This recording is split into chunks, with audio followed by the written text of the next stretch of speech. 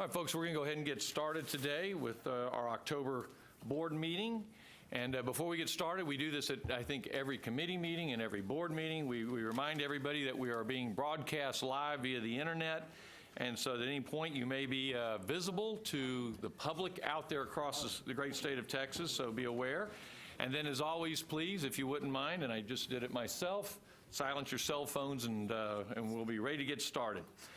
So one of the things I wanted to announce right off the bat is we have our Higher Education Leadership Conference coming up next week, and that is October 25 through 26 at the Crown Plaza right here in Austin. And I will assure you, those of you who have attended, this is a wonderful, wonderful meeting. It is one of those ones where there's a lot of celebration takes place, a lot of learning takes place, a lot of dialogue and communication. So it's really an event that I look forward to. It'll bring together regents, trustees, chancellors, and presidents, and other higher education folks from across the state to discuss all of the big important issues of the day. It begins at 8 o'clock on the 25th.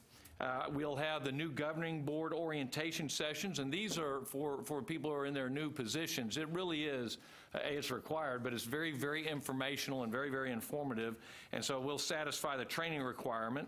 The conference sessions will overlap with some of the orientation sessions, and will begin at 1 o'clock on October 25th. The annual State of Higher Education Luncheon and the annual Texas Higher Education Star Awards ceremony will be held on the 26th, which is the second day of the conference. And this will be taking place at our luncheon, and will feature the Star Award finalists. And the commissioner, which we always look forward to, will be giving his State of Higher Education address. So you don't want to miss that. It's a very, very informative and a really, really well-done conference. It'll conclude directly after the Star Awards ceremony, and it should be around 2 o'clock when we finish on the 26th. Online registration will close today, so today at 5 o'clock. So if you haven't had the chance to register and would like to attend, please contact Assistant Deputy Commissioner Mary Smith, who every year puts on this conference and does a tremendous job, and so we look forward to having that. All right, we'll go ahead and move on with our next agenda item, and that would be the commissioner's remarks, and we're going to go ahead and skip through that because we know that the commissioner will have lots of valued input as we move on through the day. So we'll go to the next agenda item, which is to invite Chancellor John Sharp from the Texas A&M system to come speak to us. We've now been doing this where we've had the chancellors from the systems come and speak to us, and we have found these to be very, very informative opportunities to have a conversation and to learn from each of the systems what's going on and kind of what their vision and what they're thinking about the future. So, Chancellor Sharp, we are very excited to have you here. We appreciate you coming to share with us what's going on at the A&M system. And so I'll turn it over to you, but we really appreciate you being here. Thank you very much. Thank you, Mr. Chairman and members. Does the red light mean on? I'm on. Thank you, Mr. Chairman and members, Commissioner Paredes. It's good to be here. I'm excited to be here to talk to you about the Texas A&M University system. If I can give you a little history of the system. Obviously, we're a land-grant institution, and so with that comes 7 state agencies. We have 11 universities, as you know, within the Texas A&M system, but we also have 7 state agencies, and those state agencies, particularly with regards to research, work very closely with Texas A&M University itself, and we're moving them to work real closely with the regional universities as well, particularly with regard to research personnel that we're bringing in.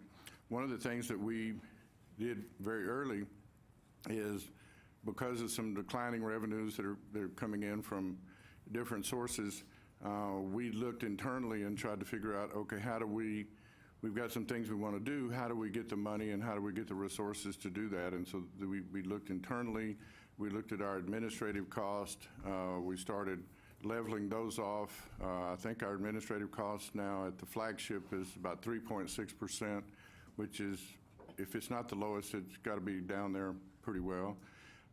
We took all of the savings from that and we put it in a fund that cannot be touched and cannot be used by the president for anything except for academics and research.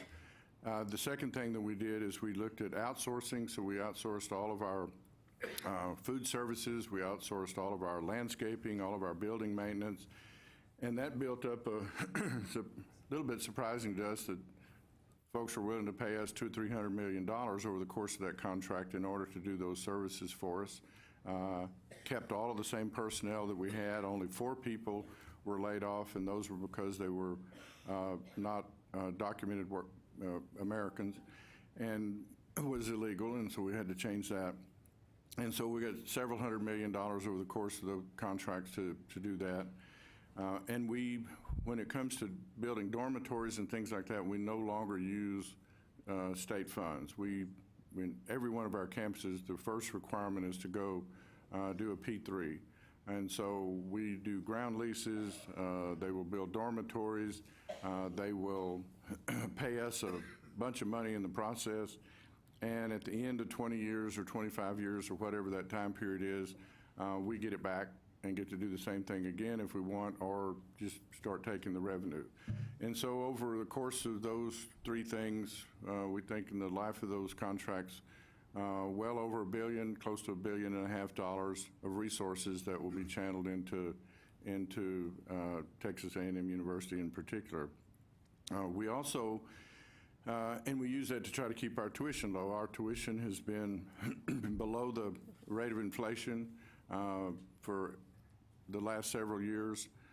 We continue to do that. Our students coming in as freshmen are guaranteed a 4-year lock on tuition.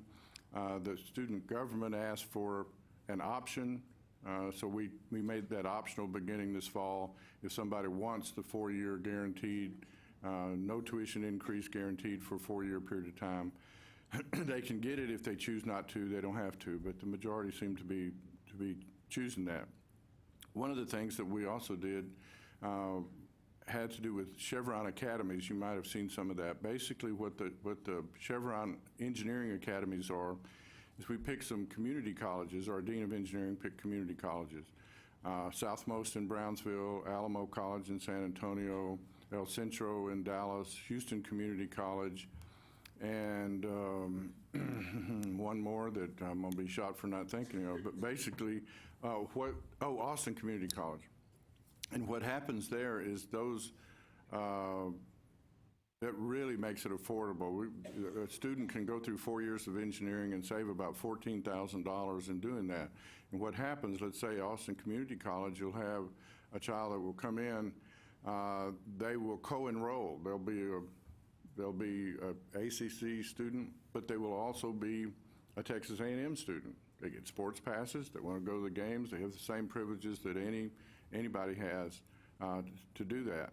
And then after 2 years, being taught by Texas A&M University engineering professors here in Austin or in Brownsville or wherever, if successful, they have the opportunity to move into the engineering school in College Station and finish their degree there. And so that's one way, number one, that Dean Banks can get to her 25 by 25 initiative, but it's also a way to where we can save a heck of a lot of money for a lot of young men and women that, for whatever reason, have the grades, have the GPA, have the SAT scores to do these kinds of things at a flagship university, but may not have the resources to do those things, or for whatever reason can't leave home. I have to stay with the family for a while and things like that. And so we're real proud of that.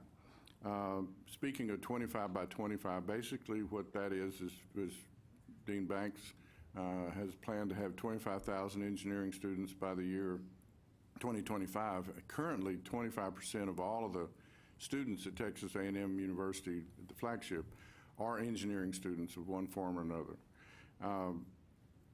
But the phenomenon that she talked about at the very beginning of that was that most engineering schools in the United States had about 10,000 kids, maybe 11,000 at the most. When you asked them, why do you have 10,000 kids or 11,000 at the most, it's because that's the way we've always done. And she sort of looked at it and said, well, if you always do what you always done, you always get what you always got. We have some demand at our school for a lot more engineers. It's the highest paid starting salaries that we have, almost. And she wanted to expand that. And so We use permanent university fund facilities to build a new engineering building, which is in process right now, and that is happening. One of the criticisms of her at first was that, well, you're going to dumb down the program, you're going to have lower SAT scores. In fact, she has admitted several thousand new engineering students, and SAT scores have gone up, and in some cases and fields have gone up rather dramatically. And so that's one of the things we worked at. You saw recently where we had an InMed program with Methodist Hospital in Houston. I think some people looked at that and said, well, what is A&M doing creating a new medical school? Absolutely not. That is a course under the current medical school at Texas A&M University. It just happens to be taught at Houston Methodist. And basically what that is that there is a demand, and that demand is only being met, as far as I know, by one university, I think in Indiana, where doctors need to learn how to operate robotics and learn how to do a lot of things through engineering. And so basically what this program is these kids will come through this program and they will not only be an MD, but they'll have an advanced degree in engineering. And one of the requirements for doing this is they'll have to also have a patent. You can't graduate and you can't get the advanced degree in engineering unless you have patented something that's been approved by your mentors and through the U.S. Patent Office and things like that. And so that's what that program sort of in a nutshell is with Methodist Hospital in Houston. Might mention also, sometime after the election, we will know whether or not Sandia National Laboratories changes hands. We began about 5 years ago preparing to challenge Lockheed with regard to the management of that. Our partners are Boeing, Battelle, are our primary partners. And we, at the governor's suggestion, and we always take the governor's suggestions, we invited University of Texas and University of New Mexico to be our partners in this. And so we have a very strong team to manage the Sandia National Lab. As you may or may not know, Texas A&M is the number 2, generally considered number 2 nuclear engineering school in the country. MIT is generally considered first. And with our partners and with Boeing and Battelle, we have, we think, a strong contingent. We'll find out, we're now told, sometime right after the election, maybe the first part of December, something like that, as to whether or not, in fact, we won that. I know it might be unsettling to some folks that Aggies will be in charge of the nuclear weapons of the United States arsenal, but we'll take good care of it. Make sure we won't give the 2 candidates the codes.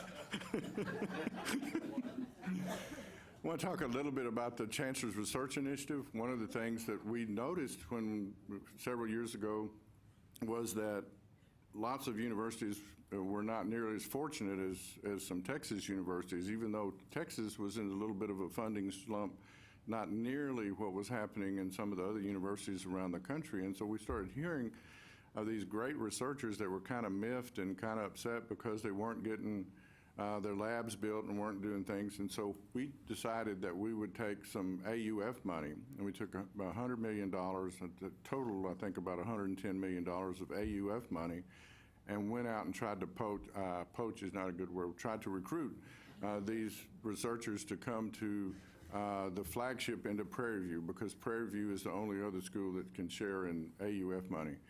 And it has been a resounding success. We've gotten close to 20 National Merit Scholars, 5 Nobel laureates. We expect another one pretty soon. And we can't, and basically what we use that money for is just one-time things. In other words, we'll tell somebody, said, you know, if you'll come to Texas A&M, we'll build the kind of lab that you want for your research. And those one-time costs, and then wherever they go, their salaries have to be picked up by the folks there. And we really urge the legislature to consider expanding the Governor's University Research Initiative, which is also used to recruit National Merit Scholars or above, and we hope that the next session of the legislature is successful in doing that. That has been a really good program, and I think has really brought some amazing people into the state of Texas, particularly University of Houston, A&M, and University of Texas. The McAllen Higher Education Center, the McAllen Higher Education Center, at first some folks said, oh my God, you're going to create a 20,000 campus down there. Why are you doing this, competing with those folks? That is absolutely not what we're going to do. We would hope that in 5 years from now, we would have 650 students, maybe 750 students, something like that, I think is the estimate. And we were approached by the city of McAllen, who provided $10 million in building funds, another $6 or $8 million in utility costs and things like that to do that. As Mr. Farias can tell you, and anybody that's run for office in the Valley can tell you, and in the surveys that we did before, as McAllen asked us to do this, there is a real cultural anomaly in the Rio Grande Valley in that lots of kids with 1,500 SATs would not leave home. The family ties were so strong, or for whatever reason, or maybe for whatever reason, couldn't leave the Valley. College Station, Texas was the other end of the world, and we're not sending our kids that far away and things like that. And we see that in that part of the state more than we see it in any other part of the state that we looked at. And so it was our thought, and the city of McAllen's thought of, well, if we can't get them to go there, let's see if we can get a flagship to go here. And so the entrance standards for that center are going to be the same entrance standards for Texas A&M College Station. It's not going to, be 20,000 competition with RGV or anything like that. And we already teach nursing there. We teach, I can't remember the other, hope to do engineering. Biomedical sciences is something that we want to negotiate with RGV to see if we can do it. Biomedical sciences at Texas A&M is a really special deal. This is the highest GPAs, the highest SATs in the entire Texas A&M University system, are these kids. Interestingly enough, they're also the most ethnically diverse students in the biomedical sciences. That program at A&M has been tried to be replicated, as Dean Green will tell you. They've tried to replicate it at AUF universities all over the country, and they cannot do it. I don't know what's special about it, but something is special about it.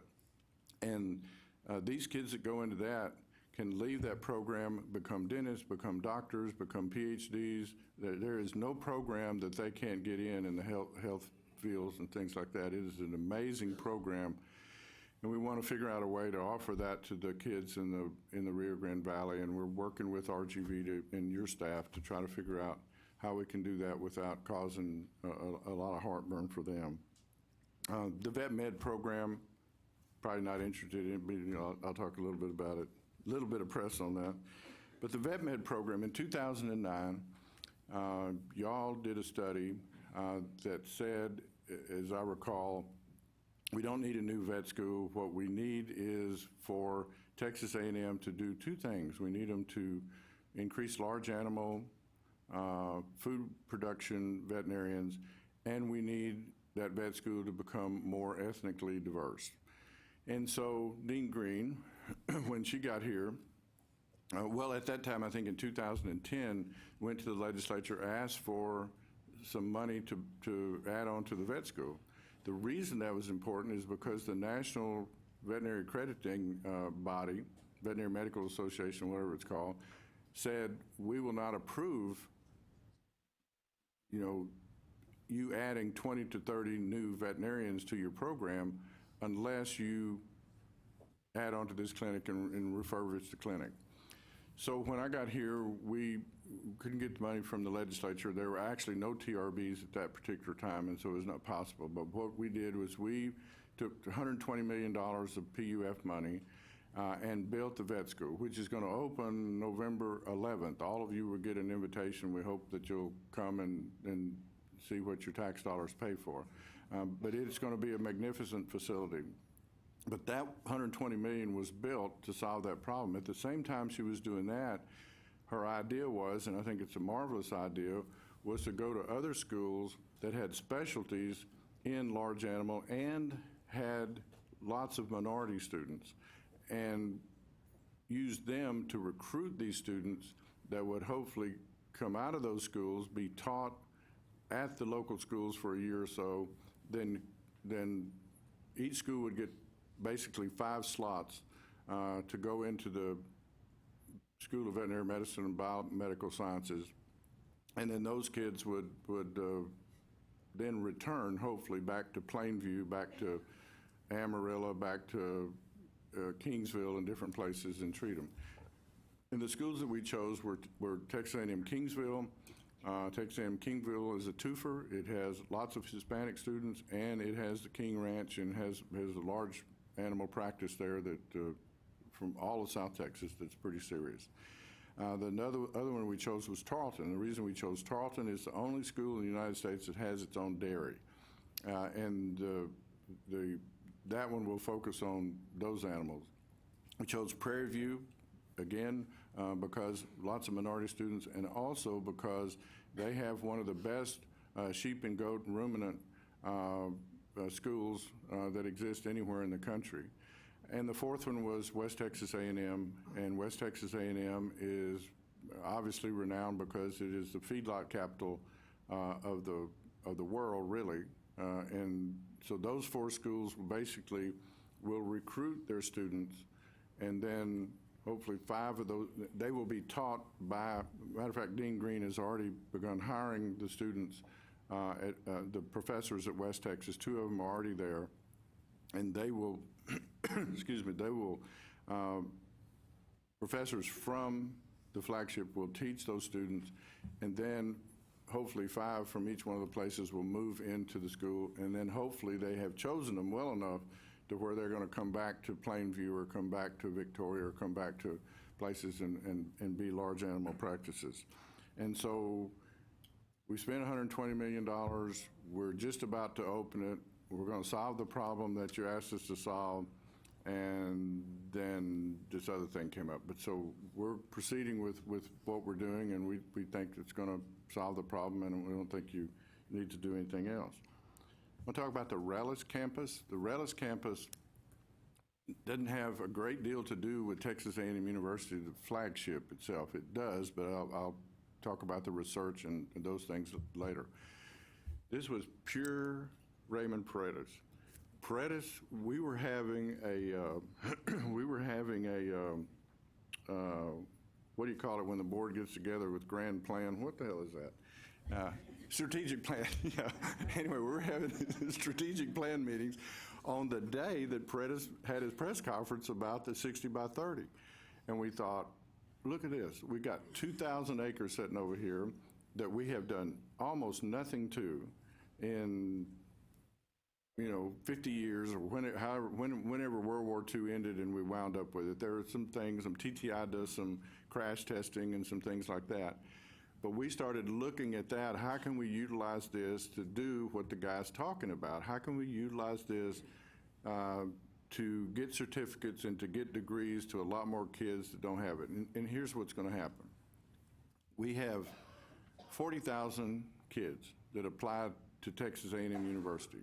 We take 10,000 of those kids. 10,000 go somewhere else. And so there's about 15,000, there's 20,000 left, but there's about 15,000 of them that from our estimation can qualify to go to our regional universities and can get in our regional universities.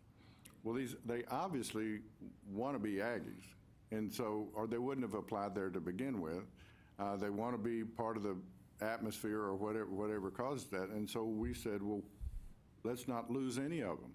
Let's take, because what's going to happen is these kids are then going to go someplace else, or maybe they won't go to college if they got rejected by the flagship or whatever. And so we decided to bring the regionals to these students so they can stay there. They'll do 2 years at Blinn College. Blinn is building a facility on the Rellis campus as we speak, along with the other facilities that we're building. And then they will choose which university they want to go to. If they want to go to West Texas A&M, then West Texas A&M will be there on the campus teaching them courses. It may be some joint courses back and forth between regionals, but the degree after 2 years will be whichever one of those universities they decide to choose. At the same time, you've got Blinn College with 10,000 students sitting there in 10,000 in College Station, not Brenham, but in College Station. Well, those kids, after 2 years, either don't go on to college or they decide, I'm going to pack up and leave and go to Houston, or I'm going to pack up and leave and go to Huntsville, or pack up and leave and go to Tech, or wherever they're going to go. What we're going to offer to them is you don't have to pack up and leave. If you've got a job, if you know, a lot of those kids are working or they're settled into College Station, things like that, you can stay here after your 2 years at Blinn on this other campus, if you choose, and get a degree from Kingsville, or you can get a degree from Tarleton or West Texas A&M or whatever. And so that's the academic part. Jim Nelson is behind me. Jim Nelson is the former Dean of Engineering at the University of Texas, Tyler, and he is in charge of all of the academics, and I know you know him well, at this particular campus. Also, Karen Watson, our provost, is back here.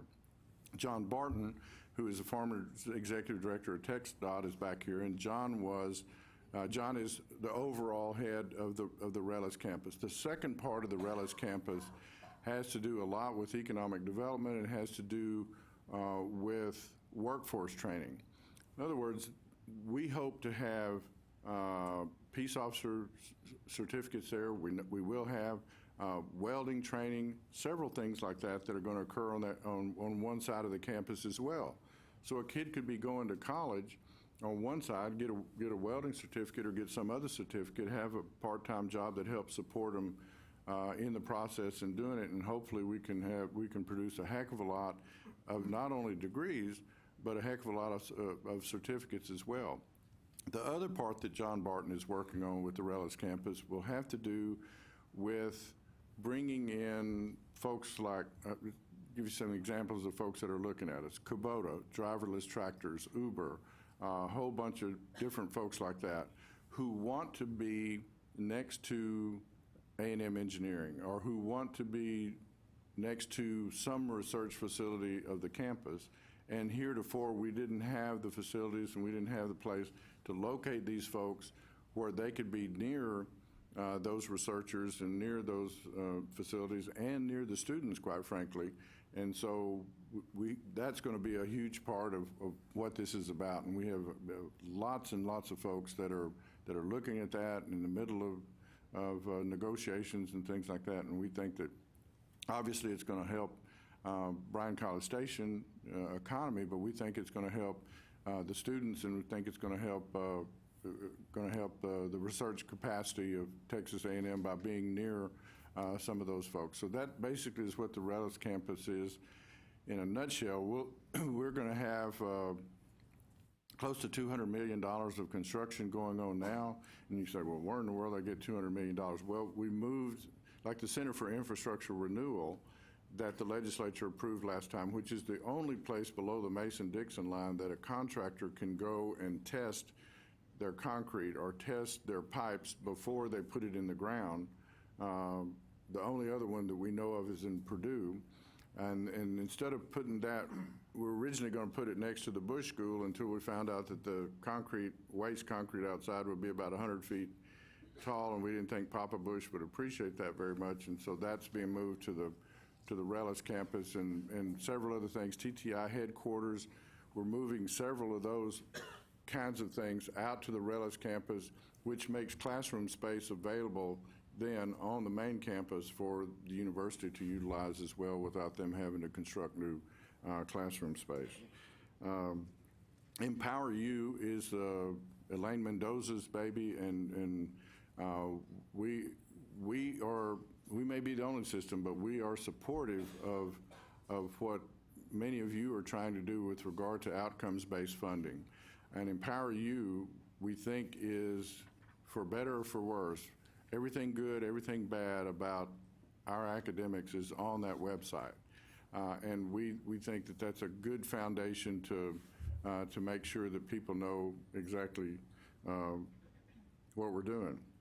And so those are a few things that I think I'm probably out of time, but those are a few things that we're working on, and we want to thank all of you for your service, and we would, of course, point out that we were the one system that did not support any of the efforts to reduce any of the authority of the coordinating board. Chancellor, thank you. Members, we'd like to use this as an opportunity for a bit of a conversation too. Chancellor, thank you for your presentation, and I'd open up to the members let's have a little dialogue, and please feel free to ask the Chancellor some questions. John? So, Chancellor, thank you for being here, and you know you're doing a wonderful job with the A&M system, and two things I want to particularly commend you for. Of course, you had the background of being a comptroller, and you're using your financial acumen to achieve these major cost savings, and you know you use the examples of outsourcing, and gosh, that can really be a great example across the state. And I think it's not, you mentioned saving how many millions, hundreds of millions, what is it? Well, the outsourcing, I think we get, Karen probably knows better than me, but something like $300 million, something like that the companies pay us to do the job that we were doing before, and they hired the same people that we had and gave them a 4% raise. And so that gives you an idea of the efficiencies that a private sector bunch can do over those of us in government sometimes. And then the other is your focus on keeping tuition affordable. And one of the things the commissioner talks to us about is that we try to do right by the students, and that's a great thing to focus your energy on.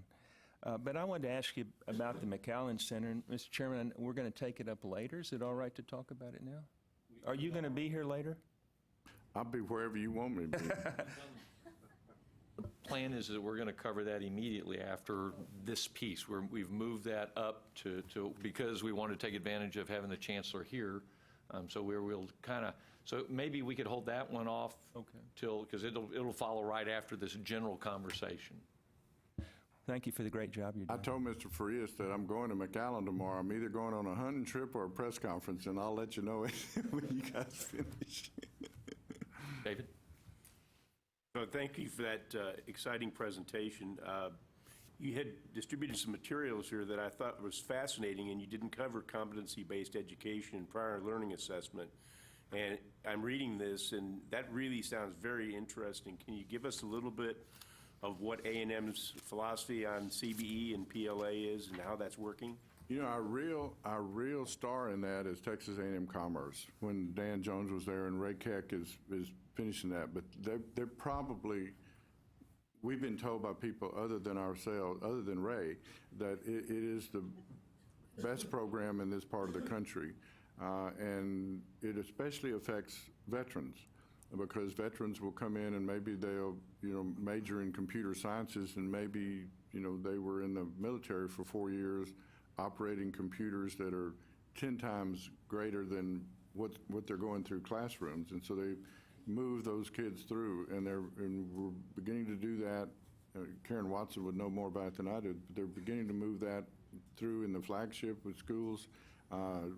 A&M Texarkana has recently picked it up and things like that. And so we think competency-based education is a really fair deal, but it is also a way that you can save a lot of money for kids that get bored to death sitting in a classroom listening to things that they learned their first year in the Army.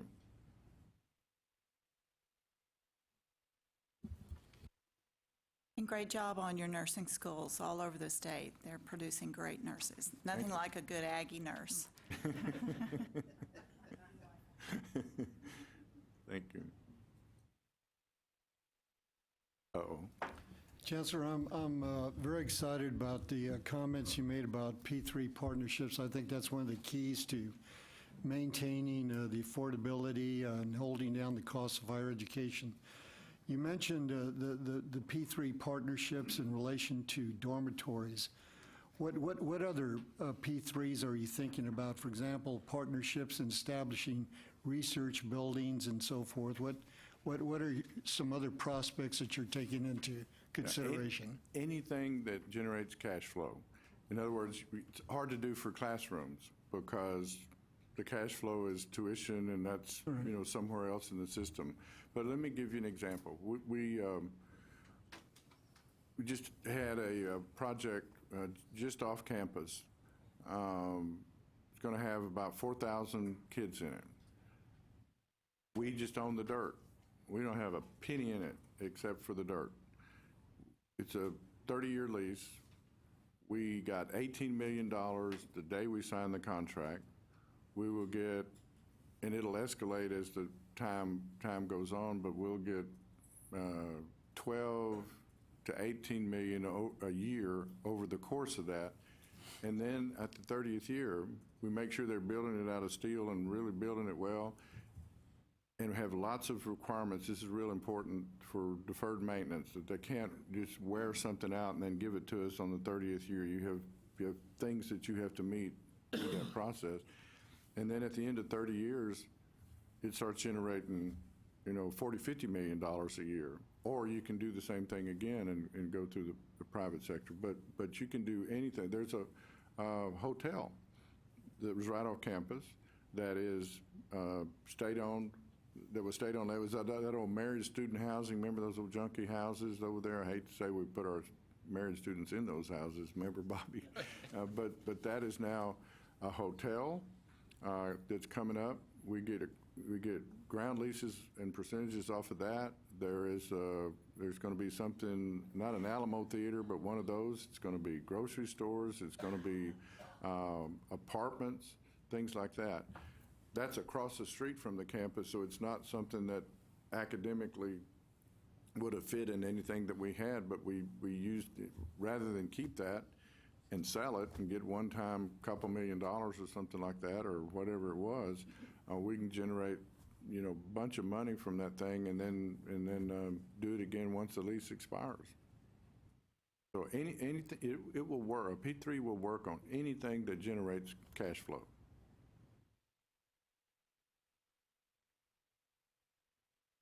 Chancellor, Chairman, could you give us an idea or what the impact is of the governor's proposal or the new initiation of getting top-notch professors in universities? Because I know we've had one presentation that A&M had with some Princeton professors that are starting business programs at A&M.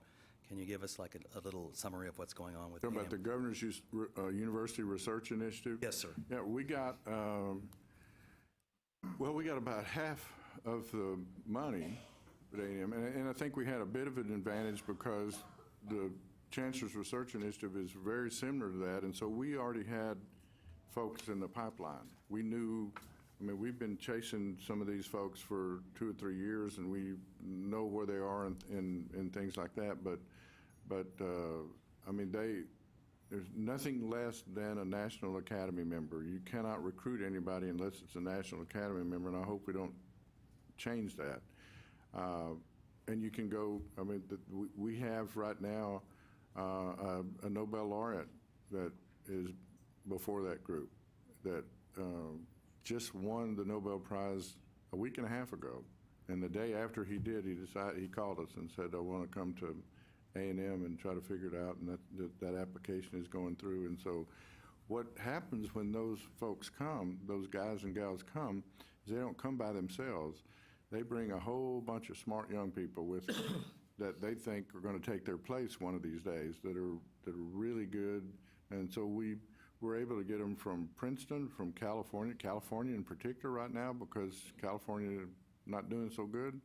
And so, and UT's having success as well from Berkeley. I see some of the recruits that they're bringing in. But there's lots of universities around the country that when one of these really brilliant people come to them and say, I need a new laboratory, or I need some one-time expenses in order to do it, they don't have the resources to do it. And we have an advantage in Texas with the GURI and with some of our funding that we can do those things and bring those folks here. Now, we expanded it a little bit. The initial money could not go to anybody but A&M and Prairie View. But we found actually from some savings in the system, about another $10 or $12 million that we pushing out in the process right now to regionals. Just yesterday, we announced that one of the big problems in the dairy industry, and as I said, Tarleton has the only university-owned dairy in the middle of campus, or on its campus. Huge problem with trying to figure out what to do with the waste in dairies. You know, what happens to the Bosque River and all the controversies and things like that, and it's probably one of the main reasons a lot of the dairies have moved to Lubbock and the High Plains. But this guy's the world expert on how to treat waste, how to use it for other purposes and things like that. And so we formed a partnership between A&M AgriLife, or the Dean of Agriculture at Texas A&M, and Tarleton, and put the guy in Tarleton in that dairy. And so we used half A&M money and half of that research initiative money to do those kinds of things. And we have a bit of an advantage because we have those agencies that can do the partner. And so our at Central Texas College in Killeen, we have what I think most will consider perhaps the best solar energy, particularly in nanotechnology, solar energy in the country. And through a similar type of partnership with engineering, with Dr. Banks and them, have put that person on the Killeen campus over there, and they're working with a group in California. They have 640 acres that Fort Hood gave them, so they've got some room for solar panels and things like that. It's pretty ideal for them, and so we look for places. Corpus Christi is fixing to come with some cybersecurity things and some oceanography things that they're real close to bringing some of those folks in, but it's kind of repollinating. You bring these folks in. Like one guy from Princeton came, and he probably had 30 youngsters. I say youngsters, you know, in their 30s that came with him that wanted to be by his side, learn from him, and be mentored by him. That came along with the process. So it's really a special deal, I think, that the governor has an idea to do to bring those types of folks and put them on our campuses and kind of reinvigorate certain programs. I did want to ask one thing, kind of stepping over to the vet school.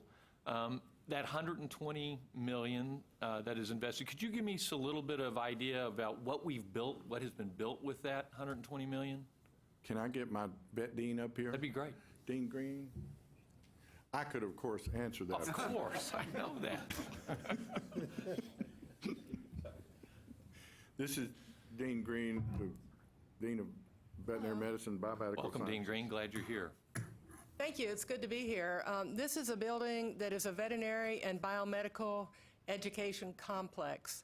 And it is all designed for several reasons. One is it's a very modern educational facility, so we can take care of the most modern pedagogical and methodological teaching that there is.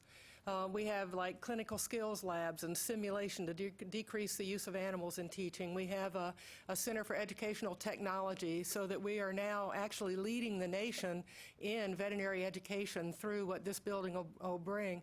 We also have not only veterinary students, but we have the biomedical sciences students in there as well.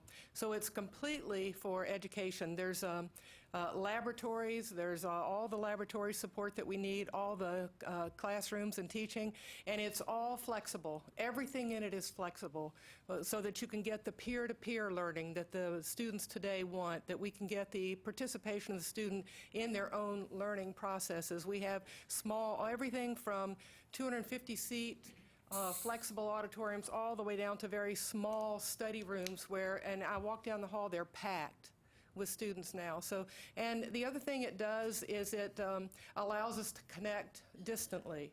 So we can actually connect to these 4 schools and we can connect nationwide and worldwide through the technology that's in this building.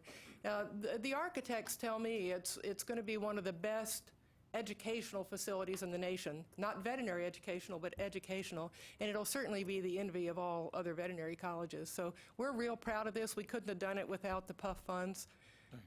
Yeah, we really appreciate the legislature considering it. It was a bad year in 2011 when we needed it, and fortunately, we had the PUF funds to do that. That's pretty much what I was going to say. Yeah. David? Dean Green, go ahead, ahead. David. No. No, Dean Green, good Yes. morning. Good morning. I'm Commissioner Acosta.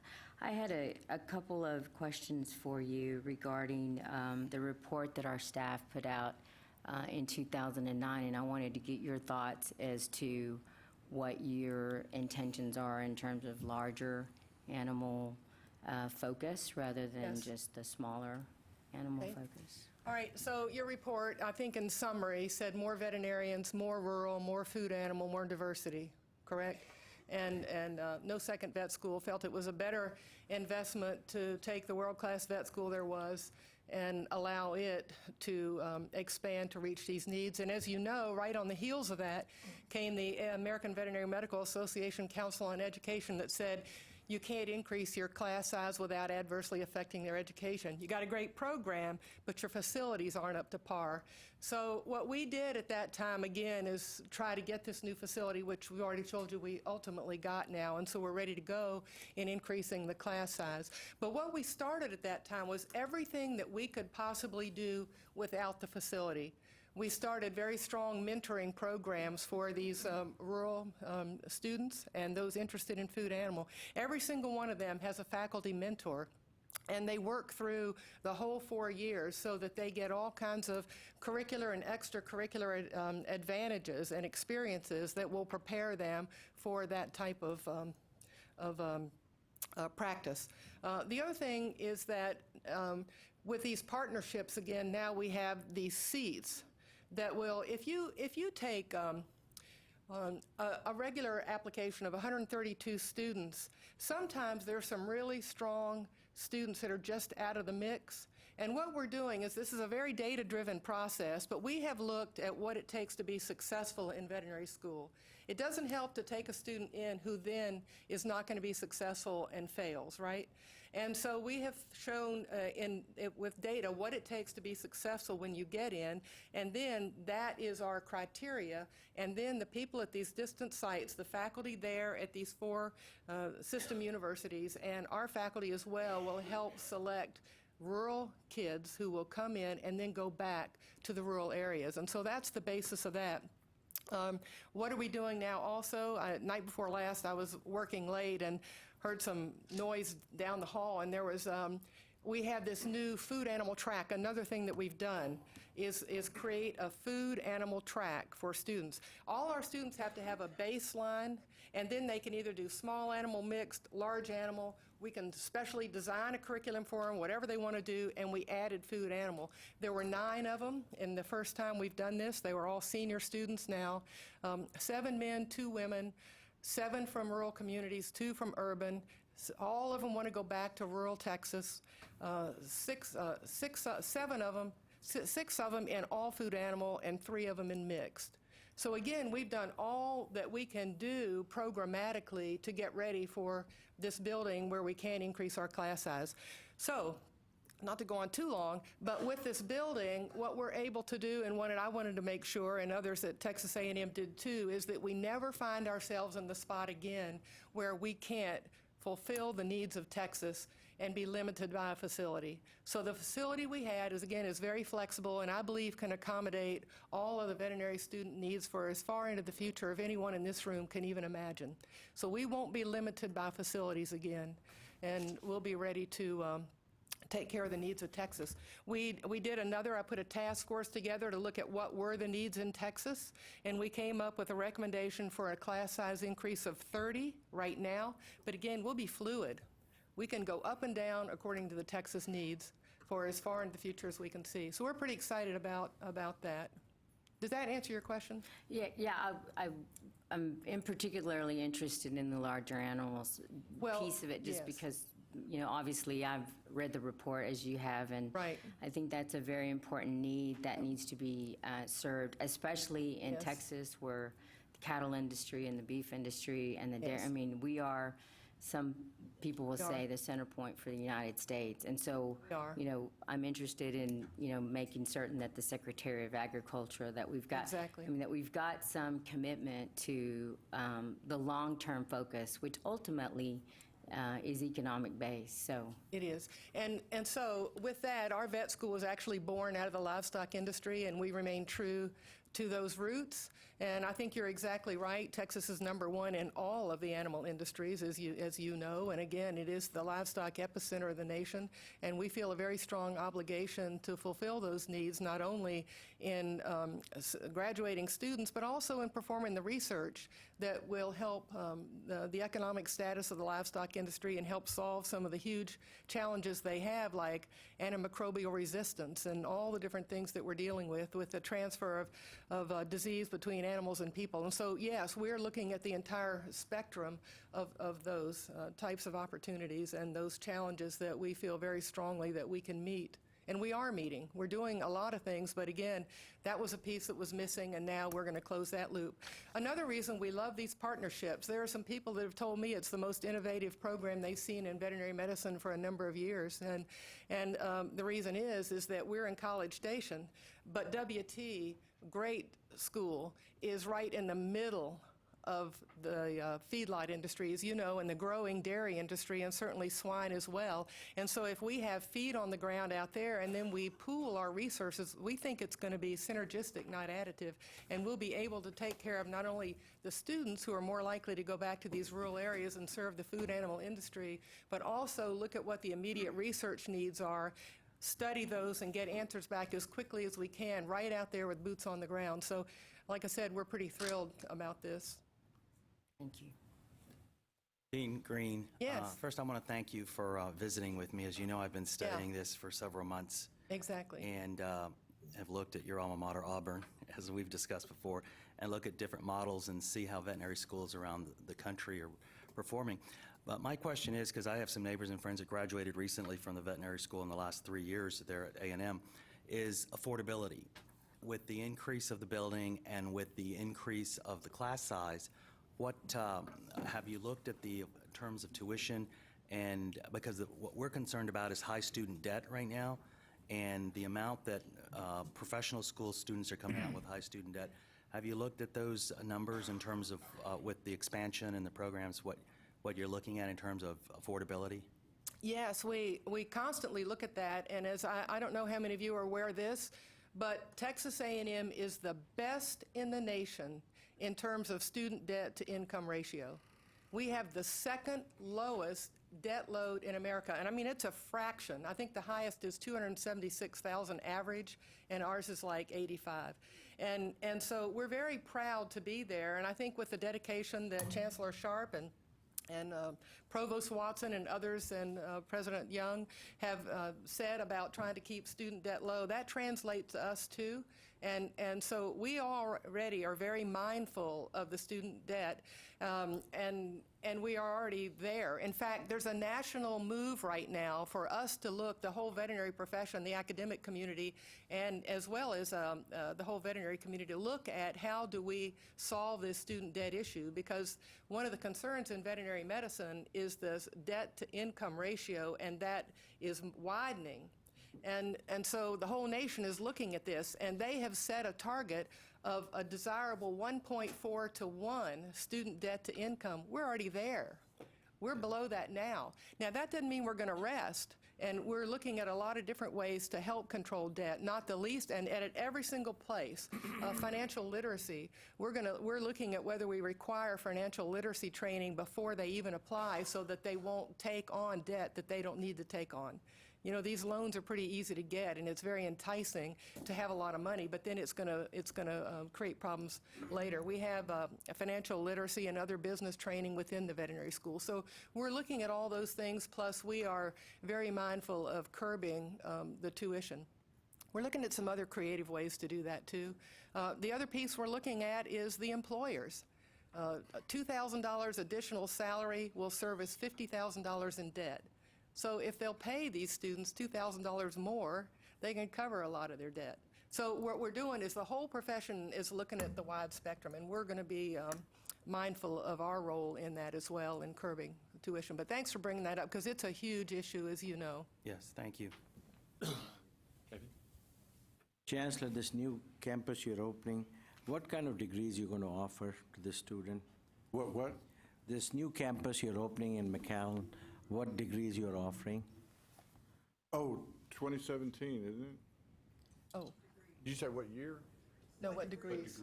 Oh, what degrees, I'm sorry. It already, in McAllen, we have, correct me, Karen. Nursing and public health. Yeah.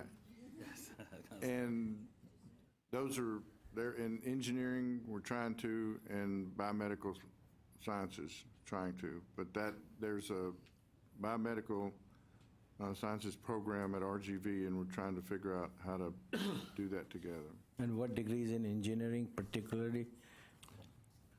Karen? I'm sorry. I think it's It's there are 4 of them, Bachelor of it's- yeah. Science and interdisciplinary Interdisciplinary, engineering. yes, I think his question is defining Karen Watson, the interdisciplinary. provost. Right. Okay. That's an interdisciplinary engineering degree, Oh, okay. so it won't be in direct competition with RGV. Yeah, that's what my Yeah, no, question was. They have the electrical, mechanical, those kind of degrees. We have a different one that will be more interdisciplinary between those fields. Okay, that's my question. Thank you. Well, let's do this. Are there any other questions unrelated to? Okay, let's go ahead and hit those, and then we'll come back to. So, Dean Green, congratulations on a plan that looks like it's going to address the exact needs that was identified with regard to the future vet workforce. 2 questions. One is, I have a professional interest in surgical simulation for orthopedic surgeons, and we've built out a similar orthopedic learning center right off the O'Hare campus. What are you able to simulate, and to what degree of realism do the students and faculty believe that they're getting a real experience, as opposed to having to participate, say, in a live surgical demo? Thank you. We just hired a director of veterinary innovation and entrepreneurship that's going to help us with a lot of these technologies. But right now, we actually go out to the nursing school where they have the high-fidelity simulation, which mimics very closely what you have on a real patient. In fact, we had a student one time that killed a simulated patient, and the whole group cried. I mean, it's very real. So if you ask how real it is, it's very real. And the technologies are getting faster and cheaper all the time. And so it's actually an unlimited. We've got our own simulation laboratory, a clinical skills laboratory that's pretty good. They've even got a company called Syndaver has anatomy dogs, and you can do surgery on these dogs, and you can have replaceable parts, and it's amazing at how real these tissues feel. And they are wanting to come to College Station and have a veterinary division with us. And so it's an area that we're becoming very known about, and we're going to keep advancing that. And again, we're collaborating with others. The nursing school has a wonderful simulation lab. Our students go over there. We don't want to duplicate that, but we'll keep filling in around it. And we are attracting technology companies to look at us. We're trying to become the preferred site where these tech companies want to come and try their veterinary products, and so that we can fast-pace them to market as well. So, yeah, and all to the benefit of our students. Our students last year, we actually had a summer program where they did research on, like, the veterinary telemedicine was one, and then some of these other technologically based companies. And they told us at the end it helped them get jobs. So we're involving our students in not only the teaching labs that are traditional for all students, but we're allowing extra opportunities for them to go even farther in those areas. So just a quick follow-up, looking at trying to solve some of the debt issues, and obviously you're doing a very good job, but we could always do better. Is there any consideration that the industry would sponsor students and pay their tuition in exchange, like the military does with health profession scholarships programs, so that you're committed to a certain number of years of working with a company upon graduation, in exchange for your tuition, books, and fees being paid. Is anybody thinking about that? We have not actually approached the private sector for that. As most of you know, there's a federal program that is approved and funded for a loan repayment program if you do go into underserved areas, and Texas has some of those sites, and they'll give $25,000 a year for each year of your tuition to go into those underserved areas. There's also a program in Texas that is approved, not funded, that would be specifically for Texas students. It would be very helpful if that were funded as well.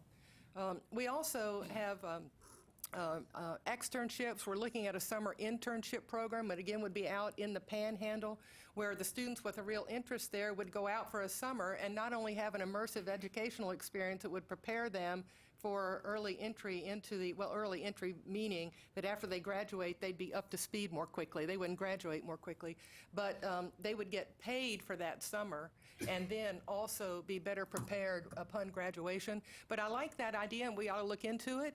We do have quite a bit of scholarship support from the Houston Livestock Show and Rodeo, the San Antonio Livestock Show and Rodeo, and we have discussed this issue with them.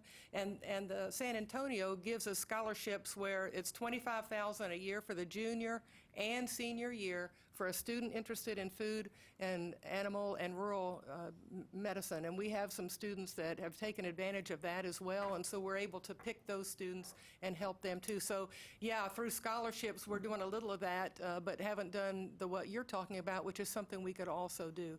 We put a lot, we have probably, pushing $2 million in scholarships for students, and actually most of them are large animal. So we do, we're working on that, but I like that idea too. Thank you, Mr. Chairman. Chancellor Sharp, I've seen and certainly heard about the significant progress that's been made at Prairie View. Can you share with us, please, what your goals are for that campus and what you see as its potential? It is the most beautiful campus in the state of Texas. If you have not been to Prairie View, if you haven't been there in 4 or 5 years, go take a gander at that place right now. It is absolutely gorgeous. I mean, the old buildings, all kinds of things were gone.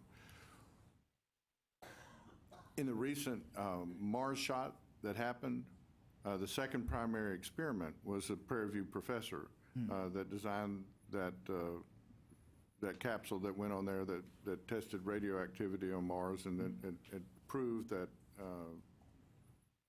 the levels of radioactivity there. President Wright, our first goal was to there was an old ag building there. That building is gone, a brand new one is gone, a brand new student rec center. We wanted to make it to where when a kid walks on that campus, he doesn't even think about another place. He says, that's where I'm going to go. And that campus is there now. With the completion of their new football stadium, it's absolutely gorgeous. The entire campus is prettier than anything that we have in the system, and I think any campus in the state of Texas. We have a new provost there, and that new provost, with the exception, of course, of Karen Watson, who's sitting here listening, and I think Karen would say she may well be one of the best provosts in the state of Texas. She tolerates nothing but excellence. There are a whole bunch of new deans, a whole bunch of new people at Prairie View because she decided this isn't what her this wasn't as excellent as it should be, and she has done a marvelous job of recruiting people, and so the academics. One of the things also that we're doing in Prairie View is he's starting a new tutoring program, a rather massive tutoring program on the scale that exists at Texas A&M College Station, and they're trying to recruit those companies and those individuals that will go to Prairie View and tutor kids in any course that they want on a one-on-one basis. And so I think you're going to see the academics, you're already starting to see academics rise some in Prairie View. But the most important thing right now, I think, has to do with recruiting. And we're running buses back and forth from Houston, Dallas, other places, particularly this time of year, showing kids that. And I think now when you go to Prairie View, and if you haven't gone, please go. You see those kids' eyes pop open and say, "Oh my God, this is where I want to go to school." It's a gorgeous place, and their football program's a hell of a lot better than it was. All right, that always helps, doesn't it? Thank you. Chancellor Sharp, I just want to commend you on one other thing that often gets overlooked, and that's the historically underutilized business spend. And on top of everything that you're doing, all the great things that you're doing, whether it's P3 or outsourcing, I really have to commend that your leadership there in the finance office has done a great job in making certain that even though these are bigger companies that are doing some of this work, that they are maintaining inclusion of minority and women and small businesses. And so I really have to commend you for that you've done a tremendous job with that. Thank you. That would be because Royce West threatened to kill me. And may I say that this is one of the most broad-minded people on earth. She is the veterinarian not just for Reveille, but for Bevo as well. Thank you. Any other questions?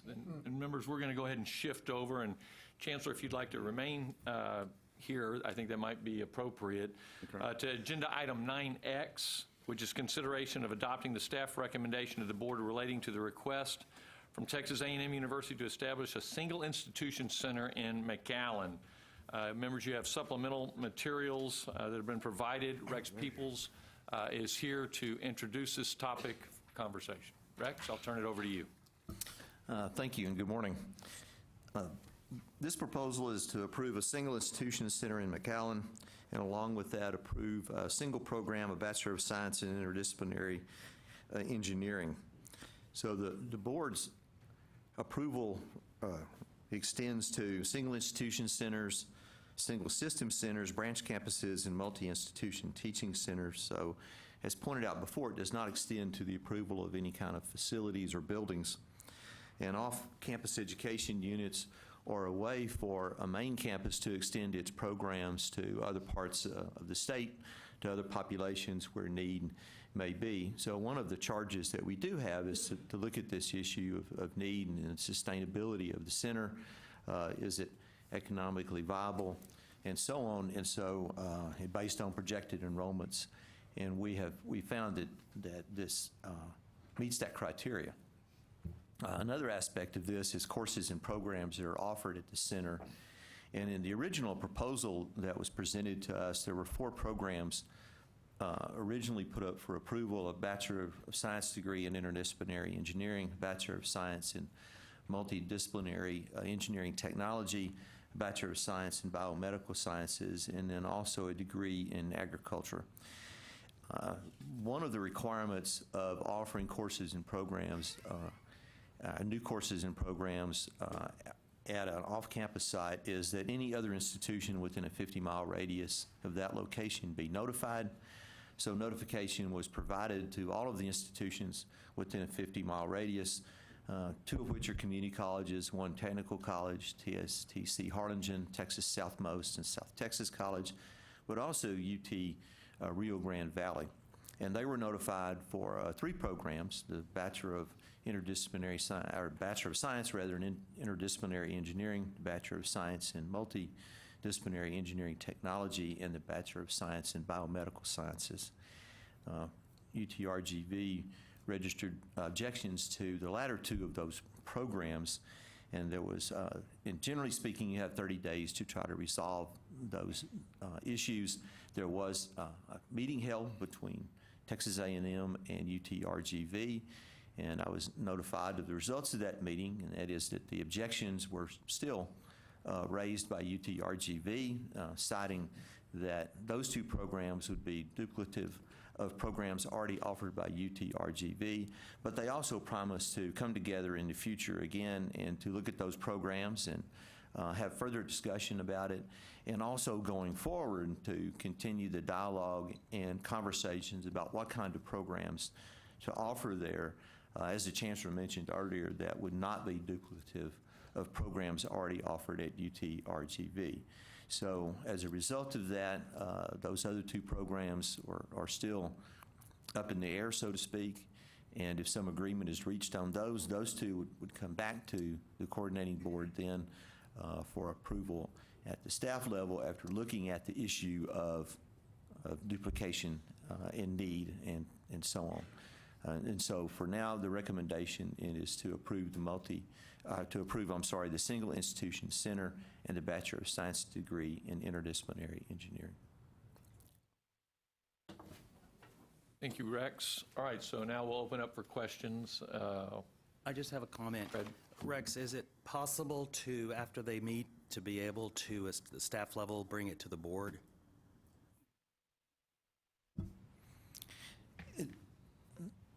I'll have to where we're at. defer to, I mean, that's, What's that? Isn't that where we're at? No. But he's talking about, if the proposal is approved, then the two sides are getting together to decide on the other programs. Well, At the staff level.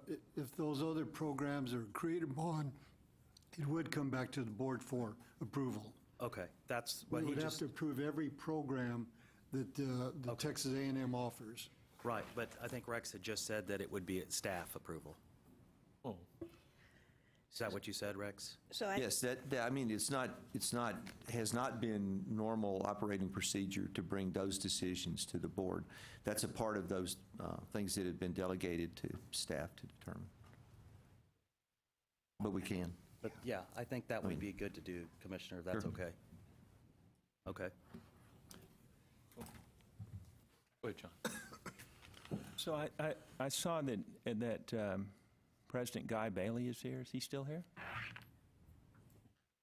And I don't know at what point we want to talk to him, but I've been down to the UT Rio Grande Valley, and they've got, I think, quite a strong engineering program. And I was observing it in the interaction they were having with SpaceX. I don't know if we want to get President Bailey to talk about that. Like But, to. yeah. And as he comes up, Mr. Chairman, I think when Mr. Anwar asked the question and the provost is here, the interdisciplinary, and I get this question quite a bit, I think the board should understand this as well, the provost could explain it, the difference between interdisciplinary engineering and multidisciplinary engineering. Can you please go into a little bit more specifics on that? yes, and I will say that we have talked to Rio Grande Valley, UT Rio Grande Valley. They did not object to the engineering program. They objected to the technology program that they saw as a much greater overlap than the interdisciplinary engineering program. But the For those of us that aren't engineers, that's, because I get that question a lot, and I know some of the board has also asked me about the specifics on that, please. And I may be bad because I am an engineer, and so I think everybody understands, the difference in an electrical engineer, which I am, and an interdisciplinary engineer. But it is a situation where you would want to be very careful because a lot of companies don't know how to recruit interdisciplinary engineers. So RGV has, like Texas A&M main campus has, electrical, mechanical, other things that recruiters really know that that's what they're looking for. What we have found with a lot of smaller companies in the state, so we have started the interdisciplinary program, engineering program at College Station as well, is there is a need for students who actually have specialized in that border between two fields. An example to you would be like robotics. So robotics has a lot of electronics and a lot of mechanics in it. And it's not that an electrical engineer can't do some robotics, and it's not that a mechanical engineer can't do some robotics. But we're talking about students being able to design a specialty program that focuses on where electronics and mechanics come together, as an example of interdisciplinary, and not somebody who's a specialist in electrical and happens to be able to figure out some of the mechanics. This is somebody that really works at that border where it meets. You can find a lot of examples like that. They have some great programs at RGV that focus on health services and health sciences and stuff like that. A lot of people would look at and say, well, optics is a place where somebody really has to understand some of the boundaries between different fields. So it's not only an interdisciplinary that you can work on the boundary between two engineering fields, you could also work on the boundary between engineering and another field and get a degree that has specially tailored for that boundary. And one of the boundaries on College Station campus that we're looking at is, for example, education and engineering. And so where you would have somebody who specializes, has ABET accreditation, 3-year specialty in engineering, but also the specialty on education, which is going to help provide instructors, teachers, and faculty at all levels, including high schools and maybe even junior highs. That's kind of one of the interdisciplinary examples of some of the boundaries that we're able to look at in an interdisciplinary field. So thank you very much. So, President Bailey, maybe you could talk about your engineering program, and I think that's of interest, because what isn't it one of the reasons that SpaceX located in your part of the world? Brownsville, turn on here. Okay, the SpaceX program is in Brownsville, or Boca Chica, out from Brownsville, and essentially where we have the most interface with them is in our astrophysics program. There'll be some interface with electrical engineering and mechanical engineering. As Karen was saying, we have the electrical, mechanical, and civil engineering. Mechanical is particularly important for us because it involves manufacturing engineering. And a lot of our engineering, in addition to those 3 basic ones, will be focused on manufacturing. But I think it's primarily the electrical engineers and the mechanical engineers that'll be of value to SpaceX. But even more important is our astrophysics program there. So we don't really see this as the program she's mentioned. We think it complements what we're going to do. She'll probably do some things that we can't do. And as we've talked about this center, there are certain, you can't do everything in a university. And so we'll focus on health-related programs. We'll focus on the things that help us interface with SpaceX. We'll focus on our coastline and so we think most of what they're doing is right now is complementary. And so we'll try to work with them to ensure complementary programs. Thank you. Can I, just a clarification, okay, so maybe I lost it or didn't hear. Okay, so interdisciplinary, you gave a good explanation of what that is, the kind of the border between 2 different specialized fields. Now, what is multidisciplinary? So they're more similar than different, by the way.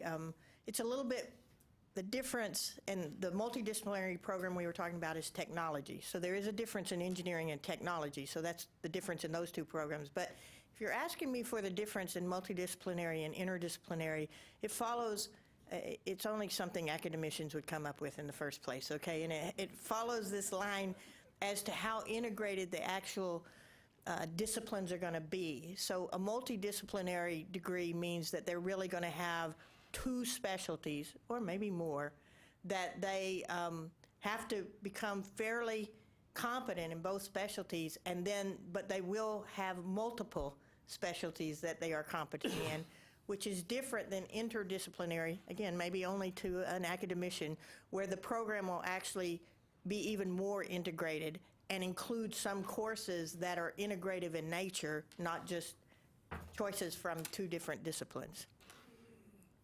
So, like I said, only an academician would think that's important, but yeah. Thank you for sharing that. so Dr. Peoples, we're just focused on the Bachelor of Science in Interdisciplinary Engineering. That's what you're looking for approval for today. And the center as a single institution center. Right. And President Bailey, so this is all okay with you? Yes, we don't think that the center itself is necessarily in conflict, and I think especially if they'll do things that we can't do, and there are a whole line of things that we have demand. If they want to open a vet school down there, we don't object. We're not going to open a vet school, by the way. We're not going to open a law school. We have no interest in doing a law. If they want to come down and offer law school stuff, we're not going to do it. Don't give Sharp any ideas. We won't. The wheels are turning. People won't. We're not going to offer petroleum engineering. There are a whole range of things that we're just not going to do. We can't do. And so if they can do the complementary things, we think that'll work out just fine. So we're not opposed. So do you need a motion? Well, I think. Yes, I'd like to make a go ahead. Go ahead, Fred. Commissioner, do you have a comment? I'll wait. Okay. Defer to you. I'd like to make a motion in favor. I have a motion in favor of accepting item 9X. Yes. And I have a second. Now we'll have discussion. Commissioner? Well, I really have a comment. I'm glad that we've got the Chancellor and President Bailey here, as well as Provost Watson. Chancellor Sharp and I have had this conversation. I know I've had a similar conversation with President Bailey. It seems to me a wonderful idea that people in Rio Grande Valley will have access to the programs offered by one of our two flagship universities. That is an opportunity that young people down there have not had. The challenge, of course, is increasing the pool of students in that region that can do academic work of the highest levels.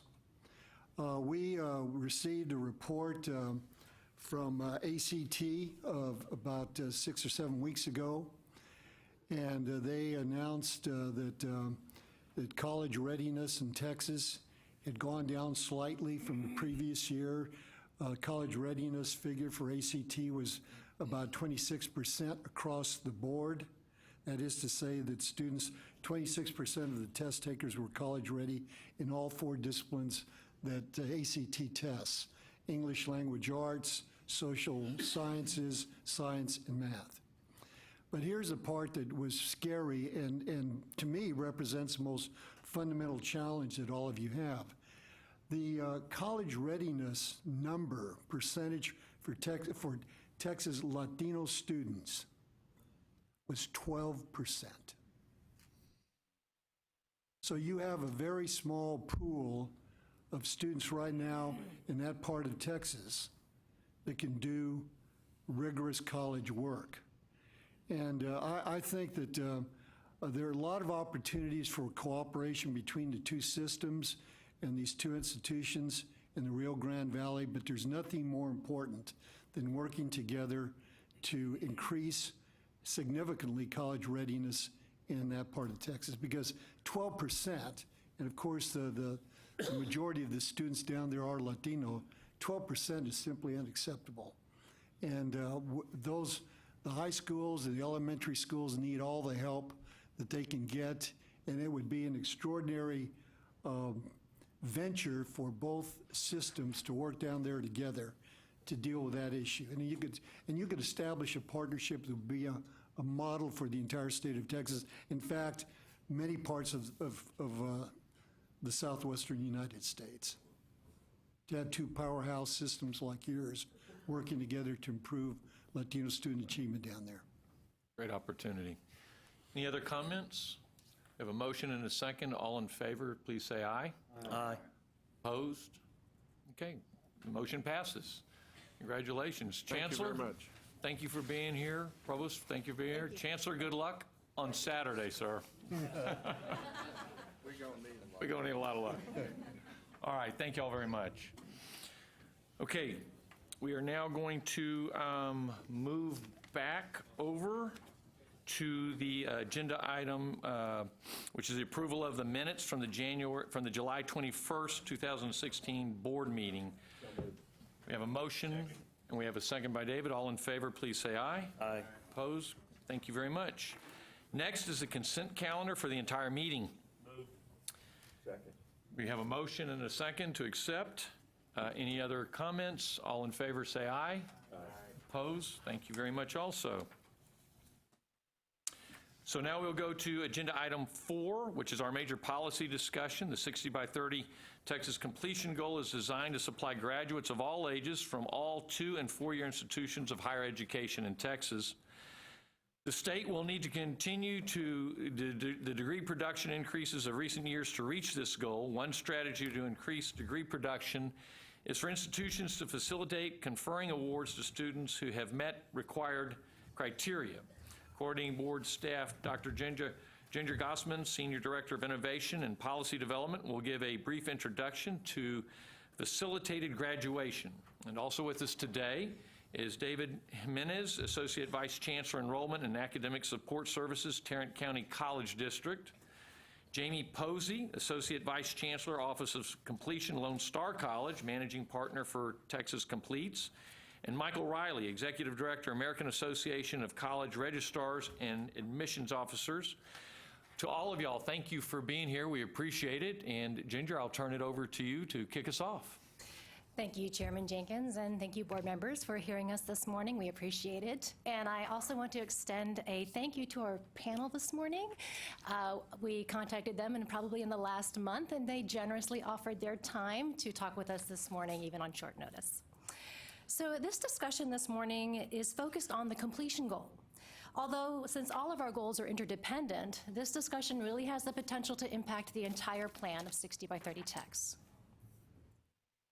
Facilitated graduation is an automated process where student-level data are mined or audited to identify those who have met their certificate or degree requirements.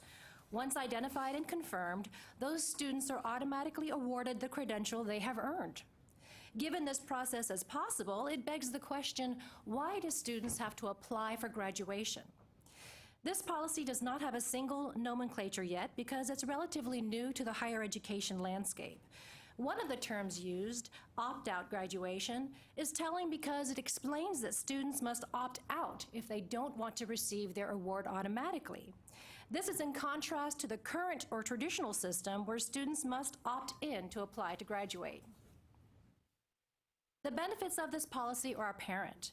The fewer steps to completion, the faster students can cross their finish lines.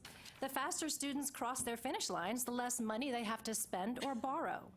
There are other potential benefits too, both for students and institutions. The challenges to this policy are not insignificant, as Project Win-Win discovered. Project Win-Win was led by the Institute for Higher Education Policy from 2009 to 2013, with 61 colleges in 9 states. Texas was not one of them.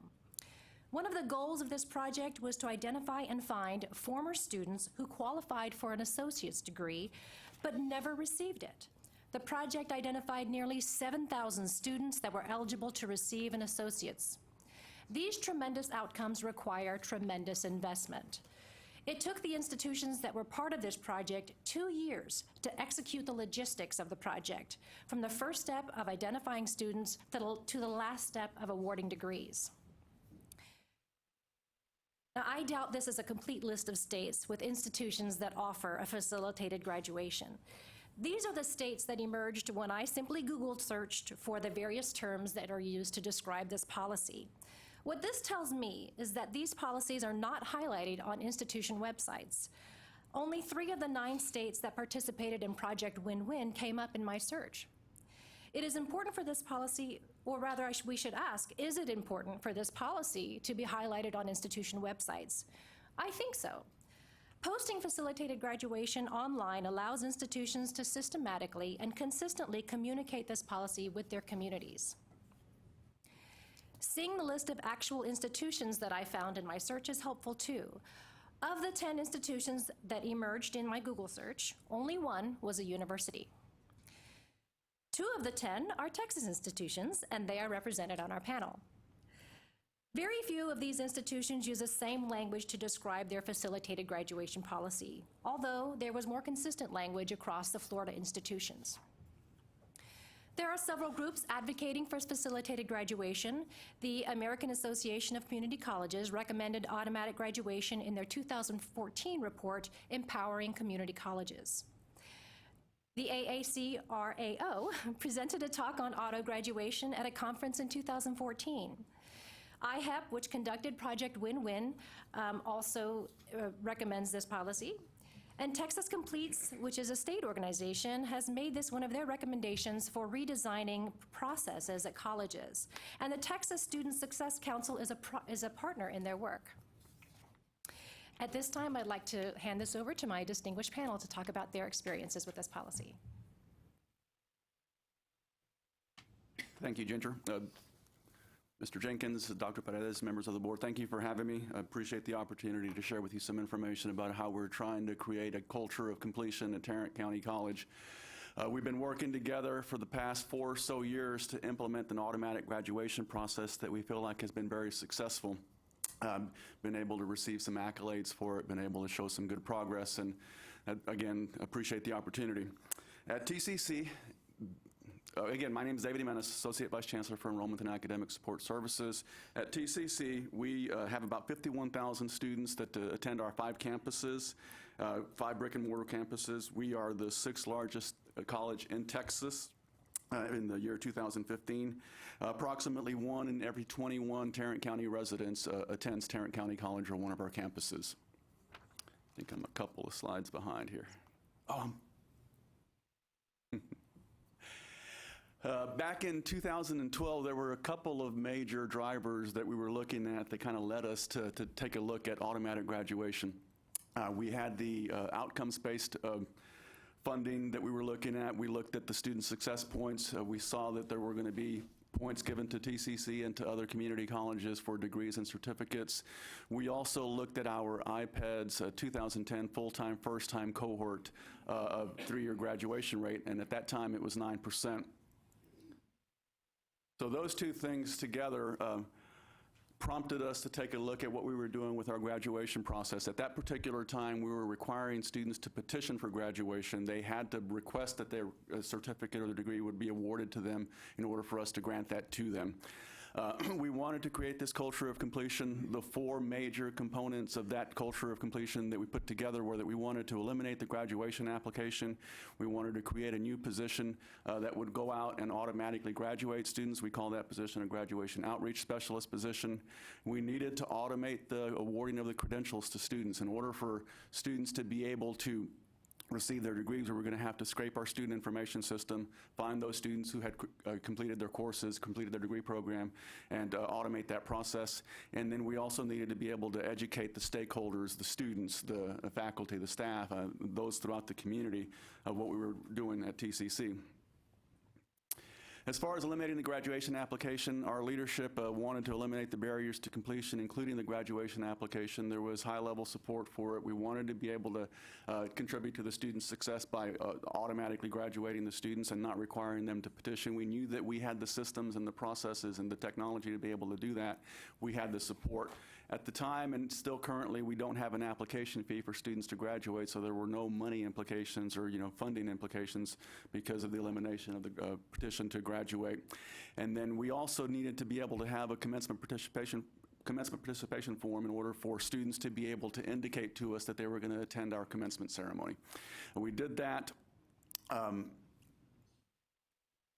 We created the new position, our graduation outreach specialist position, and with that position, we expected that individual and that particular person to be able to evaluate degree completeness of those identified as potential completers, be able to run processes and run systems to identify and complete those students. We wanted for the person to be in that position to be able to automatically process and grant those credentials to students.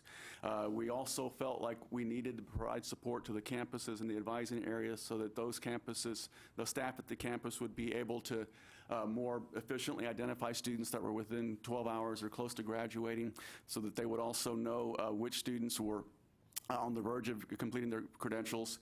And we wanted for that person in that position to be able to identify students that were within the 12 hours of completing their degree program. We worked with our IT department to develop a report that was, again, scraping the database of student records, identifying students that had completed their program, identifying students that were within 12 hours of completing their program. And we also work with our IT department to incorporate other automation within existing processes that we had within our system of awarding and granting credentials to students. Our end-of-term grade processing system needed to be enhanced in order for us to be able to automatically award students their credentials. The graduation identification process at TCC includes identifying students who are currently enrolled. It includes students that are that have active academic programs. We talked for a period of time about trying to just automatically award every credential that the student earned that was available at TCC, but the tap into the resources, the system time that it would have taken to be able to just take a look at all 170 plus degree programs that we have at TCC would have been too taxing on the system. So we had to go with just students that were enrolled, the active programs that were within the student record. We when we graduate these students, we use our standard process. We use the preferred mailing address on record, and then we mail the information, the diploma, to the students. The record is marked for non-attendance at the annual commencement ceremony. We don't automatically indicate that the student's going to attend the commencement ceremony. We do still let the student indicate through our student portal whether or not they're going to attend our commencement ceremony. And then at the end of our term processing, we do the completion, approved and denied notices that are sent to the student's TCC email account. The earned credentials are posted with this end-of-term grade processing process, and then the diplomas for the students are mailed within 4 to 6 weeks or so of the end of the term. Here's the near completer report criteria or data elements that we send out to the campuses. We scrape our student information system at the start of every semester. We find students that are within 12 hours. We put those students onto spreadsheets that we then share with the campus staff so that the campus advising and counseling staff can reach out to those students that are within 12 hours, look at all this information that they have on the report, and then work closely with those students to inform them of where they are in the program, how close they are to graduating, what efforts they can do to be able to complete their program quickly, given that they're within the 12 hours. When we set all this up back in 2012, we had to go through a communication and awareness plan to be able to notify those throughout the district, notify students as well. We had high-level, campus leadership support of these changes. Our chancellor, various individuals throughout the campuses were all in support of doing this. We wanted to be able to automatically award students, not have this petition process, so there was a high-level support for that. We have record staff at our campus, at our district office, that work closely with campus staff to train them, to show them everything that was going on with the changes in the process itself. We notified students through email and through our website, and then we also updated our catalog and other student literature to make sure that students were aware of the changes that were going on at TCC. We also, after we had gone through and automatically awarded the students their credentials that were enrolled, we actually went back about 3 years retroactively to find students that had completed programs, offered them their degrees, completed it within the system, and then mailed those diplomas to students as well. There were a couple of thousand of those that we were able to find and able to automatically award that weren't even necessarily currently enrolled with us, but had been enrolled previously and had earned all the program courses, and so we offered those credentials to students as well. Here's a slide that shows the overall number of certificates and awards or degrees that we awarded at TCC over the last 6 years. It does show that back in 2010-2011 academic year, we had 4,100 students that had completed credentials, certificates or degrees, and then the most recent year, 2015-2016 academic year, we awarded and conferred 7,943 credentials. That 5-year growth rate is about 91%. We've been real proud of that particular success. At the same time, at that same period of time, our enrollment had grown just 2.7%. So we were real proud of those particular accomplishments. We are going to continue to automatically award students. We want to continue to refine the process. We want to continue to communicate what we're doing with these automatic credentials to the students and to the community, their stakeholders at TCC. And but again, we're feeling pretty good about the progress that we've made so far. Thank you.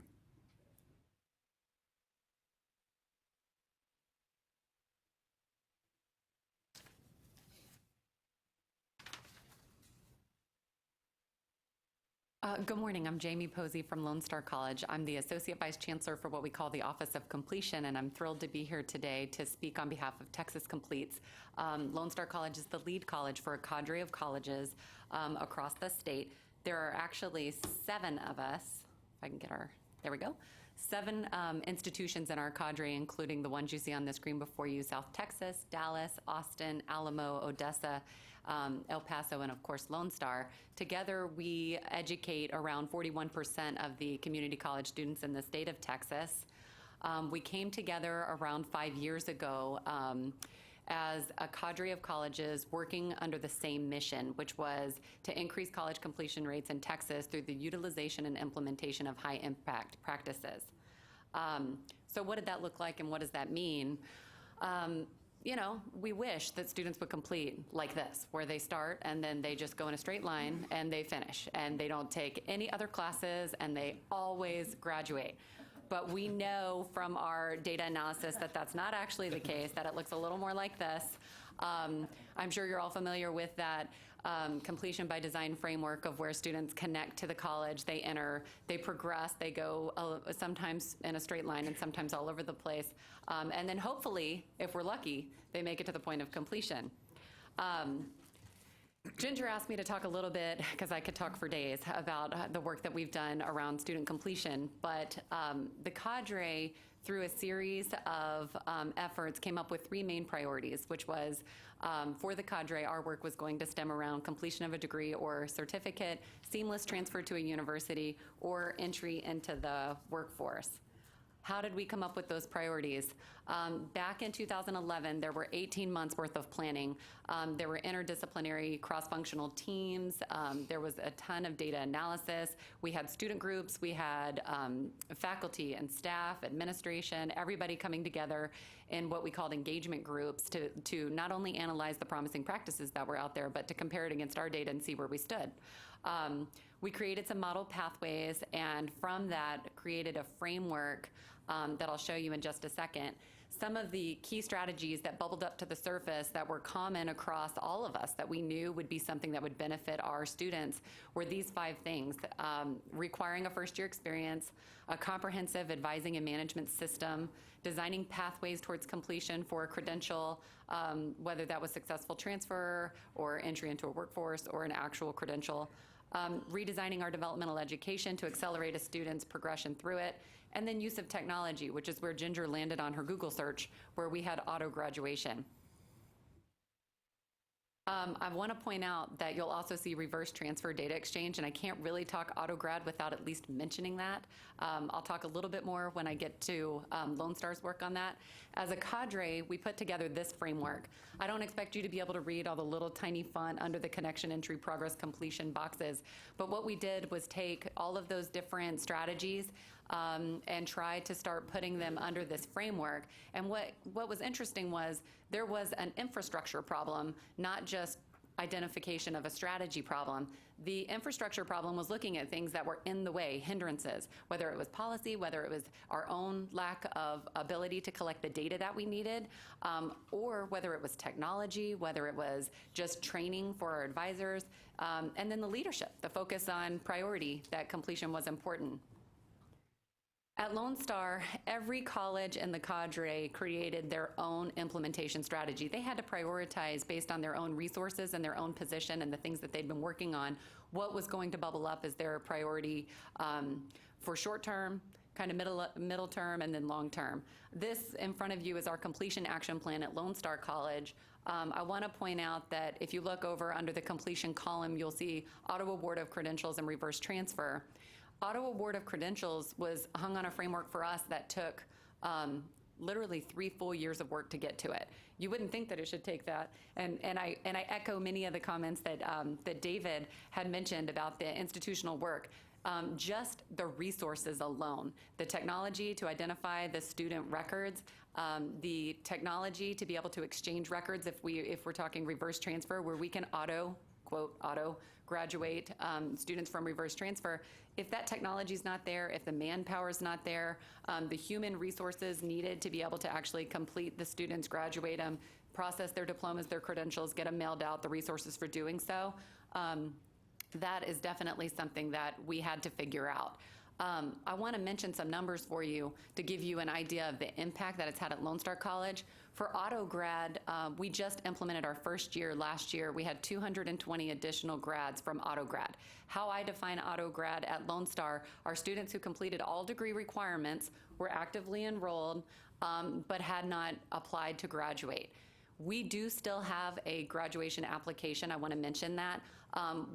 It's not required now for them to graduate. We put it in our academic catalog that we're going to graduate them anyway, but we want them to complete like their preferred address, their preferred some of them have been enrolled with us for 6 years by the time that they actually graduate. So we want to make sure that we have the most recent information before we mail out their credentials and invite them to participate in the commencement ceremony and that sort of thing. We don't require it, though, in order for them to be graduated. Also on scope of impact, reverse transfer alone for us last academic year, 900 additional grads at Lone Star. The previous year was our first year to have the technology infrastructure as well as the manpower. It was an additional 1,000 graduates. So over the last 2 years, we've increased our graduation counts by 1,900 students just from reverse transfer, over 2,000 if you include auto grad. I'm going to pass it along to my esteemed colleague. Members of the board, thank you very much for this opportunity. I describe a little bit about ACRO. I want to do a full disclosure. Oh, I'm sorry. I do have some vested interest in the success of your initiatives and institutions in this state. My two brothers are longtime residents of Houston, Cypress, Texas in particular, and I have 5 nieces and nephews in the higher ed pipeline in Texas, one who will begin next fall. So the Riley family hopes to do its part to ensure healthy enrollments at your institutions for the near term. We appreciate that. Glad they're here. ACRO is I'm Mike Riley. I'm the executive director of ACRO. We're the American Association of Collegiate Registrars and Admissions Officers. We're one of the United States' oldest higher education associations. We are in our 107th year. We have 11,000 members at 2,600 institutions in the United States and 40 other countries. Our members are primarily registrars, admissions officers, and chief enrollment officers. We also have a very large state and regional network. And in fact, the largest state association for ACRO is, in fact, TACRO, the Texas Association of Collegiate Registrars and Admissions Officers. And our largest regional is the Southern Association, which has Texas in it. I come from the admissions background, 25 years as an admissions officer and chief enrollment officer, primarily in the state of Washington, and finished up as an executive director for the 6 public universities in the state of Washington, and spent many hours visiting with your counterparts at the Higher Education Coordinating Board in the state of Washington. So there is a national impetus that kind of casts light on the issue of facilitated or auto graduation. The 2 initiatives that were mentioned here earlier, Project Win-Win, which was one that took many states and looked at credit accumulation and trying to see how they could facilitate the completion of some students who had earned the appropriate number of credits but hadn't earned degrees, and in fact discovered many, many students who had fulfilled the requirements, particularly of associate's degrees, who never applied and earned their degrees. The other, as Jamie mentioned, is the reverse transfer initiative, which is moving very rapidly around the country. Texas is one of the 3 states in a pilot project with the National Student Clearinghouse, as well as Missouri and Wisconsin. And in that process, too, discovered significant numbers of students who had transferred on to baccalaureate institutions, and when you looked at their credit accumulation, they had in fact met the requirements for an associate's degree prior to transferring and didn't do so. So we're very supportive of this initiative, the process of automated graduation. The benefits have been described, facilitates degree completion, it's very student-centered. You talked about increasing graduation rates. Institutions are very focused on their completion rates because that's one of the national outcomes that's receiving a lot of attention. And when you have students stay for an additional quarter or 2 or semester or 2 when they've actually completed their degree, that can allow your completion rate to slip. This is not without some challenges, and you described several of them, and a lot of them are in the technology arena. To do this really well, it does require a very robust degree audit system, and not every campus has that. Many are not fully built out for all of the programs that the institution offers. Many institutions have their own degree requirements well described, but not necessarily the transfer articulation tables. So if you have a lot of students who are moving into your institution, bringing other credit, many schools don't have that as robustly described in their degree audit and have to go in and do a little extra work to find those courses. It requires that you have very accurate anticipated graduation dates. And so that can slip sometimes as students take longer end up stepping out a term or two. And it works best when students inform the institutions of the minors and the other objectives that they're working on. Surprisingly, a lot of students get in their mind that they're going to do a minor, but don't necessarily tell the institution. So again, that anticipated graduation date is really important. Some advice I would give, you actually have, David described a very, very good process for doing this. Have very good communication systems in place so that students do have the option to opt out. There can be some financial aid implications for students who are still pursuing courses if they were to earn their degree. It can impact the types of financial aid they can earn after they've been awarded a degree.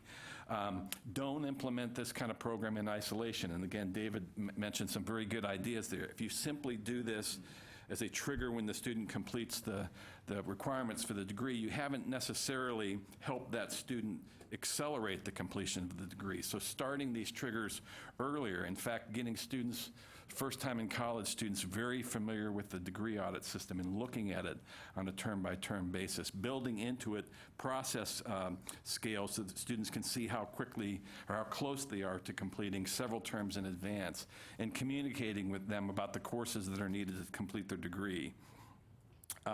The goal should be timely and efficient degree completion for students. So I think that's the real objective here.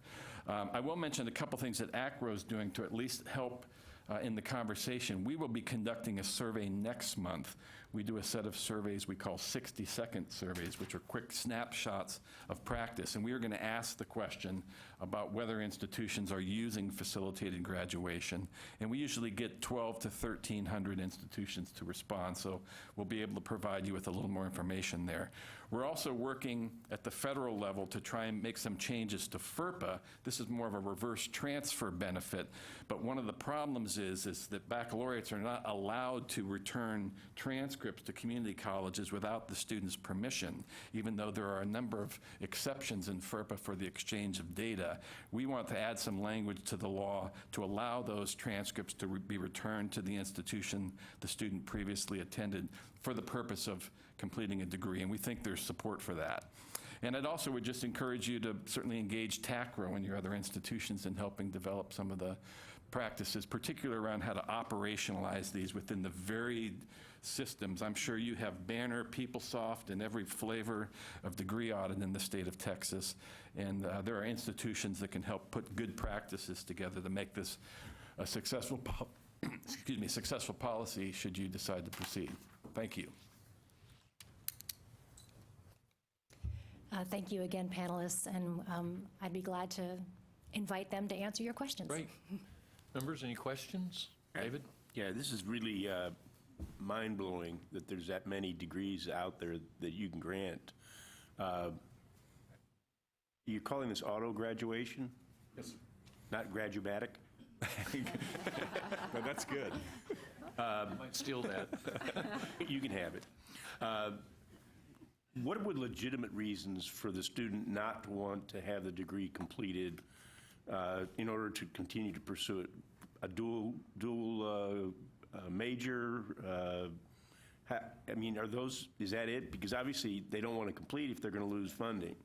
That seems inherently obvious if they would not have access to funding. So I guess when you send them the notice, they can say, oh, no, don't graduate me yet. I've got another semester or 2 semesters because I'm doing this second major.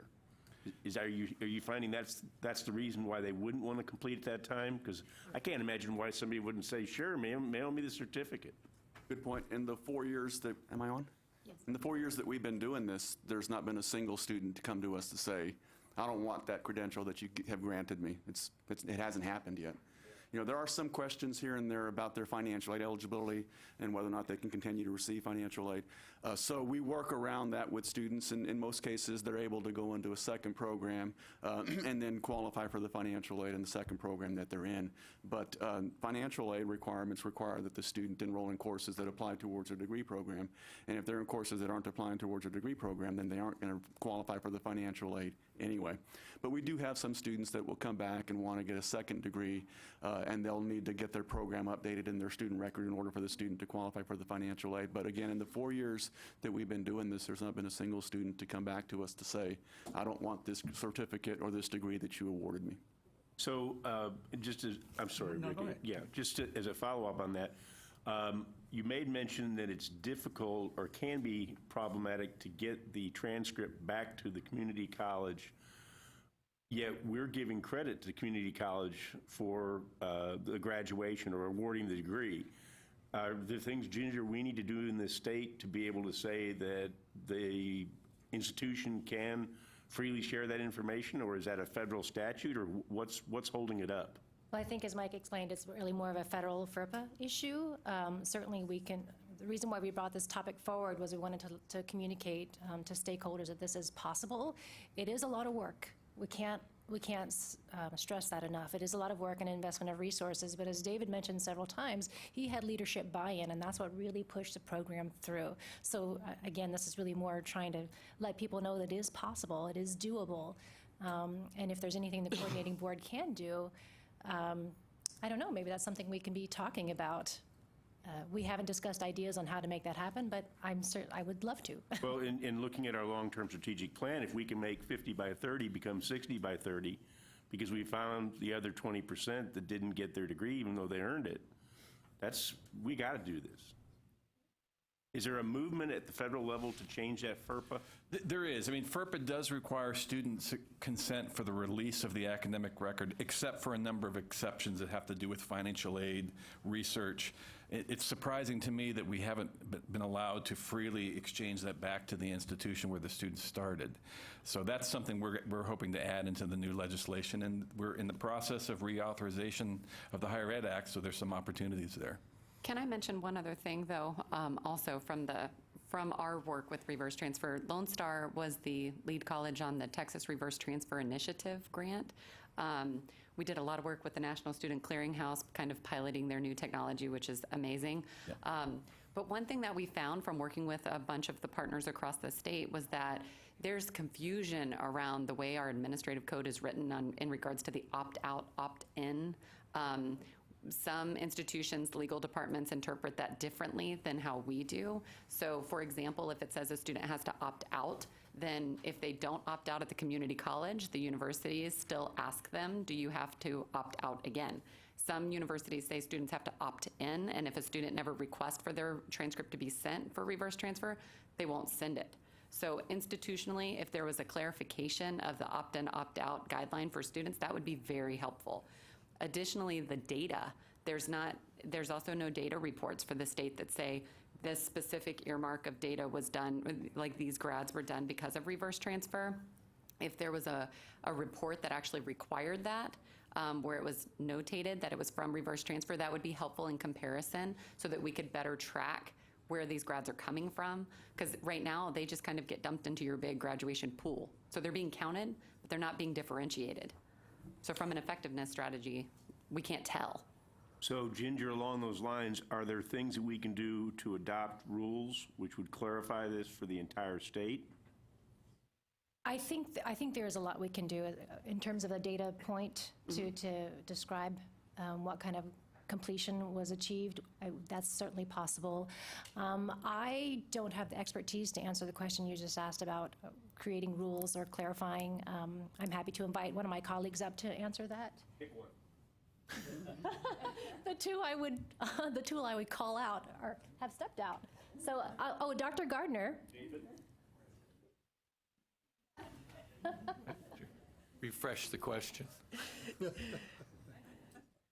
So we were just talking about auto graduation and reverse transfers and how there's some confusion among students or colleges where the opt-in, opt-out of whether or not a transcript can be sent from a university back to a two-year institution. At the institution level, those policies are not clear to students. Is there something we can do as the coordinating board to facilitate the clarification of those policies at the institution level? That's in fact what I was talking about at the back of the room. Here. I hadn't heard that was an issue, and we are going to follow up. And I was just talking with Representative Tack to say we needed to follow up and learn more about this, and they weren't directly familiar with this either. So after the board meeting, we'll follow up. Actually, I was chatting also with Bill Franz about that same issue. This is new to us, and we'll see what we can do to fix it. What committee should that come back to? David, any idea what committee this topic should be assigned to? I would. I think Ms. Shepherd's committee. Pause, yeah. Mr. Chair, just would note that some schools have solved the consent through the admissions application. The question is just on the admissions application. That's a question. I mean, can you solve that early on in the process that, okay, that's checked off, and now we have free reign to go all the way through? That would be one place to begin that. Yeah, and we do it. We do it. It's on the Texas Common Application as well, but the interpretations from institutions to institutions And I is think varied. that's one of the things, and I'm looking at Bill Franz, is if we can work, because with the different interpretations, we'd sure like to have some kind of consensus, and I think the direction from the coordinating board would be appropriate to the individual institutions. Okay. Ricky? Thank you, Mr. Chairman. To what extent do you think that, say hypothetically, that my primary source of income is financial aid as a community college student, and if that is my primary source of income, wouldn't that create a situation where I got close to completing a degree program, I would just redesignate a new major so that the financial aid would continue? I mean, I would technically be starting over, would I not? That does happen with some students. You know, they'll pursue a second degree, another certificate, or something like that in order to continue receiving the financial aid because it may be their primary source of income. You know, I wouldn't say that that's a high percentage of our students, but there certainly are some that would do that. Well, I mean, I guess to what degree are, you may not know this, to what degree are community college students deemed, what's the phrase? Not poverty, but At risk. At risk, thank you. What percentage of students in community college systems are deemed at risk? I don't know the answer to that question. At TCC, we have approximately 50% of our students that are receiving some form of financial aid. You know, we don't know with those others that aren't receiving the financial aid whether or not they're socioeconomically disadvantaged or if they're at risk. But at TCC, for example, it's about 50% of our students that receive some form of financial aid. And we can look at our data to see what proportion of community college students are receiving Pell. But to Ricky's point, though, you'd have to be a pretty savvy student to know how not to cross the finish line and get in another lane. And we have maximum number of hours that we'll actually fund financial aid for. And those were actually lowered in I think the last year or two. We've done that. So they don't have a lot of wiggle room. They might be able to stay for an extra semester or two, but they're not going to be hanging around for 7 more years. That's a good point. Well, and again, while this is very much focused on the completion goal, it really does touch on all pieces of the 60 by 30 text plan, because while this may be a student's source of income, we really would like for that to be a good paying job. Right. And rather than accruing debt and accruing interest over time that they may not be fully aware of, perhaps the solve then, rather than helping them stay in school, is to helping them exit and find a good job. Well, we applaud you. This is exactly, I mean, everything that we're trying to do at the coordinating board is trying to make sure that we're aligned with the strategic goal. And 60 by 30, this what you're doing is absolutely contributes to being able to achieve that. So thank you very much for the work that you're doing, and thank you for sharing it with us. And once again, any way that the coordinating board, and I want to make sure that we're really making this a focus and a priority, because this is some more of the low-hanging fruit that I think is available, and it helps the system be that much more efficient. So we applaud you, and thank you for being here. Thank you.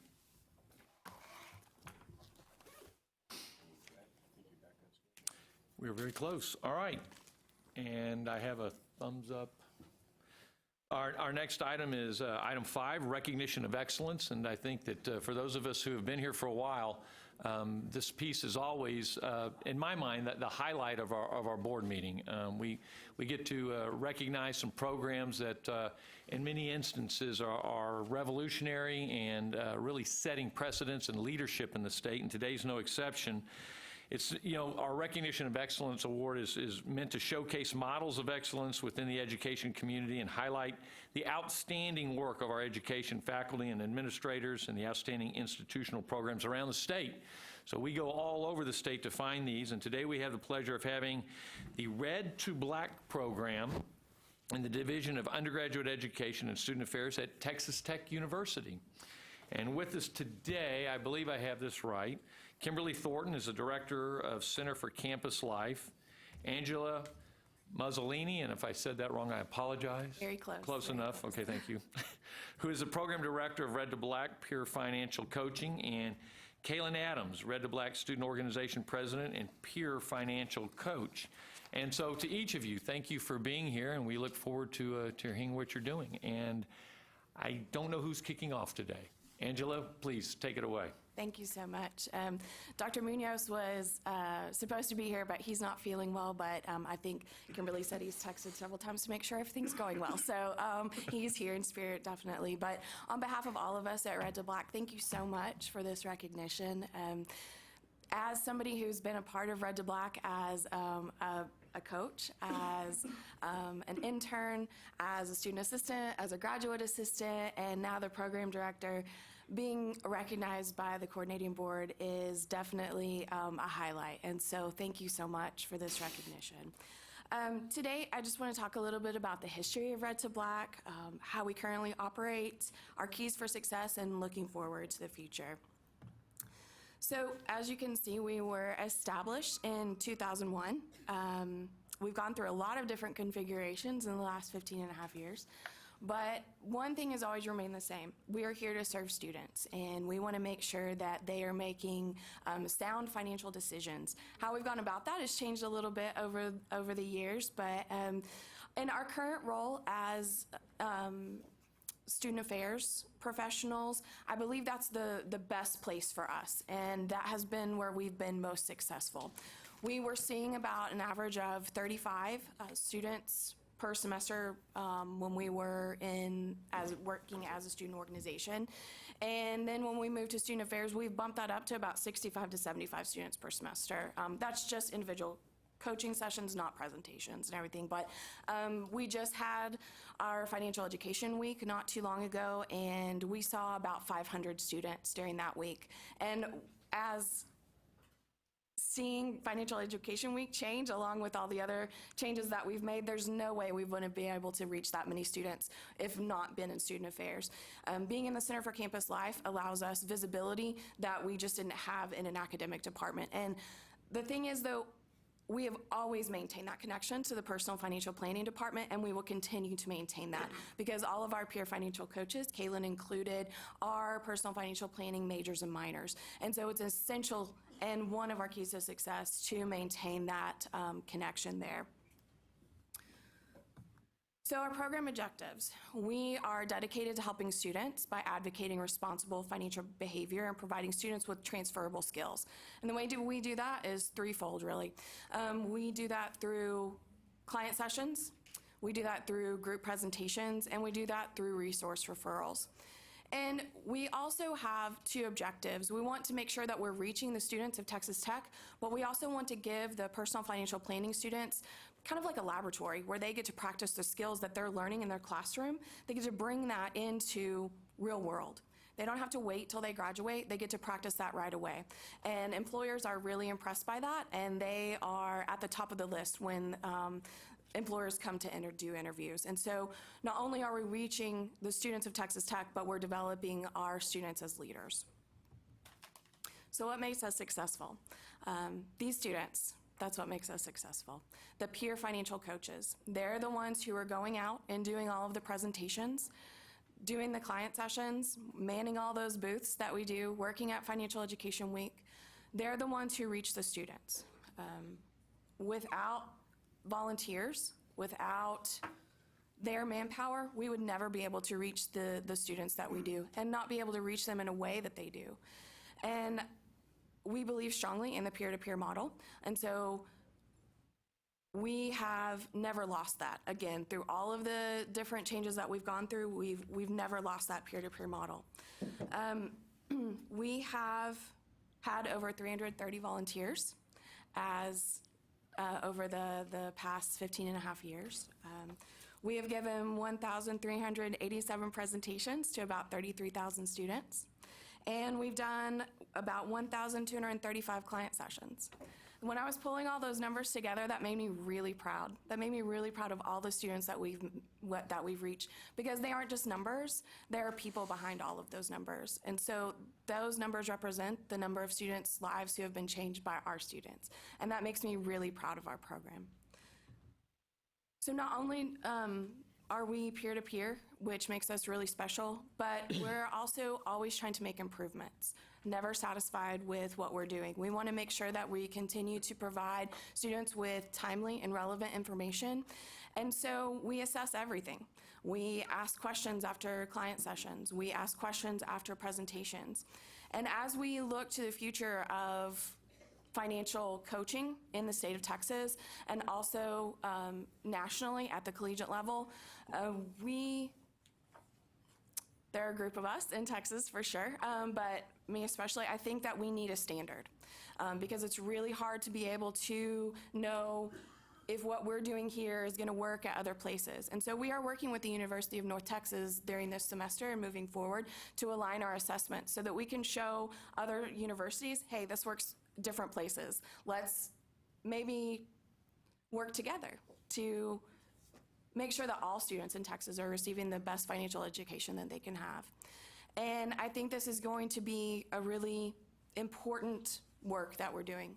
Not only are we going to be able to, again, like I said, work at the Texas level, but also nationally. And that makes me excited about the future. Another key of our success is strong partnerships across campus. These are not all our partnerships, but there are a lot of them there listed. The ones with Personal Financial Planning Department and financial aid probably seem really intuitive, and they are. Maybe some of the other ones are not, but I do want to talk about those a little bit. Parent and Family Relations has been an important partner for us for a couple different reasons, because if we can get buy-in from parents, we're able to get buy-in from students a little faster. So we reach them at orientation, and we also are able to put information in the parent newsletter that goes out every month. Another way that we work with Parent and Family Relations is that we work with them to provide what we call the Raider Relief Fund. And it's an emergency fund for students in financial crisis. And they provide the funding and some oversight, and we administer that program. A lot of what we do are presentations around campus, and we work with university housing. Our Raider Ready is our first year experience class. We also have a class for students who are about to be on probation if they don't shape up, and students who are coming back from probation. And so what they have identified as one of the main reasons that they are struggling academically are financial issues. And so we're able to go into those classes and teach them a little bit more about money management. We also provide presentations to student organizations and student involvement, but we also work with the advisors of those student organizations and the executive boards. So we want to reach them as members of the organization so that they understand their personal finance, but also help those student orgs make sure that their organization has a good financial backing as well. We're in Red Raider orientation with parents, but we also are at every single orientation fair so that students get a look at what we can offer them as Texas Tech. And we are a unique program, and that helps recruit some students, especially those who are interested in financial planning, because they know that they can be a part of something bigger when they get here. One unique partnership that we have is with Study Abroad, and so we like to tell students, when we sit at the Study Abroad fairs, they're like, why are you guys here? So, well, we want to help make sure that you don't go broke while you go abroad. And what we know is that students are coming back with a lot of credit card debt, and we want to try to make sure that they have a plan before they go. So we're trying to really reach out to those Study Abroad students and make sure that they have a plan before they leave. We partner with Financial Aid and Study Abroad to do a Funding Your Study Abroad Experience workshop, and we do that about 4 or 5 times a semester. So that's been really successful for us as well. So looking forward, I think you'll probably recognize that first bullet. We know that students have a lot of debt, right? And so what I want to make sure at Texas Tech is that every student who takes out student loans knows what kind of plan they're going to have to pay back those student loans before they leave. And I think if they'll plan before they leave, they'll have a much better experience.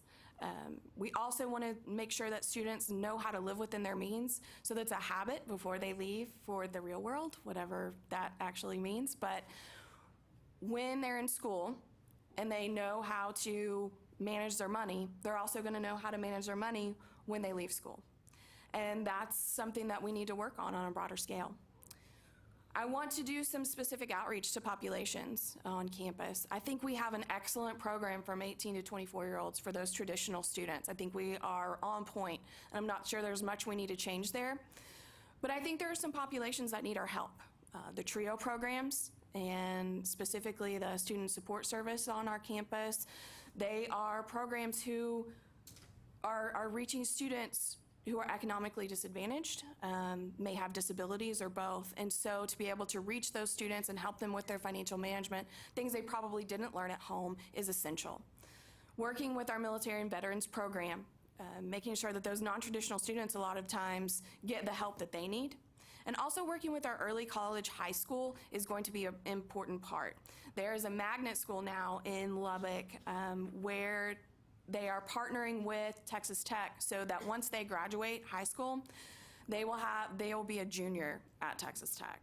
And so creating a program for 14-year-olds is very different than creating a program for 18-year-olds, so we're working on that.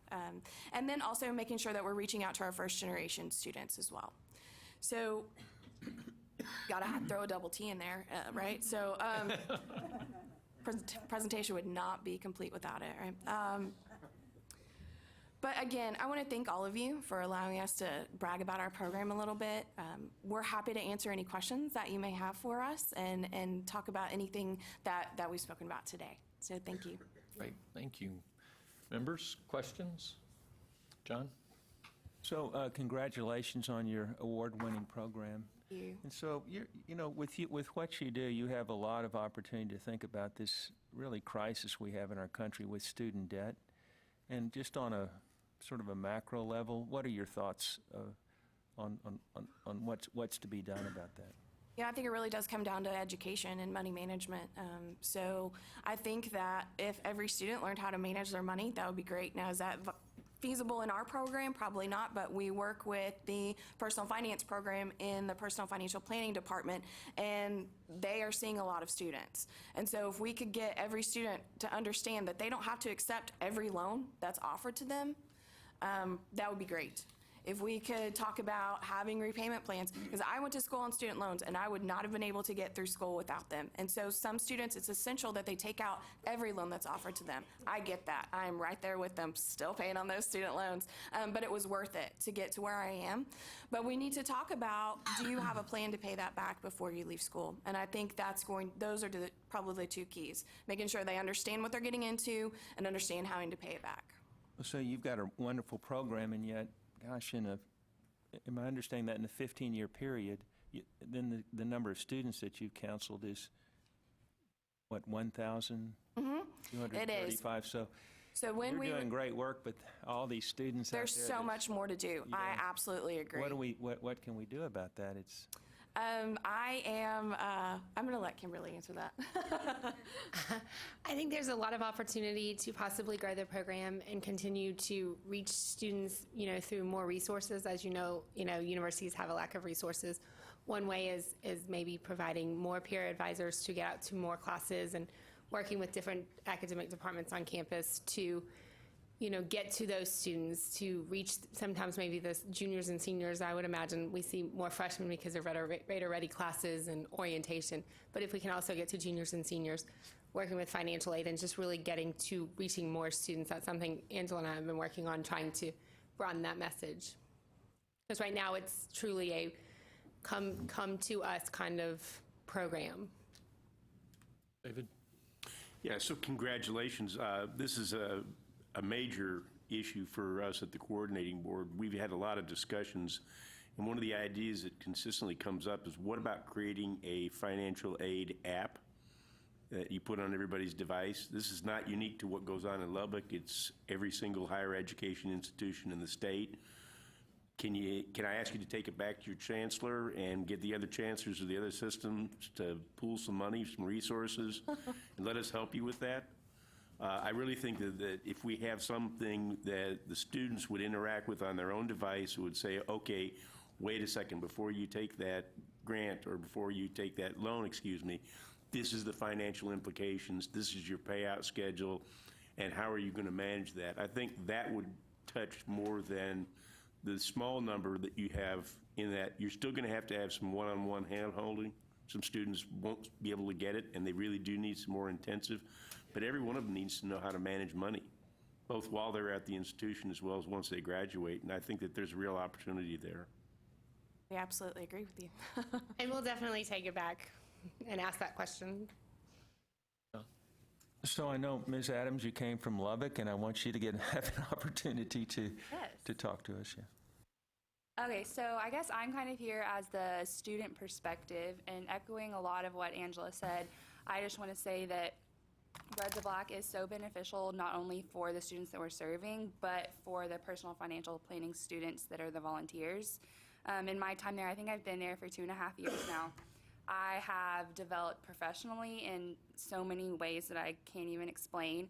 I have also got to practice the things that I've learned in the classroom. I'm a traditional student, so I came straight from a high school, and I never got to practice anything besides like a part-time job. So being able to take what I'm learning in the education that I'm paying for and being able to apply it before I get a job is something that's invaluable to me, because I now know that it's not like so scary to talk to someone one-on-one and be able to, coach someone else about their finances, because that's what I'm looking to do for, the rest of my career. So it's really neat, and it's a great confidence and independence thing to be able to know that you can take something that you're learning and apply it to a real life scenario and feel like you're benefiting and helping someone. And it's just a really good feeling. And I think that Red to Black is so beneficial beyond that perspective. Are you planning to do this as a career, financial planning? Yes. Tell us about that. Okay, so I am a personal financial planning major, and what I want to do, there's a lot of different avenues you can take that, but for me, I want to go into estate planning and tax planning and help people know how to do that, because that's a super confusing, especially now, knowing how to do that. So I want to work at a firm that will take people's money and, advise them on what to do with that. And also, being in Red to Black, I've kind of have a service heart, and so I want to do like pro bono work and help middle class and lower middle class people, learn how to budget and the basic financial education. Wonderful. Fred? Congratulations on the award, and very well deserved. But I also noticed you cover very well the issues on personal finance and all, but I was impressed with the PADR program, because one of the things that I'm noticing and hearing and seeing around our state is the students, college students between the freshman and the sophomore year are having transition problems, and we're seeing a lot of students drop out. And so it's good to see that program in terms of having you educate folks, before they get into academic issues. But I think it's a very good aspect that we don't talk about a lot, but that the retention issue is very key in order to keep people going along the straight line of getting into and completing a degree. So that was good to see on there as well. And I would also like to just congratulate you all. It's clear the passion that you have for something that is so key and critical to be learning, and especially when you're in college. So congratulations to you and to Dr. Munoz, who couldn't be here, and President Skubanek. I know this is a dedicated effort on behalf of him and the Chancellor, so congratulations. Thank you so much. So yeah, I'd like to echo that, and it's congratulations and thank you. As David said, this issue is gigantic, and I appreciate you putting one of our strategic plan goals in there, and because that's really what it's all about. I mean, we've got to maintain student debt. We can't. That has to be one of our priorities, and what you're doing has an impact. And so the question is, and this is, I think, the part that, David, we really want to spend some time and energy trying to figure out. How do we take what you're doing in affecting that number of students to affect all of the students in this state. And if we're able to do that, we will have accomplished something incredibly powerful. So if it's an app, if it's taking this program to different universities and wherever it goes, but it's going to take a big effort. But we really, really appreciate the great work that you're doing. So thank you very, very much. Thank and you. thanks for being here and sharing with us. Thank you.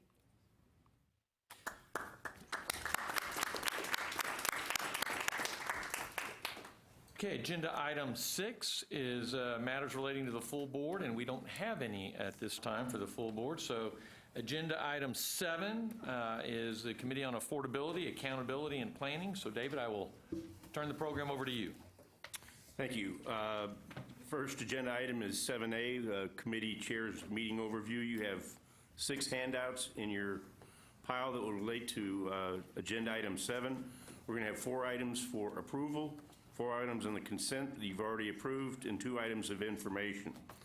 Next item is 7 Bravo, which is public testimony. We have no one registered for public testimony. We'll move on to 7 Charlie, which is consideration of adopting the committee's recommendation to the board relating to approval of the 2016 Regional Plan for Texas Higher Education. Dr. Julie Eklund, Assistant Commissioner for Strategic Planning and Funding, will provide a presentation, and then we'll have to deliberate and adopt or not adopt the recommendation. Dr. Eklund. Good morning. Every 2 years, the Coordinating Board is legislatively required to prepare a regional plan for Texas higher education. Regional higher education planning is important for reaching state, economic, and societal goals. Regional level planning can serve to bridge local and institutional planning efforts and state level priorities by providing a scale that's neither too broad that local considerations are lost, nor so narrow that common goals are overlooked.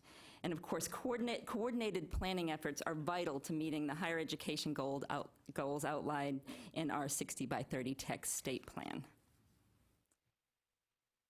The plan is designed to support regional planning efforts and provides a range of regional information such as population projections, workforce supply and demand data, and higher education data such as degree production by program area, enrollment, completion, and student debt.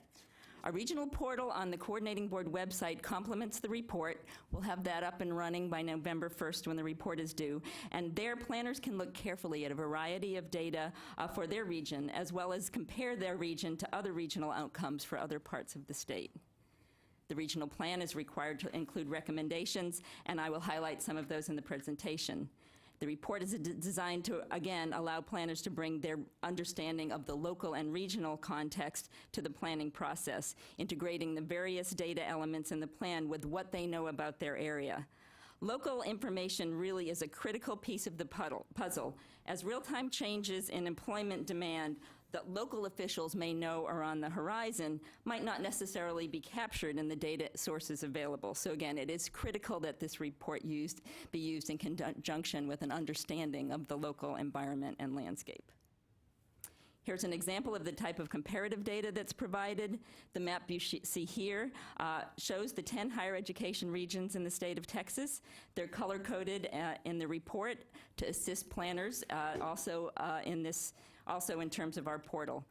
The first number on this slide shows each region represented by the overall population, and the second number represents enrollment in higher education in each of these regions. This slide shows that 88% of the state population growth between 2015 and 2020 is projected to occur in 4 regions: the Metroplex, the Gulf Coast, Central Texas, and South Texas. And I've been doing this report for several years, and I think we see something similar every time I prepare it, that we're really seeing growth in those urban areas. This slide highlights 60 by 30 text target by region. The state aims to reach a direct high school to college enrollment rate of 58% by 2020 and 65% in 2030. Yet students enrolling directly in higher education in Texas in 2015 was at 52.7%, which is a drop from the prior year. We need to work on this. There are several recommendations related to workforce data in the report.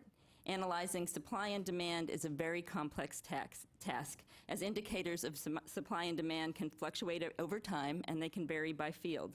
Needs can be very local for some fields and much less so for others.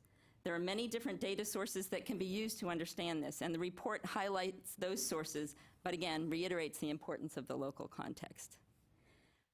Texas Workforce Commission regional job projections are included in the plan.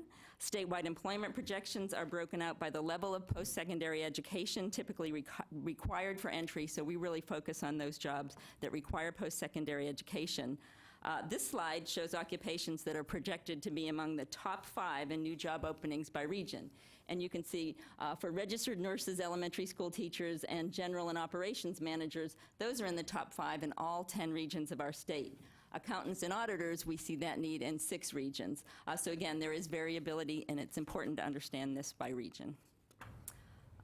I added this slide since the last time I presented because I wanted you to see an example of the RAND matrix that was developed as part of their report using workforce information for degree program planning in Texas.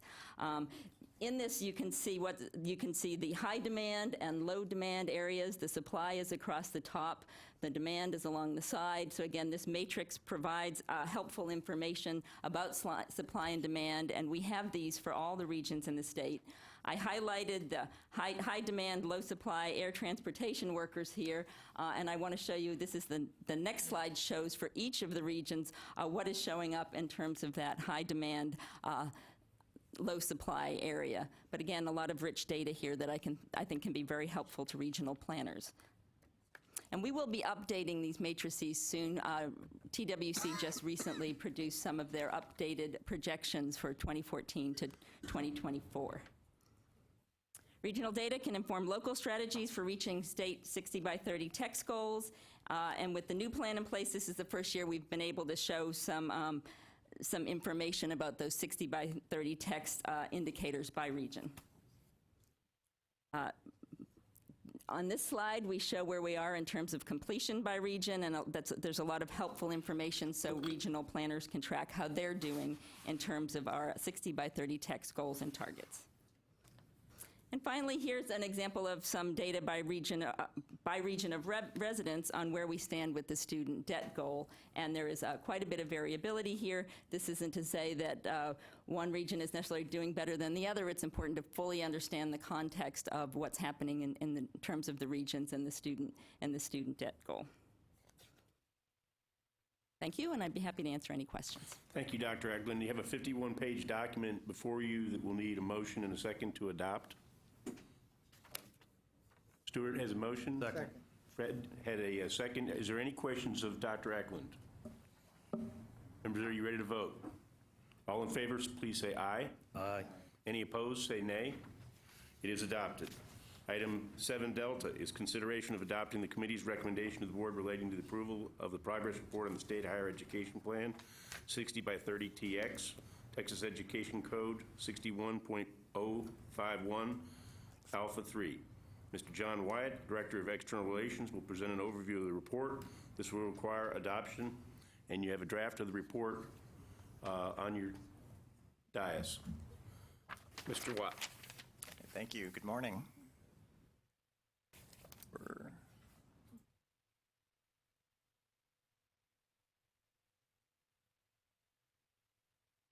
The 60 by 30 text.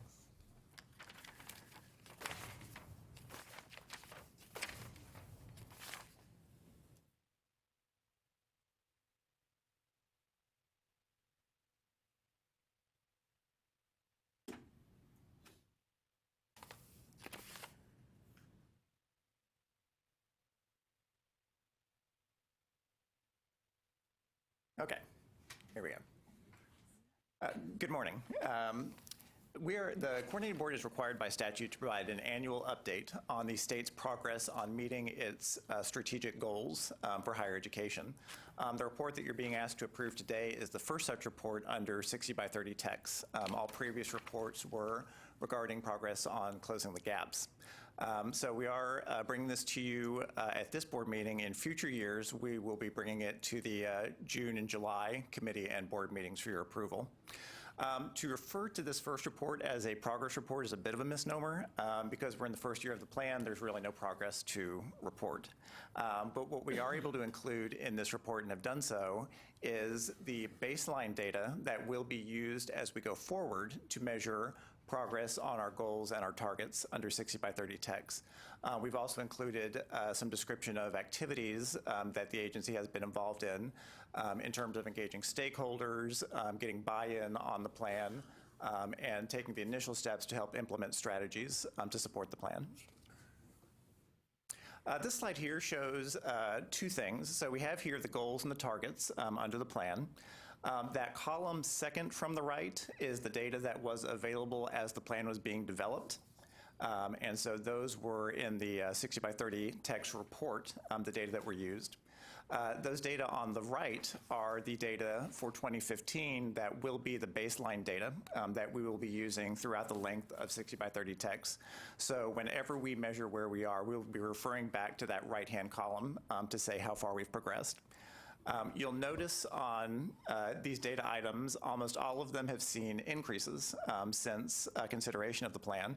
Particularly, you'll notice that our goal of 60 by 30, we were at 38.3% when we were developing the plan. We're currently at 40.3%.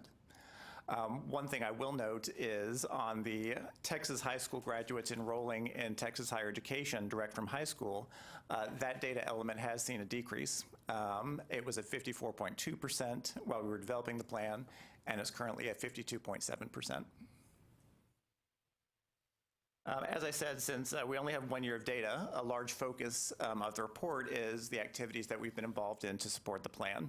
And the agency and the board have engaged in a number of activities to engage stakeholders, to increase awareness, and to help begin implementation of the plan.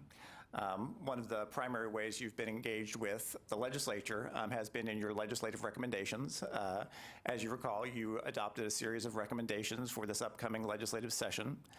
4 of those you identified as Category 1, being your high priority items, and those are coordinating expansion of higher education, oversight of career schools and colleges, improving the effectiveness of our financial aid programs, and instituting outcomes-based formula funding in the university sector. And you also adopted budget recommendations to the legislature in terms of funding the sectors of higher education. That included recommended increases for all 3 sectors to account for growth and inflation, as well as increases to promote greater outcomes for students in higher education. Specifically, an increase to the student success model at community colleges, as well as instituting a graduation bonus model at the 4-year public institutions. Another element of 60 by 30 TEX has been institutionalizing 60 by 30 TEX in the agency as really our core identity. And so we have agency-wide instituted the logo and 60 by 30 TEX as our official brand. The logo appears on any material that is produced by this agency. It's included in email signatures, it's included in overviews, it's included in the report that you're adopting right now. So this is an important part of making sure that the face that this agency presents to stakeholders is very clearly associated with 60 by 30 TEX. We've also been very involved in meetings and events across the state at all levels, from the chairman and vice chairman, the commissioner, down to more of our mid-level staff. We have conducted workshops in 7 regions across the state. At those workshops, we had stakeholders including ISDs, higher education, employers, civic organizations, all come together for us to help explain the plan, but then to get their input and also their buy-in on how to locally implement 60 by 30. We've addressed boards of regents and boards of trustees. We've been involved in any number of conferences, including TAB, the Austin Chamber of Commerce, the Education and Workforce Summit that the governor held. And speaking of the Tri-Agency Initiative, you may be aware that one of the charges that the governor gave the 3 agencies was specific to 60 by 30 TEX. And so that will be a major component of the final report that comes out of that process. 60 by 30 text has been covered extensively in the media. Governor Abbott actually launched the initiative with a press conference in November. There have been 62 instances of press coverage that are specific to 60 by 30 text, and then any number of other mentions of the plan across media. Another initiative we're currently engaged in is 60by30text.com. This will be sort of the internet face of 60 by 30. It's funded through a grant from the Gates Foundation, and it will allow any number of audiences with different degrees of knowledge of the plan to have one place they can go to and get very quickly and accessibly data on how implementation of the plan is faring.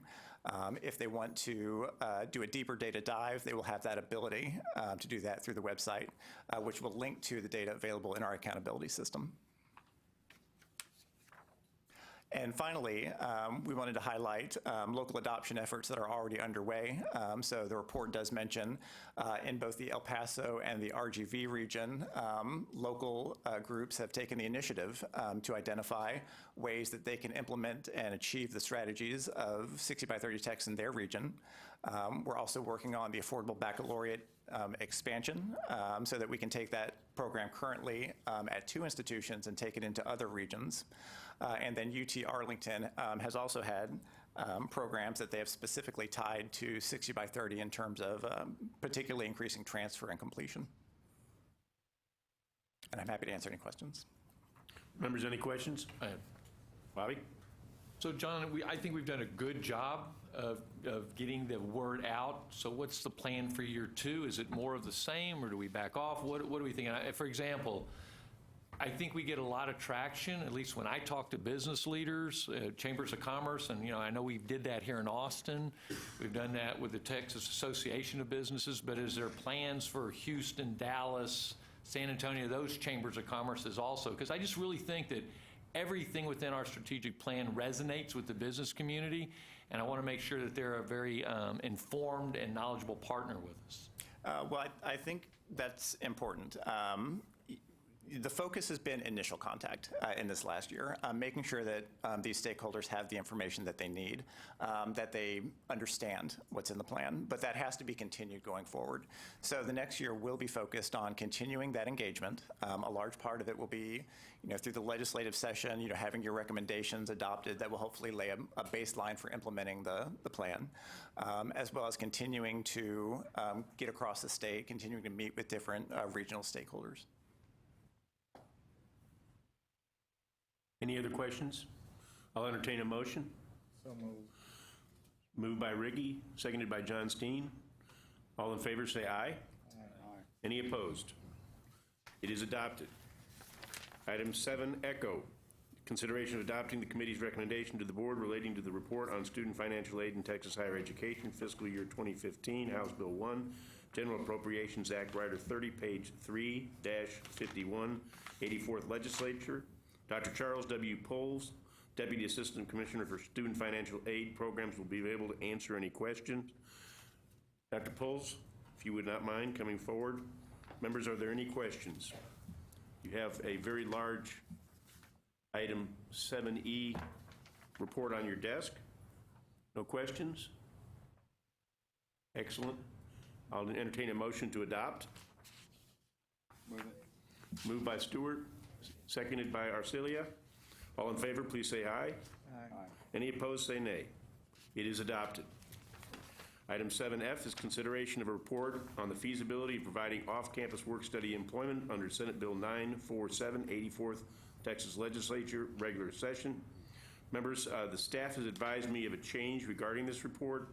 Because the report is not due to the legislature until December 1st, the Commissioner has recommended that additional time to work on the report to better align it with the tri-agency report relating to education and the workforce that will soon be submitted to Governor Abbott.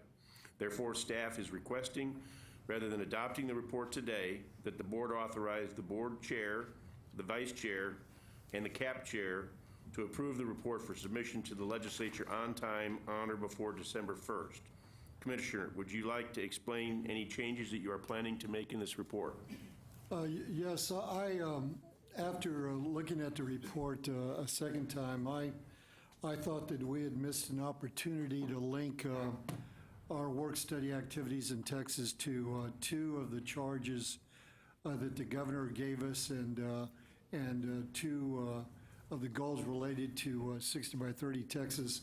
First of all, the marketability. I think that we can do a better job of encouraging corporate sponsors to pick up the cost of work study and give students real-life experience working in their offices and getting workforce experience while they're still in school. And also, we're not only enabling the students to gather marketable skills, but we would also help reduce the cost of education by providing them the financial aid that's available through work study. I think the key was we talked about ways that we could overcome some of the obstacles. The difficulty of dealing with insurance issues, transportation issues, some of the inherent problems of having a significant number of students working off campus. And I think after discussing some ways to address those issues, I thought that we could revise a plan, include those elements in it, maybe even recommend a pilot program where we would enlist the participation of, say, a handful of institutions, somewhere between 5 and 10.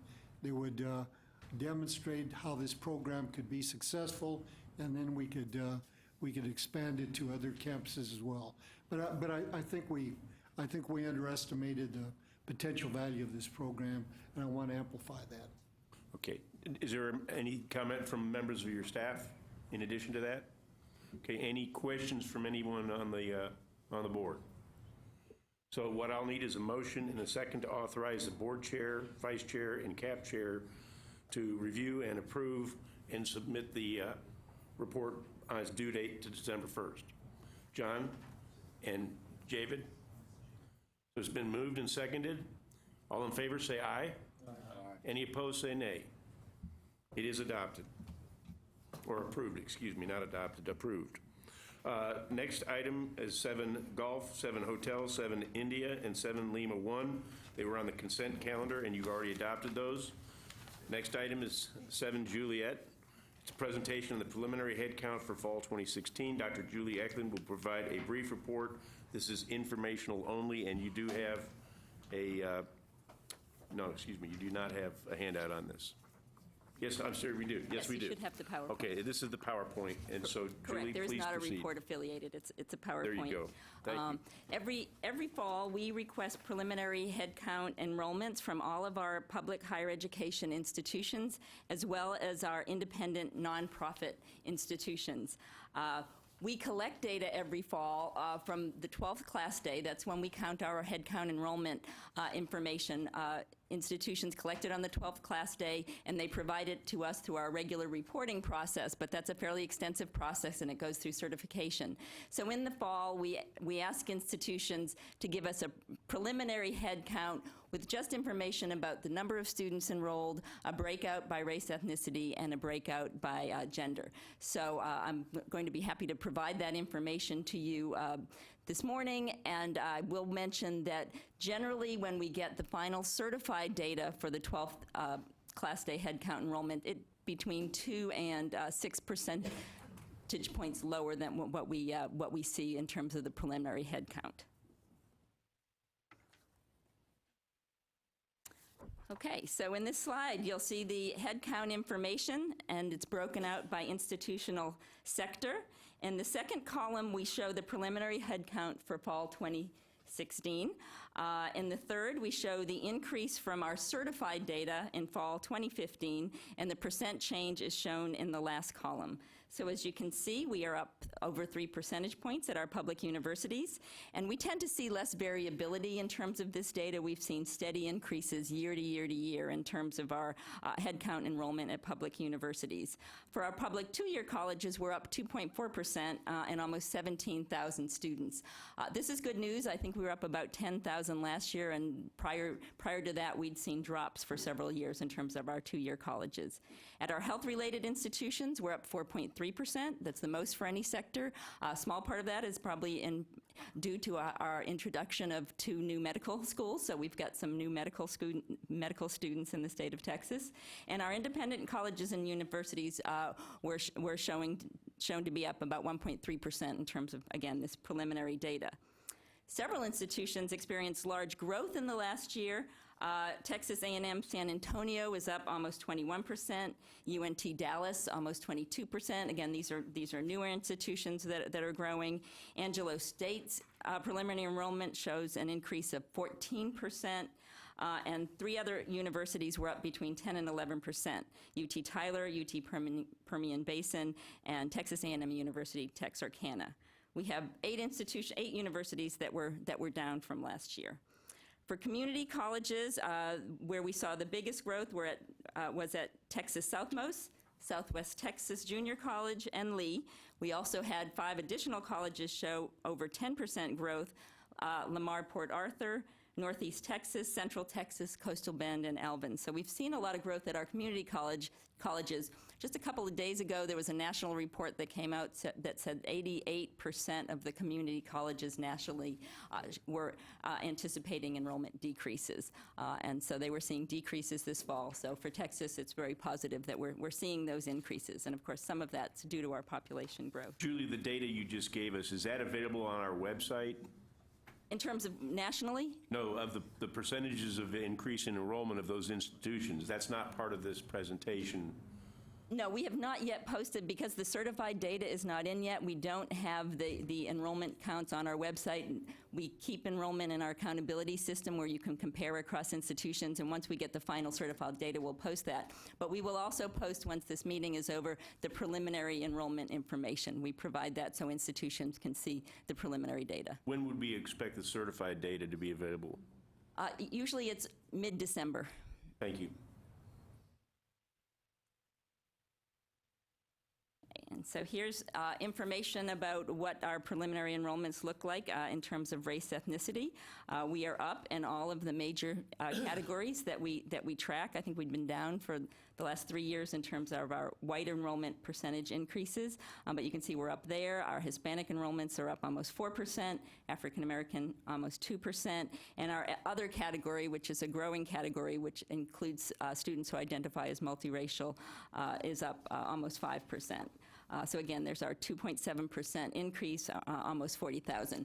And I will mention that for those of you who think back to our presentations about where we stood with participation, where we were showing 1.6 million students, this data does not include the career school enrollments, and that's why it's slightly less. That 1.5 million does not include those students. That information comes in a little bit later. There's a bit of a lag, so we'll be able to provide the total enrollments, including our career schools, later next spring. What was the career schools previous? There are about 100,000 students. Okay.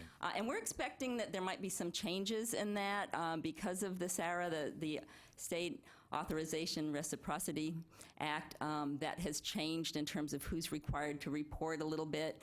And also, of course, we've had some closures. So we'll be interested to see what that data look like when we have it. Yeah.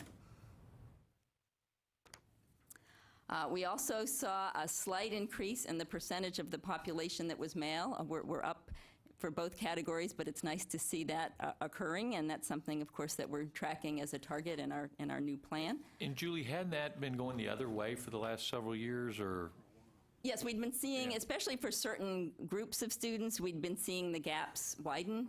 And so it looks like maybe we're starting to close some of those gaps. And of course, we look at that information in many different ways in terms of the program students are in, because sometimes the gaps that we have too few female students in certain areas, but overall, we do have in terms of our male participation, it's lower than the female, and we hope to catch them up. Okay. We also look at this data regionally. So this is the data broken out by the 10 regions. You'll recognize the regional map that I shared earlier. And so you can see that in, for example, West Texas, we're up almost 9%. Some of the increases are lower. I think the lower east is one of the areas where we have the the lowest percentage increase, but in every region of the state, we are seeing enrollment increases, at least in terms of this preliminary data. Both our universities and our two-year colleges have had positive trends in terms of enrollment growth in the last couple of years. You can see that little blip for the two-year colleges. We had some really big years where I think within a couple of years we had over 100,000 student increases. And then we saw the drop in the community colleges, but that's trending upward. And again, you can see the steady trend here for the universities. Community colleges are very important for Texas. Those institutions are enrolling, again, just students who are at the lower division level, but they enroll a very large number of our Texas undergraduates and our Texas students overall. Okay, so here's just some summary points. We're seeing our steady growth. We've reversed some trends. We will, as soon as we get the certified data, we'll get additional information. For example, we'll be able to look at our dual credit enrollments and see what percentage of our overall community college enrollment growth is concentrated in terms of that population, because we've seen growth there. We'll be able to look at things like enrollments in developmental education, et cetera. So we will get additional information once the data is certified. And I'd be happy to answer any questions. Mr. Steen. So did you say that Texas A&M San Antonio was that the fastest growing? Was that number one? Yes, that has the largest. Let me double check. It was one of the two. What's that? It was one of the two largest growing. Yeah, percentage increase. Yeah. And so is this the first year that they've gone from a 2-year to 4-year? Is that the explanation for that? I'd have to ask, is it the first year? Yes. Okay. And then you mentioned 8 universities that were down? Yes. What are those? Well, I have Texas A&M Galveston, UTRGV, and University of Houston Clear Lake were the ones that were down the most, and I can get you the others. A&M actually surpassed the 60,000 student point, so that was the first time I think we've seen A&M go over that mark. So they've had some real large enrollment increases at the College lately. Station campus. I'm sorry, yes, Texas A&M College Station. Got it. Fred? Question, Mr. Chairman. What is the procedure from going from a 2-year to 4-year? Is that legislative changes? Well, we have new institutions.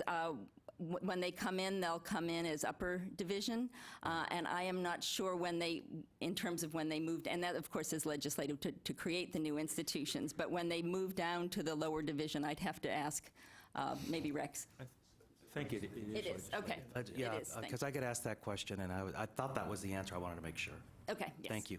You're welcome. Commissioner? Two points that I think are really significant. We really have to work hard on African American Latino males. They're grossly underrepresented in higher education.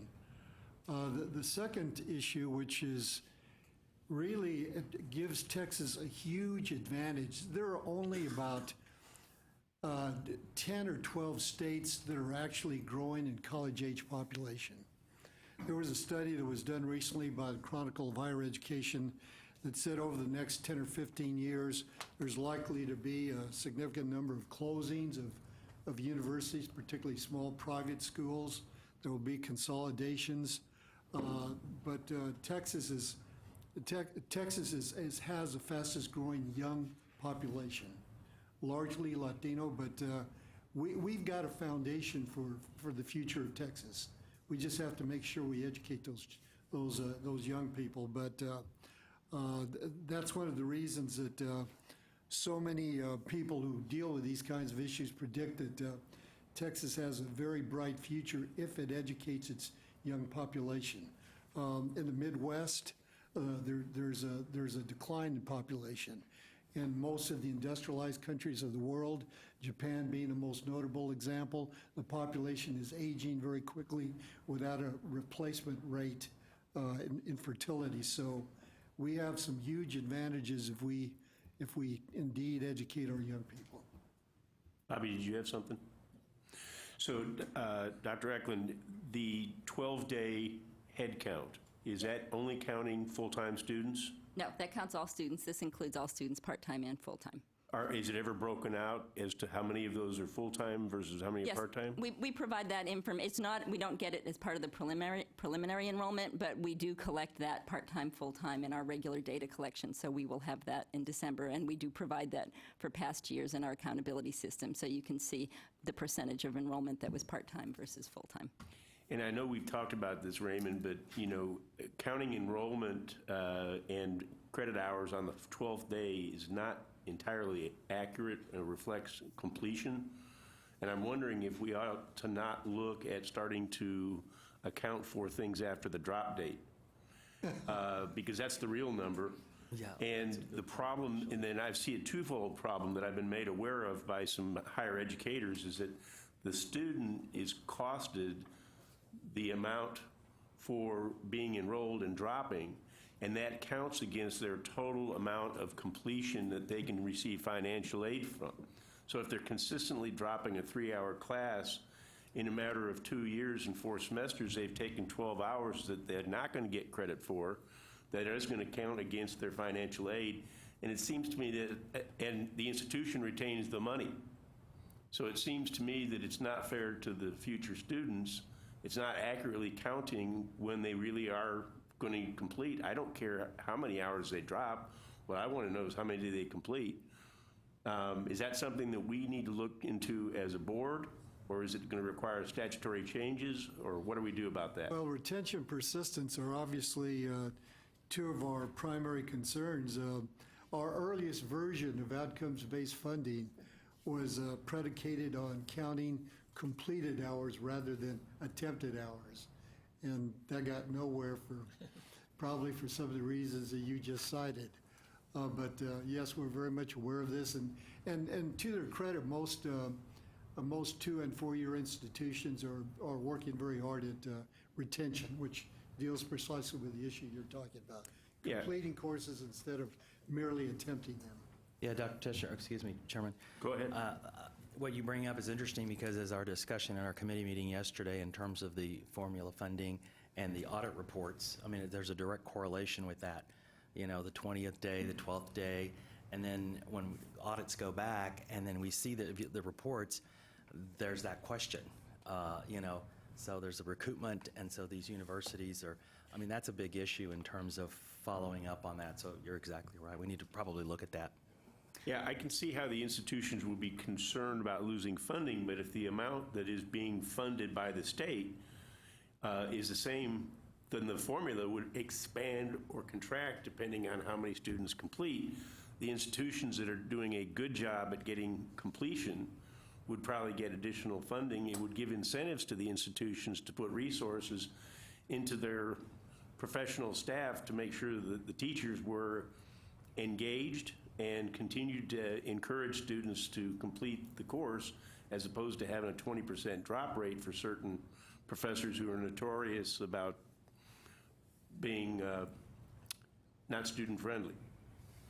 Yes, and I wanted to add, Dr. Tesher, I will be coming to you in December to talk about some of our modified accountability measures, but there is one measure that has been proposed where we will be looking at, for each institution, the percent of semester credit hours completed of those that were attempted, so that those that were reported on the 12th class day, how many were completed, and then also look at those that were successfully completed. And I think that will give us a better understanding of... And you'll have that for us in December? I will be presenting the new accountability measures, so I won't have it specifically for institutions at that point in time, but by January, that should be it should be available in the system. David? Yeah, I just wanted to mention the reason we have this report is historically the public and our board has wanted to know what our trend is as early as possible. That's one reason why Julie mentioned we know the variance in terms of when we have the actual certified data, and now we've mentioned that to you. We know it happens more at community colleges. We were talking back here about a time to maybe review what we do with data, because much of what you're talking about we do as a matter of course. We try not to overwhelm you with the data, but we look at many of the aspects you're talking about in our data in the accountability system, but also even below that, we have much more information. in the process of closing the gaps, looking at participation success. We put about every twist and turn on this that we possibly could. We're still trying to learn more. The commissioner mentioned the end of class that we tried to do. We actually made your point, Dr. Tischer, about when students leave after the 12th class day, if they had debt, the student gets to keep the debt and the institutions get to keep the money. So we're very glad you asked these questions, and we will learn more.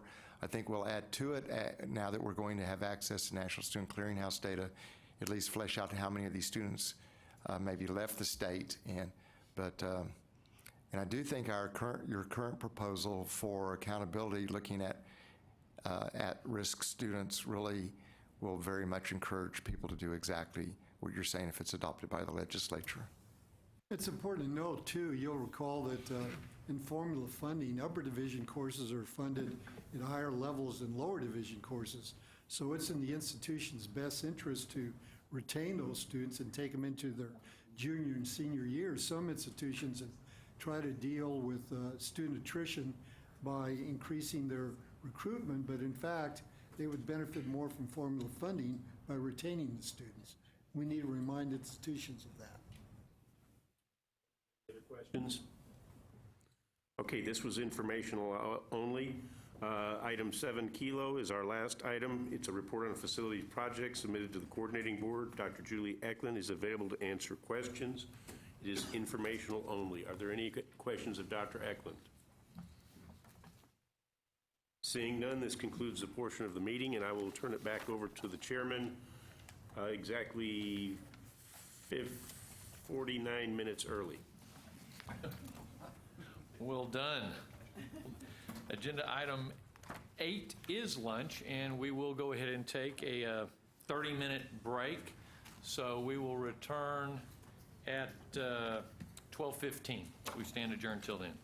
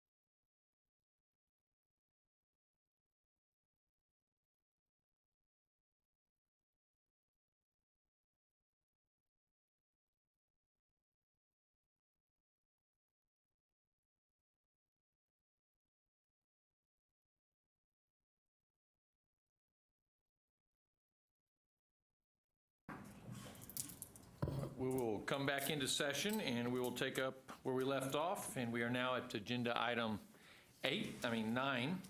We did have 8. Matters relating to the Committee on Academic and Workforce Success. So Janelle, you're up. Thank you, Mr. Chairman. Agenda item 9A is an overview, and I'll just say we're going to take all these items.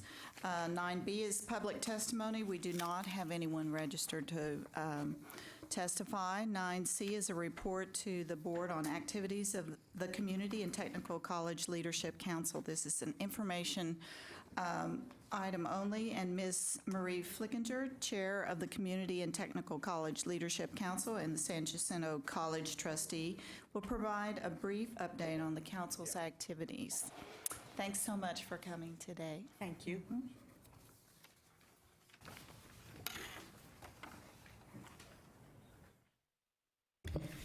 Thank you, Chairman Jenkins, board members, and Commissioner, for granting me this opportunity to speak to you today. My name is Marie Flickinger. I'm the chair of the Community and Technical College Leadership Council. I've been a board member for San Jacinto College for the last 21 years.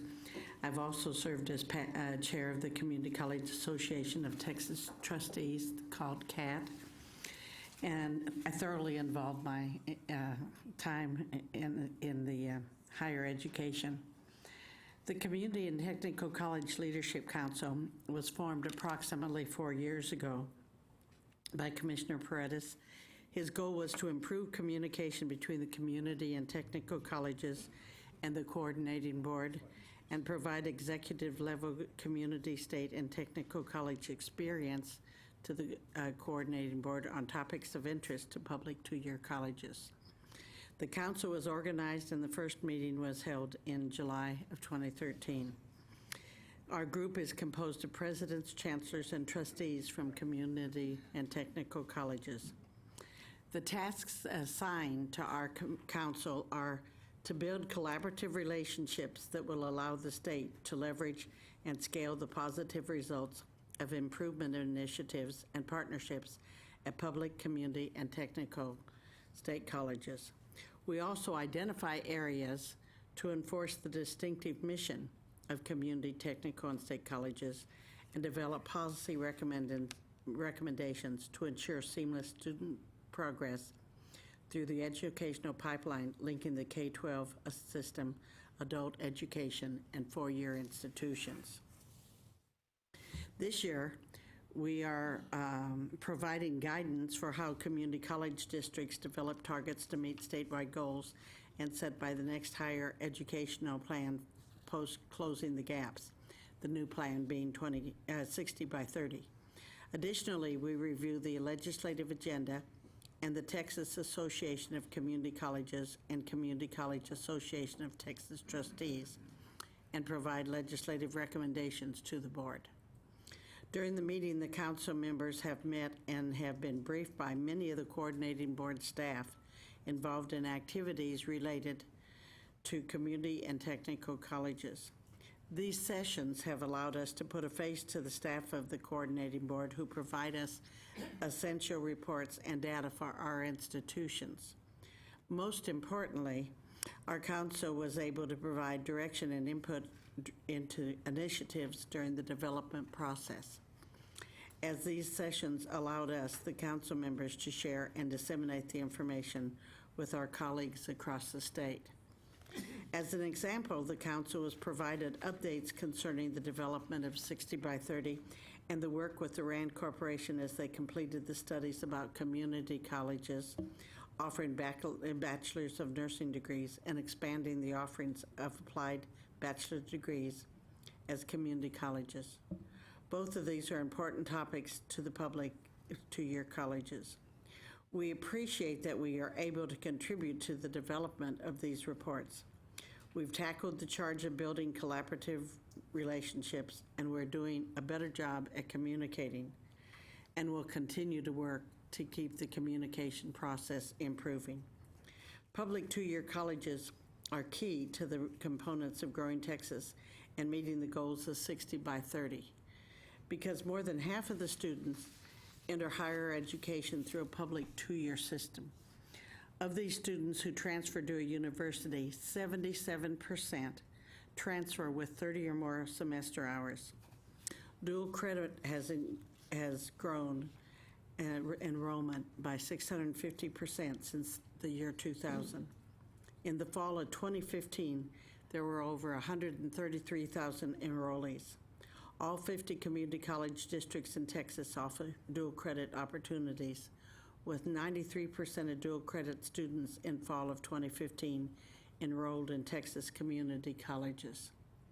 The average semester credit hour earned per dual credit student was 5.4, slightly less than 2 courses per student. Students in dual credit reflect the diversity of the state of Texas. Over half of the students enrolled are Hispanic or African American. In addition, economically disadvantaged students make up 46% of dual credit students. Students can earn a certificate of associate's degree by the time they graduate from high school. Students completing in a timely fashion with marketable skills and low student debt are 2 of the goals of the 60 by 30. The return on investment is to the students, their families, and the state of Texas as they continue into the workforce or transfer to a 4-year university. These are college credit-bearing courses taught by qualified instructors in a college setting. Our committee continues to review the policy changes that impact dual credit. Our position is to continue to monitor the expansion while maintaining rigorous instruction, something the Commissioner has strongly made us aware of and reminds us of frequently. We agree the need for this oversight. We are committed in more data as we learn how to help improve the quality and success of dual credit across the state of Texas. This brings me to another issue that our council discussion is, that's transfer to other post-secondary institutions. Community colleges college students face many barriers to completion, including working full-time and parenting. When students do have the opportunity to continue to a university, they are facing challenges of credits not transferring. Our institutions strive to ensure seamless transfer for our students through articulation agreements with our universities. The coordinating board has worked to expand the field of study, which also helps students take course loads that count towards a major. We need to do everything that we can to make transferring less of a challenge. At our meeting last month, we received a report on articulation agreements from Rex Peebles. The co-board has asked questions about articulation agreements from the 4-year perspective. The average number of articulation agreements that 4-year schools have with 2-year institutions is 37. If 2-year schools were to articulate their top 20 majors with 5 institutions to which the most of the 2-year students transfer, that would be 100 agreements. We're told the range for the 4-year institutions is 0 to 385. Rex also noted that the difficulty in maintaining the agreements is time and resources. For example, at San Jac, Catherine O'Brien has said instead of having a single articulation agreement with higher education institutions, we have multiple articulation agreements. At one university, we have a transfer plan for associate degree to the baccalaureate degree, an engineering agreement, and a third agreement with another department. At a second university, we have 4 agreements, with a 5th one in development. Sometimes, even with these agreements, our people have to get on the phone and smooth over the way for students. A recent example was, despite of our agreement with the university, the student, a veteran, was told that he would have to retake 2 courses from them. He didn't have to because of a follow-up phone call from one of the people from our university. Lucky that he pursued it so that he did get to count those 2. Where we have a pre-approved agreement that has already been vetted by one attorney, and if the only thing that changes is the GPA and/or the number of hours transferred, then it doesn't have to go back to our attorney. However, If the university has their own version they want to use, then it has to be vetted by our attorney. And if changes are made, goes back to their attorney, and so on. These are costs that some common sense cooperation could be saved the taxpayers. All this red tape makes it much more difficult for our students. In order for the state of Texas to meet its higher education goals as set forth by the 60 by 30 plan, community colleges will be asked to do much more of the heavy lifting. Community colleges are the starting point for the overwhelming majority of Texans entering higher education or enhancing their workforce readiness. Because of this vital role, increasing the state's investment in community colleges is essential to the upcoming legislative session.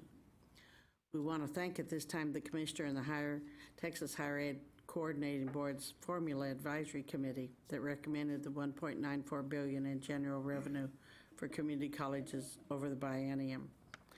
I believe it's important to note Texas is the third most affordable state for community colleges. We're doing a great job with less cost than all but 2 of the states in the country.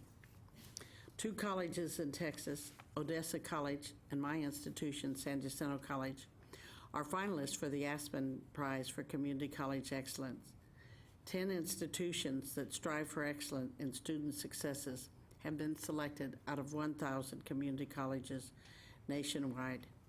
When visiting with our board, the Aspen leadership last week noted the work of our board to use data to improve student progress. The motto we as Board of Trustees, as many of our fellow community colleges across Texas follow, is focusing the entire institution on student success.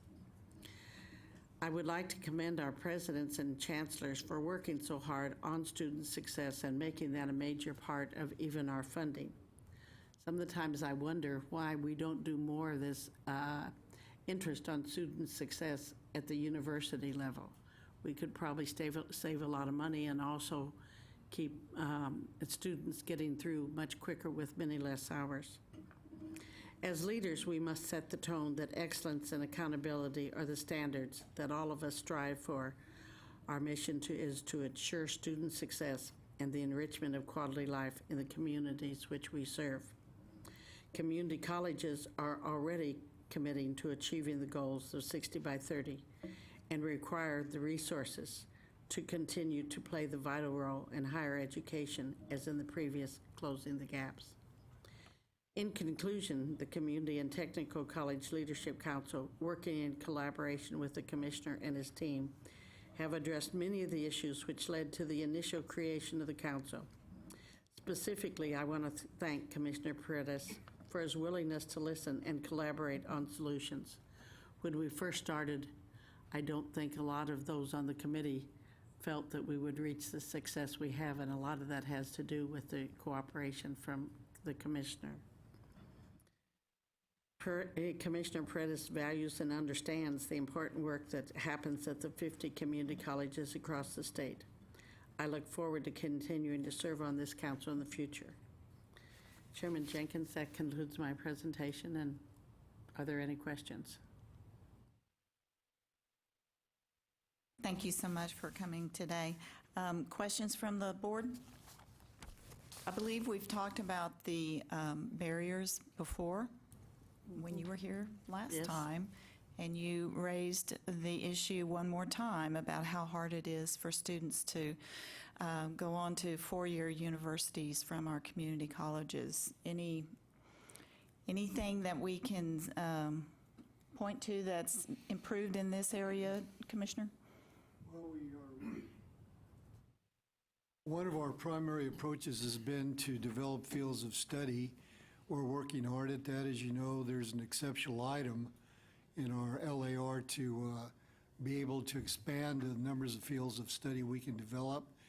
We're working with a community college group led by Bruce Leslie from San Antonio and Richard Rhodes here at Austin Community College, and this group is looking at developing transfer agreements and so forth. We know how serious this issue is, and David mentioned it in his comments a little while ago, so we will continue to work at it. We think that probably in the short term, working at the regional level is probably the most effective way to deal with the issue. We know, for example, that to take Bruce Leslie's area, we know that the vast majority of his students in the Alamo colleges in San Antonio, if they transfer, go to one of three institutions. They go to UT San Antonio, Texas A&M San Antonio, or Texas State. And so we've determined that if we develop those regional articulation agreements, that's probably an easier way and probably over the long run, a more effective way to deal with transfer than trying to do statewide agreements when they're an enormous amount of work and they don't apply to the vast majority of students. So we know it's a very serious issue. I don't know if David wants to say anything more than that.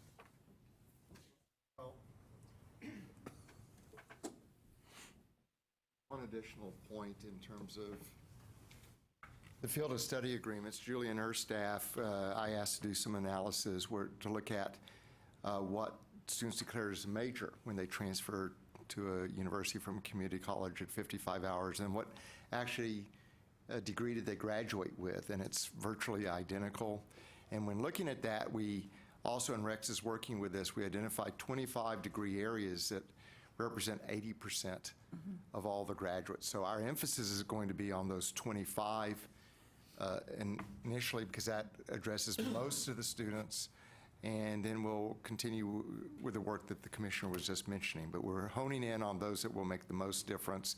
And it occurs to me as the commissioner was talking about the regional articulation agreements, we can probably lend some analytical support to help them identify those program areas where, to confirm that these are the areas where you really need those agreements most, so you can focus your efforts in an efficient kind of way. Thank you, Raymond. And one of my pet projects, also is the Common Course numbering. I think the figures that you have on that, and David and I have had these discussions, we don't need Common Course numbering for all the courses if we would zero in on that small percentage that they're going to be more asked to take. And the commissioner has convinced me that we need to start regionally, and I think it would be nice to end up statewide, but it would be good to start regionally with this also. But anything that you can do to make it easier for our students transferring.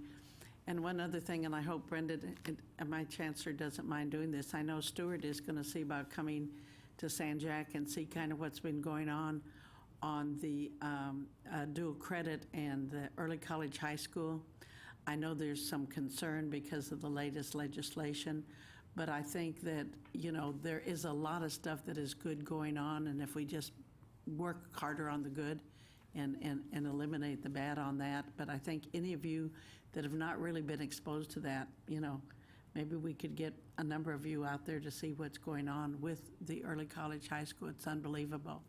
And quite frankly, I think for many of our, especially our minority students that we have an abundance of in the San Jacinto area, it's going to be their only hope. So thank you for letting me address you today. Arceli. Thank you. That was a wonderful presentation, and I actually had a follow-up question to Raymond, and this was right shortly after I was appointed to the commission, but you were at a Senate Education Committee hearing where Senator West asked the question about how many articulation agreements do we have?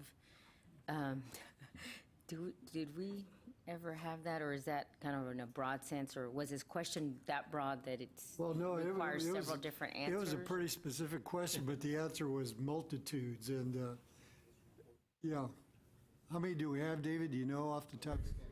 I'll actually talk about that a little bit when we get to the transfer report. Why don't you give us the answer now? Well, the answer now is there's 1,300 and some odd. As Marie just pointed out, the range of the universities is actually 0 to 385. So we have one university that doesn't have any, and then we have one university that has as many as 385. But the average is about 37, which I must admit is considerably lower than I thought it would be. But I think that's also a testament to just how difficult these things are to put in place, and then more importantly, to keep in place as things change. And they change very quickly. College curricula change all the time. And the legislature, I think, probably underestimates how difficult and how expensive it is to keep these articulation agreements current. And when you have 300 articulation agreements, you essentially don't have any articulation agreements. So the point on that, Rex, is not that the will or the desire isn't there. It's just that it's just darn hard and costs a lot of money. I mean, we all can agree that this is a good thing. Am I right with that? Yes, it's a difficult and time-consuming, lengthy process. I mean, But it's not that they don't agree that, no, this is valuable on multiple levels. It's just really, really hard to do. Yes. Okay. Okay. So Rex, would you mind sending me an email later on, or is it just kind of letting me know the breakdown of that? Could you do that? Of the articulation agreements, just where they are and who's got what? Sure. A lot of that information is already in the transfer report that you have at your on the dais, but I can send you the full survey results. That would be great. Thank you. Madam Chairwoman, what the commissioner just said, and I want to give kudos. I want to thank Dr. Peebles and his staff. They've provided a lot of information for me for background over the last several months, and they work overtime. This is another area that I don't know how many on your staff, but I will tell you that you and your staff are doing an outstanding job. As the commissioner said, things are curricular changes and all these proposals, but you guys are hats off. Good job. Thank you. Yeah, I have a great group of people to work with. Real quickly, I'd like to tell Marie, thank you for coming. You always bring a great comprehensive report, so appreciate it. Agenda items 9D 1 and 2 are on consent calendar. Agenda item 9D 3 is consideration of adopting the committee's recommendation to the board relating to a request from the University of Texas at El Paso for a Doctor of Pharmacy degree with a major in pharmacy and create a School of Pharmacy. Dr. Peebles. Thank you. The proposed program would create a professional doctorate degree in pharmacy at the University of Texas at El Paso. Since 1999, UT Austin and UT El Paso have been involved in a cooperative program for pharmacy where students will take 2 years of pre-professional training at UTEP, then come to Austin for 2 years, and then go back to El Paso for the remaining 2 years of the program. And this program would actually result in a standalone program for the University of Texas El Paso. Workforce need is nationally, we probably have more pharmacists than we need, but in Texas, there's actually a moderate demand for it, and the demand in the El Paso region is even higher. And one of the unique features of this program is the Spanish language training that will be a requirement of it to help deal with the population in El Paso. So it has a unique feature to it. The workforce demand is there, and otherwise it's pretty much a traditional program in pharmacy. Board, you Just have a quick question, Madam Yes. Chairman. And the entering class is going to be how many? Can you remind me? The entering class, right now they have about, they project about 35 students enrolled in the entering class, and then that will ramp up over time. Thank you. Other questions? Need a motion? Yes. You have a motion and a second? Questions? All in favor, say aye. Aye. All opposed? Motion carries. Thank you. Agenda item 9D4 is consideration of adopting the committee's recommendation to the board relating to a request from the University of Texas Health Science Center at San Antonio for a Doctor of Occupational Therapy degree in occupational therapy. Dr. Peebles. So this particular proposed program would create an entry-level doctoral program in occupational therapy. The accrediting body for occupational therapy has recommended that the point of entry go from a master's degree to a doctoral degree over time. And so this would be one of the first in Texas that actually has the bachelor's to the doctoral degree. We have several other institutions with occupational therapy doctorate, but this will be the first of its kind. There is estimated by both the Bureau of Labor Standards and the Texas Workforce Commission that there is substantial demand for this. And, you know, and as someone in the baby boom generation, I may need this before my time is up as well. I already needed physical therapists, and so, you know, this could come next, so you never know. But there's definitely a demonstrated workforce demand for this. It's a fairly sort of normal program in the sense that it would be a 36-month program with 114 semester credit hours, and these programs have a substantial clinical component of over 1,000 hours of clinical practice attached to it. Board members, any questions? Dr. Tesher? So, Rex, why did the trade association feel like they needed to move to this as the entry level? We've seen time and again, other health professions have maintained the master's level and then a doctorate level as an add-on. I'm very concerned this adds additional time and expense to get an entry-level occupational therapist. I mean, they're extremely valuable people to our patients in the healthcare arena, but I'm just wondering if this is a degree in search of an application when was there some deficiency noted where the master's level were not able to handle modern occupational therapy? Because I certainly haven't seen it in my clinical practice. And I don't know the answer to that. We do have a couple of representatives here from the institution from San Antonio, if they could address that.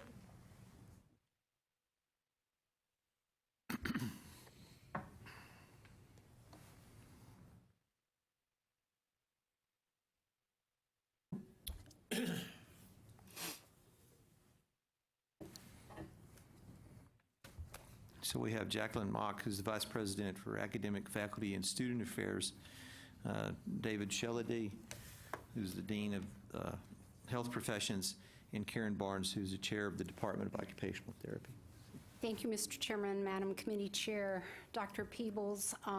We're delighted to be here and answer your questions. I want to turn to Dean Shellady and to Dr. Barnes specifically about your question about where the field is headed in the training for occupational therapists. Thank you.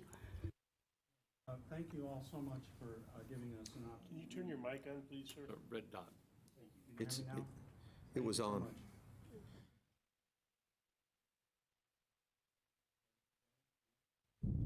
Now, okay, I'm sorry. Again, thank you all very much for giving us the opportunity to meet with you all and see if we could answer your questions. Occupational therapy is dealing with more and more complex patients. And for those of you who are not as familiar with occupational therapists, the basic role of an occupational therapist is to take someone with severe disabilities and restore them to as high a level of function. That's never happened.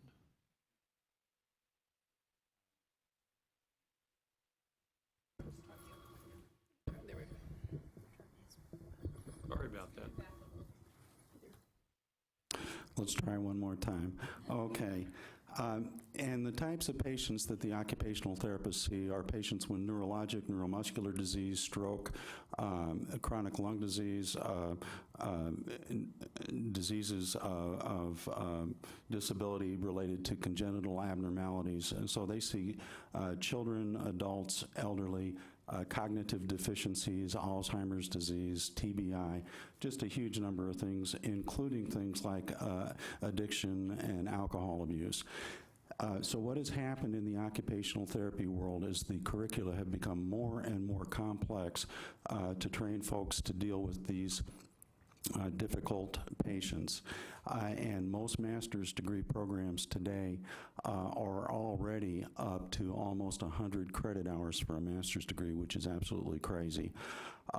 Our proposal is to increase our program just very little, 13 additional credit hours, 1 additional semester hour of coursework, but to incorporate the leadership and the complex skills things that we think that the student needs throughout the entire 3-year curriculum. So it's a very modest increase in number of credit hours, a very modest increase in cost, and a modest increase in the length of time to completion. The other thing that we deal with is our students go into South Texas where there aren't a whole lot of very sophisticated occupational therapists, and they need to be really ready to do a lot of things with minimal supervision from a senior occupational therapist because there just aren't any to deal with these patients. Karen, maybe you could add a little bit. Thank you. Concerning the cost, when students have an MOT degree and then they go and get an advanced doctoral program, advanced OTD, it is considerably a long time that the advanced OTD can be 2 years or a year and a half. So what we're proposing is a program that is a master's level, a doctoral level, that is only 1 semester longer, taking all of our courses and making them at looking at all of them, taking all of them and making them at a doctoral level, which is required by our accrediting body, so that essentially it is just 1 semester longer. I don't know if that answered your question. So your accrediting body is no longer going to recognize the masters? They are going to, they continue. They yes, are? Yes. They are considering that in 2025 that it will be entry level at a OTD. So given the complexity that Dean Shellady was describing, and I do understand what he's saying there, how can you get all the way from a master's level accomplishment to doctoral by only adding 1 semester? That seems counterintuitive. I know that seems counterintuitive, but you've got to remember, we're already at 100 semester credits. A traditional master's degree in liberal arts, for example, is 35 to 40 semester credits. To deliver the competencies that we need to train an effective occupational therapist, we're already at 101 credit hours. So you might think of it as we're aligning the number of credits the students have to take with an appropriate degree award. Our program is essentially almost 3 years in length already. And what we intend to do, though, is we intend to elevate all of the coursework that they take during the 3 years that they're with us to the doctoral level to have them better prepared. Now, the alternate way to go is, as you suggest, you have a master's degree plus an add-on doctoral degree, but that's going to take the student an even additional year or 2 over the current OT programs, and most of the master's programs in Texas are already almost 3 years long. So your accrediting body, the national, is there a core curriculum that you're following? Are they proscriptive in that you have to do a certain amount of this and this and that to be accredited? They've laid out a very detailed set of competencies for the OTD programs at entry level. So your 114 hours will meet all of those core competencies that they require? Yes, we believe it will. Okay, thank you. Other questions? Dr. Steen? Dr. Steen. John? Dr. Jurisprudence. I know, I always want to do that. So moved. Okay, have a motion? A second? Any questions? All in favor say aye. Aye. All opposed? Motion carries. Thank you so much for coming today. Thank you. Agenda item 9D5 is on the consent calendar. 9E is consideration of adopting the committee's recommendation to the board relating to the report on uniform pre-nursing curriculum. Your favorite subject, Dr. Peebles. Indeed. It is, at least one of my favorite subjects. Anyway, so you may recall that this was a result of legislation passed in the last session that directed the coordinating board to conduct a study on the pre-nursing curriculum. Most nursing programs have courses that they require students to take either before they can be admitted or certainly before they can begin coursework in a nursing program. And those programs differ from one location to another, from one school to another. And so there was some sense that we could at least create some recommendations around what might be a more uniform pre-nursing curriculum. And the committee met. It was made up of both 2- and 4-year folks from nursing programs, both associate degree nursing and Bachelor of Science nursing programs. It also had a representative from the Board of Nursing and from the State Nursing Association and a representative from the coordinating board which I had the pleasure and the privilege of serving on. And the result of their deliberations was to recommend 7 courses in the BSN degree program and 2 courses in the associate degree nursing program as the pre-nursing curriculum.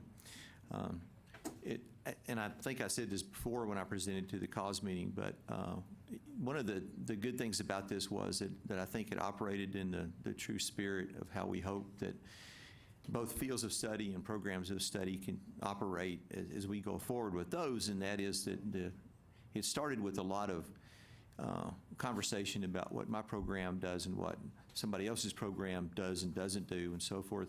But it ended with a lot of conversation about what is it that students ought to be learning and what is it necessary for students to be successful in those programs, regardless of where they go or which program they start in.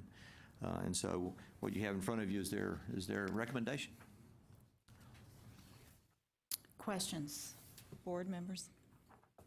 It's a lot of work on this, and just like Marie was saying, there's so many barriers for students that come and try to transfer from one school to another, and it impacts our nursing shortage, of which we're coming back into another crisis again. Any other thoughts? approval. We have a motion and a second. Questions? All in favor say aye. Aye. All opposed? Motion carries. Thank you.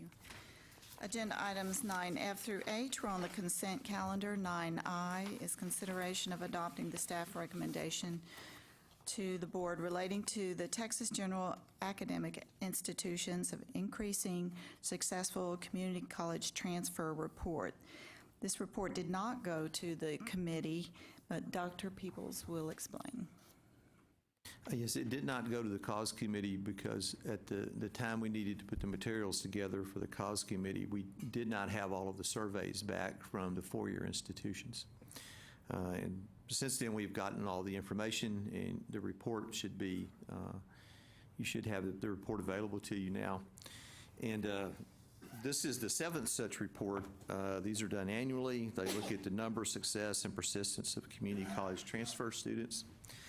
And so I'll talk a little bit about the major findings first of all, and that is that completion rates in time to degree for community college transfer students do not compare favorably to native students. So it is still the case that transfer students tend to take more hours, they take more time to a bachelor's degree than a native student who started at the four-year institution does. And that has not changed much in those 7 years. So we still have a concern with students that transfer with excessive hours. Right? So students who are taking courses at community college that then do not get applied to their major. We did have an anomaly in this year's report that for the previous 6 years, the time to degree for transfer students has been 7.5 years. And for a brief period of time, we thought it had fallen to 6.3, but we kept thinking there's something not quite right about this. And we discovered yesterday that there was actually a data glitch, and the accurate number is 7.5. And so it too has not changed very little, if any, over time. And as reported earlier, some of the major barriers to transfer include inaccurate or inadequate advising. And I think this is somewhat of an oversimplification because it's very difficult at a 2-year institution to advise students into 37 four-year institutions and probably 150 majors. So we're asking an awful lot of advisors and counselors at 2-year institutions. We're asking them to have an awful lot of information at hand. And as the commissioner pointed out, that information changes on a regular basis as well. So it's a very difficult process. One of the things that we did this time that we talked about before is we did ask more questions about articulation agreements. So 28 of the 37 institutions responded to the survey on this piece of it, and among them there were 1,385 articulation agreements in total. The range was from 0 to 385, and again, the average was actually 37. Again, it was lower than what you would expect given the number of of majors that are out there. And as Marie pointed out in her presentation, if any given college just takes their top 5 transfer institutions and their top 20 majors at their institution, that's 100 articulation agreements right there without getting into that other 20% of students and so forth. And again, the barriers cited to development of these were lack of time and personnel to deal with it. There's also the specialized nature of degree programs. One of the things that we've learned in our field of study work is that oftentimes there may only be one course difference between institution A and institution B, but that one course means an awful lot to institution A or to institution B, as the case may be. Go ahead. So the major recommendations that come out of this report is that four-year institutions should readily participate in the development of fields of study and readily accept them. Four-year institutions are required by statute to accept and apply a field of study and the courses in the field of study when it's completed, but there's not always the understanding of that, and that's something that we need to work on to make sure that institutions understand what their responsibilities are connected with this.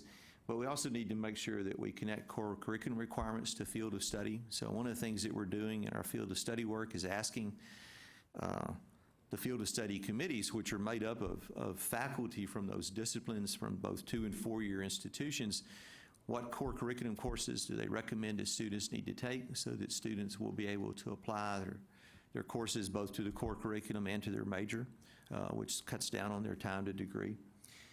And that also that four-year institutions should better align their lower division courses with the academic course guide manual, which is what 2-year institutions have to follow, and more importantly, align themselves with the student learning outcomes that have been identified for those courses. And I should point out that there are a number of four-year institutions that do this already, by the way. It's not as though no one is doing it, so we have made a lot of progress, and a lot of institutions have taken it upon themselves to pursue this. And then last but not least with this, the community colleges also need to do their part. So a four-year institution can't be required to accept what's not being done. And so the community colleges also need to embrace the fields of study and fully implement them at their institutions. And when I said, when I used College A and College B, College A could be a community college that wants to hang on to a particular course as well. So it's not just four-year institutions that need to sort of align themselves with this. It's also the 2-year institutions that need to as well. Rex, in the hospital industry, we have barriers with trying to transfer patients to the appropriate places where they need to go.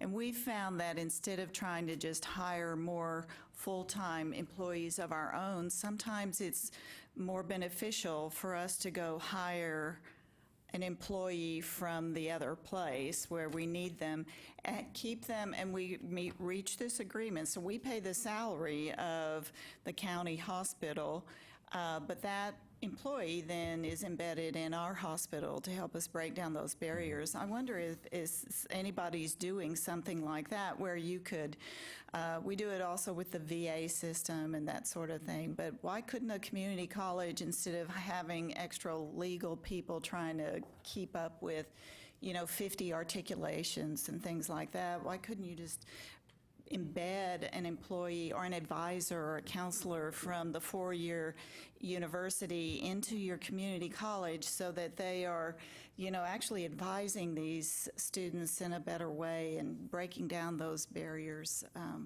Just seems like it would be an investment, but it could maybe split the cost of that because it's a good thing for the university to pull those students in who are already prepared, who have the right courses, and get them graduated, but it would, obviously benefit the student the most. Well, and there are a number of four-year institutions and two-year institutions that do something very similar to that, where the four-year institution will send someone or embed someone on campus, if not on a full-time basis, right, on a regular basis, that advises. The part of the issue with that, however, is that that's one institution, mm-hmm, and those students may want to go to going to go somewhere else. And so there's been a lot of conversation about this, and the commissioner mentioned the group that we've been working with Chancellor Leslie from Alamo Colleges, and he's made the statement that all of this is good, but we really need a statewide solution to this.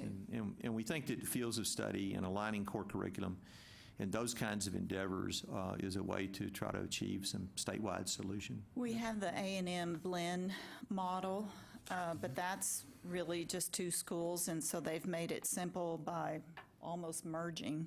But they broke down all the walls, and but I don't know if that's a model that could be replicated across the state.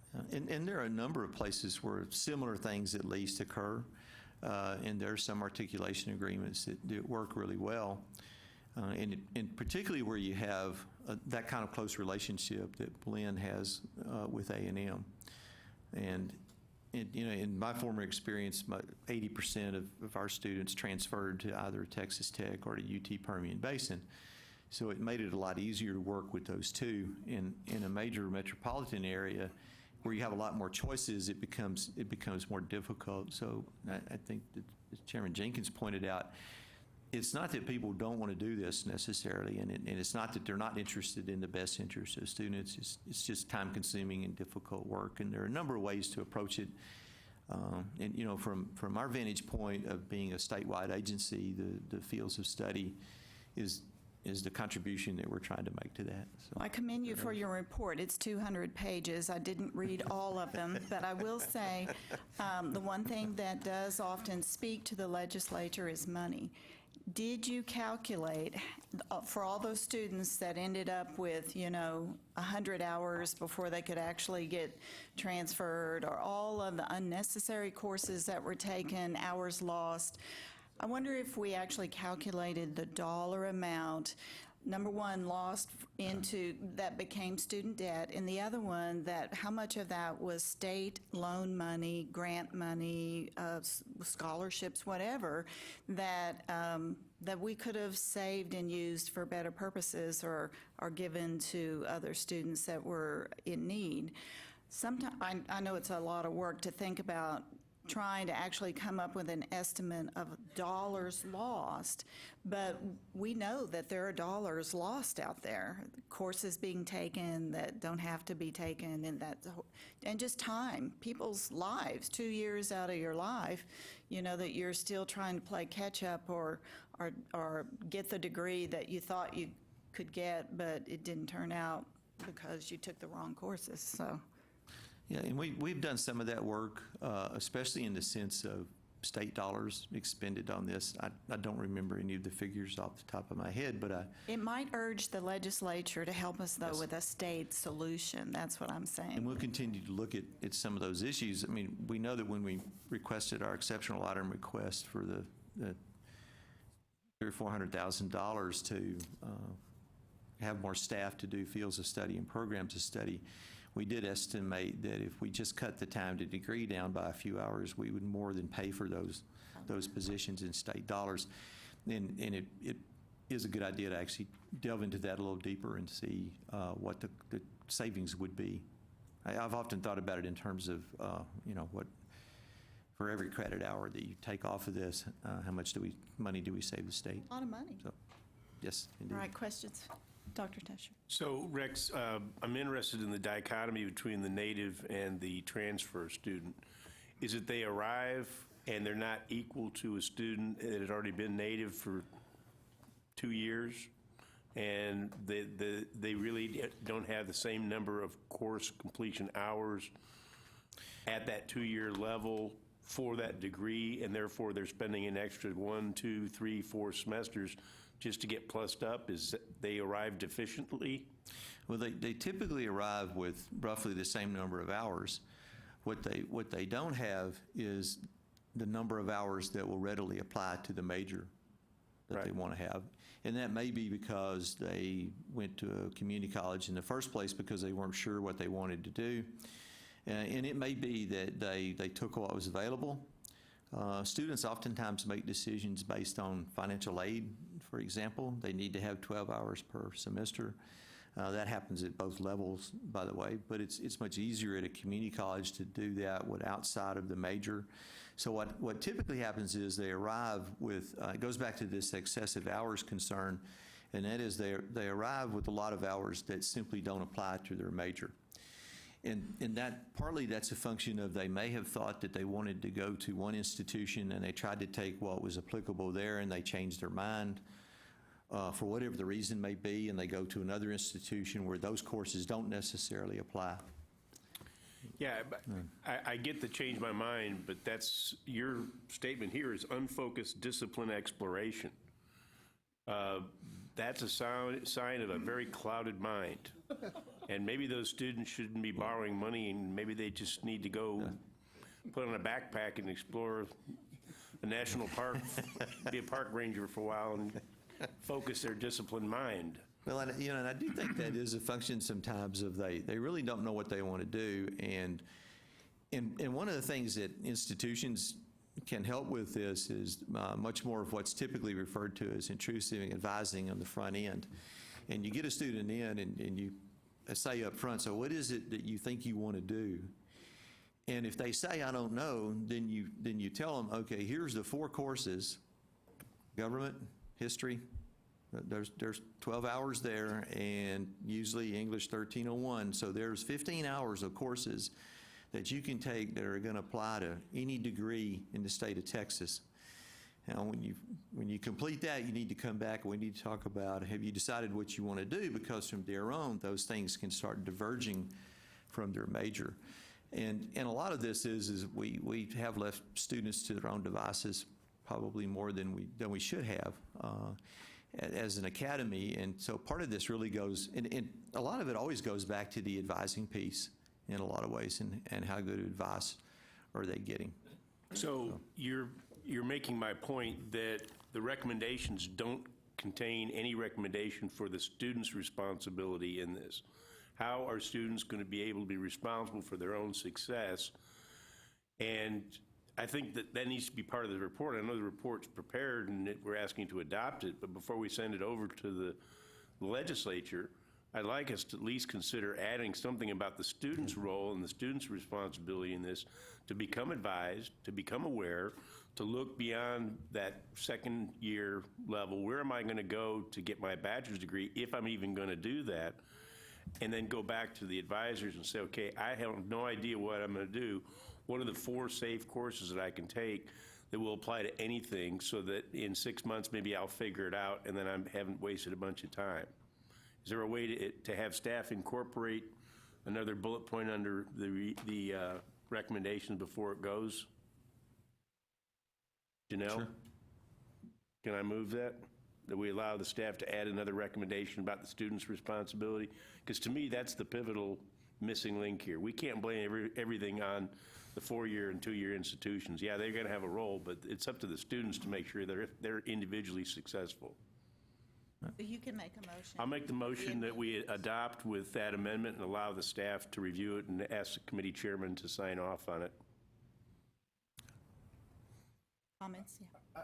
Yeah, I've got a question. So all this focus, is smoothing these pathways, okay? But and Chancellor Sharp mentioned, A&M and qualified students and identifying those qualified students that, can do the work at A&M College Station. Talk for a minute about, say, the upper level institutions or higher, flagship type institutions. What is their attitude to transfers? I mean, clearly, if they have spots, I guess they want them filled. But on the other hand, you would think that they'd want the best students they could possibly get, and really across the board. So talk about that for a moment. Well, it's certainly true that, particularly for the 2 flagship institutions, that they do seek out and want the best students that they can possibly get. University of Texas at Austin doesn't take a whole lot of transfer students because the top 10% or top 7% rule as applies to them precludes them from accepting a lot of transfer students. A&M, on the other hand, takes a greater number of transfer students, and part of that has to do with UT Austin's decision to try to keep enrollment at a certain level. and it's been there ever since I can remember. And A&M College Station accepts more students, and they're actively trying to grow. And like all other students, some transfer students are better than others. And I do think that the flagships seek the best students they can. And indeed, I think that probably all institutions on some level try to get the best students that they can. So I guess, so take Alamo and say UTSA or A&M, San Antonio.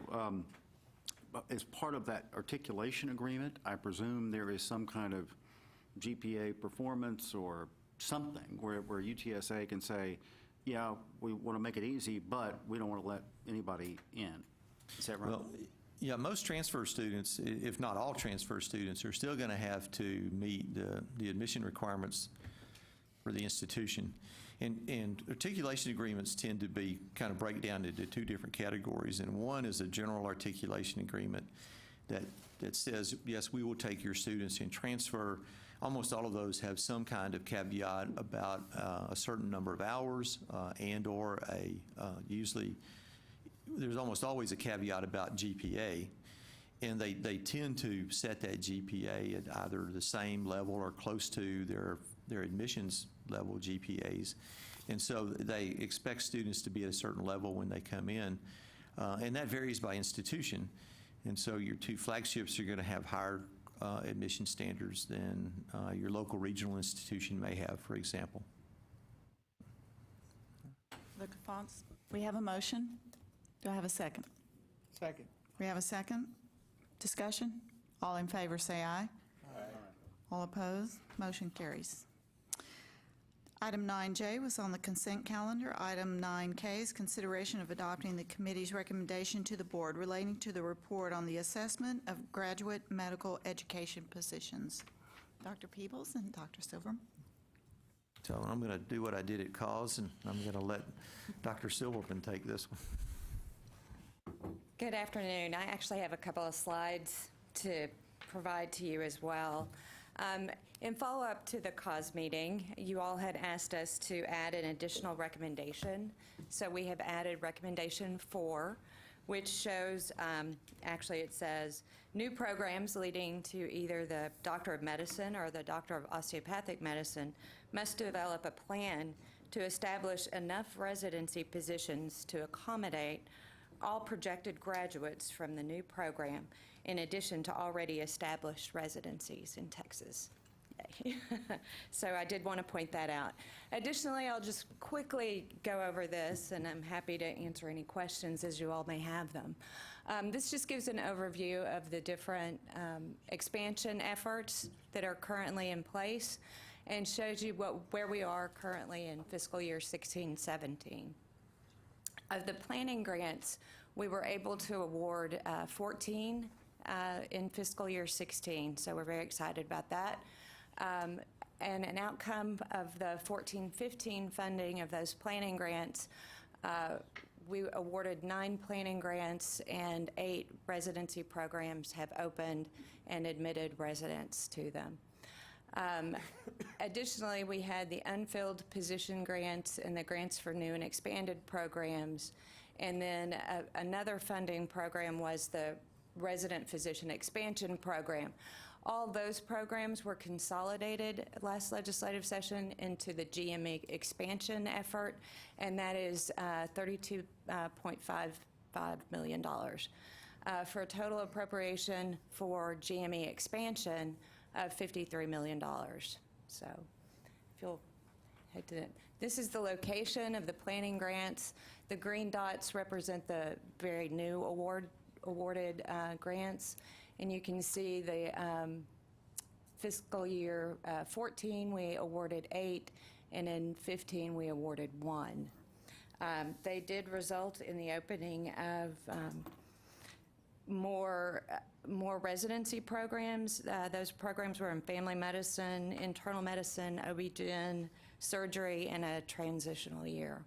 So I'll go to the next slide.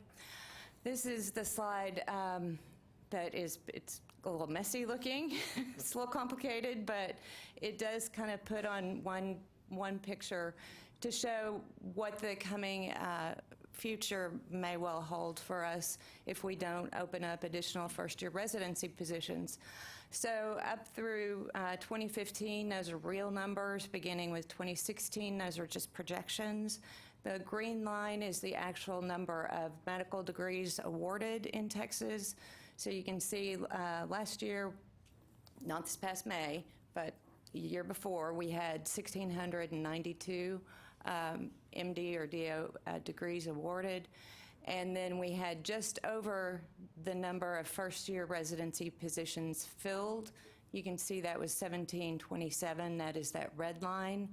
The projected 1,777, the little dotted orange line, is what we think is going to happen in 16 as a result of the expansion efforts. You can tell that in 17, we anticipate that we will hit that optimal goal of the need to do 1.1 to 1 ratio of first-year positions to medical school graduates. But the picture is fairly bleak. If we just stay there and we don't increase anymore, you can see that by 2020, we will quickly be shipping out our medical graduates to other places if we don't have positions available for them here. That concludes my remarks. I'm happy to answer any questions. Members? Move approval. Yeah, motion? Second? How many years have you been working on this? My whole entire Your whole career. life? Ever since you got here. Thank you so much. All in favor, say aye. All opposed? Motion passes. Appreciate it. Agenda items 9L through N were on the consent calendar. Agenda item 9O is a report on the Carl D. Perkins Career and Technical Education Improvement Act funds to colleges for basic and leadership grants. Dr. Peebles. Thank you. Carl D. Perkins is a federal grant program that actually comes to us through the Texas Education Agency. They take 70% of the money allocated. We get 30% of the money allocated. That comes to about $27 million per year as of this year. 85% of our portion must go to what's called basic grants, and basic grants are determined, or there's an allocation methodology for it based on the number of students that colleges have enrolled in career and technical education programs and the number of those students that are receiving Pell Grants. And then based on that allocation methodology, then students are awarded the grants that you see on page 2 of your blue pages and page 3 in those amounts. 10% of that money that we get then is also allotted for leadership grants, and leadership grants go to colleges to try to develop curriculum, to look at ways to try to bring non-traditional students into programs, and that usually revolves around, I always use the example of trying to bring more males into nursing, more females into welding, but there are countless examples of occupations out there that have been traditionally one way or the other, and the idea is to try to get non-traditional populations. Perkins funds are also spent on what are called special populations, and these range from folks who suffer from learning disabilities or other disabilities and to single mothers who need child care. And that depended upon the institutions and how they want to allocate their funds for that. Leadership grants also go oftentimes toward curriculum development, and 2 of the grants that we have now are directly related to competency-based education in its development. And then 5% of that, the money that we get, is reserved for administrative costs. And I don't think I've ever pointed this out, but as a division, there's about $200,000 a year that could be earmarked for administrative costs that we do not spend. And that money winds up in the basic allocation to institutions. This is an informational only item. Any questions, comments? Thank you. Then agenda item 9P is a report to the board on school closures and/or teach-outs pursuant to Chapter 7, Subchapter A, Section 7.75. So I hope for the day when this page is blank. But as you can see, we have three that are listed here, and as you probably know, there is now a fourth. The Brown Mackie colleges have both acted well in the sense that they have actively pursued teach-out agreements, and they have those in place, and they are actually teaching out their own students through the year 2017. They've also made arrangements for their students to be able to get transcripts. They're owned by a parent corporation, and so the parent corporation will maintain those. ITT, as you know, declared bankruptcy a couple of weeks ago, and we are still in the process of trying to secure student records. One of the things that's happened is as a result of bankruptcy, of course, their assets have been given over to bankruptcy court and to a trustee who is administering that. And by all indications, the trustee is well aware of the importance of student records, because student records then mean that students can get transcripts. And transcripts mean they have something to take to another college, or more importantly, perhaps they have something they can take to an employer, that they can prove that they have the education that they claim they have. So student records are really a vitally important part of this whole process of closing out a school. And the trustee seems to be well aware of the importance of these records and has made some arrangements for these to be digitized by Parchment, who was holding ITT electronic records before. And so that seems to be proceeding about as well as it can under the circumstances. And of course, many of you may know that on Monday morning, students arrived at Career Point colleges in Texas, of which there were 3, to find the doors closed.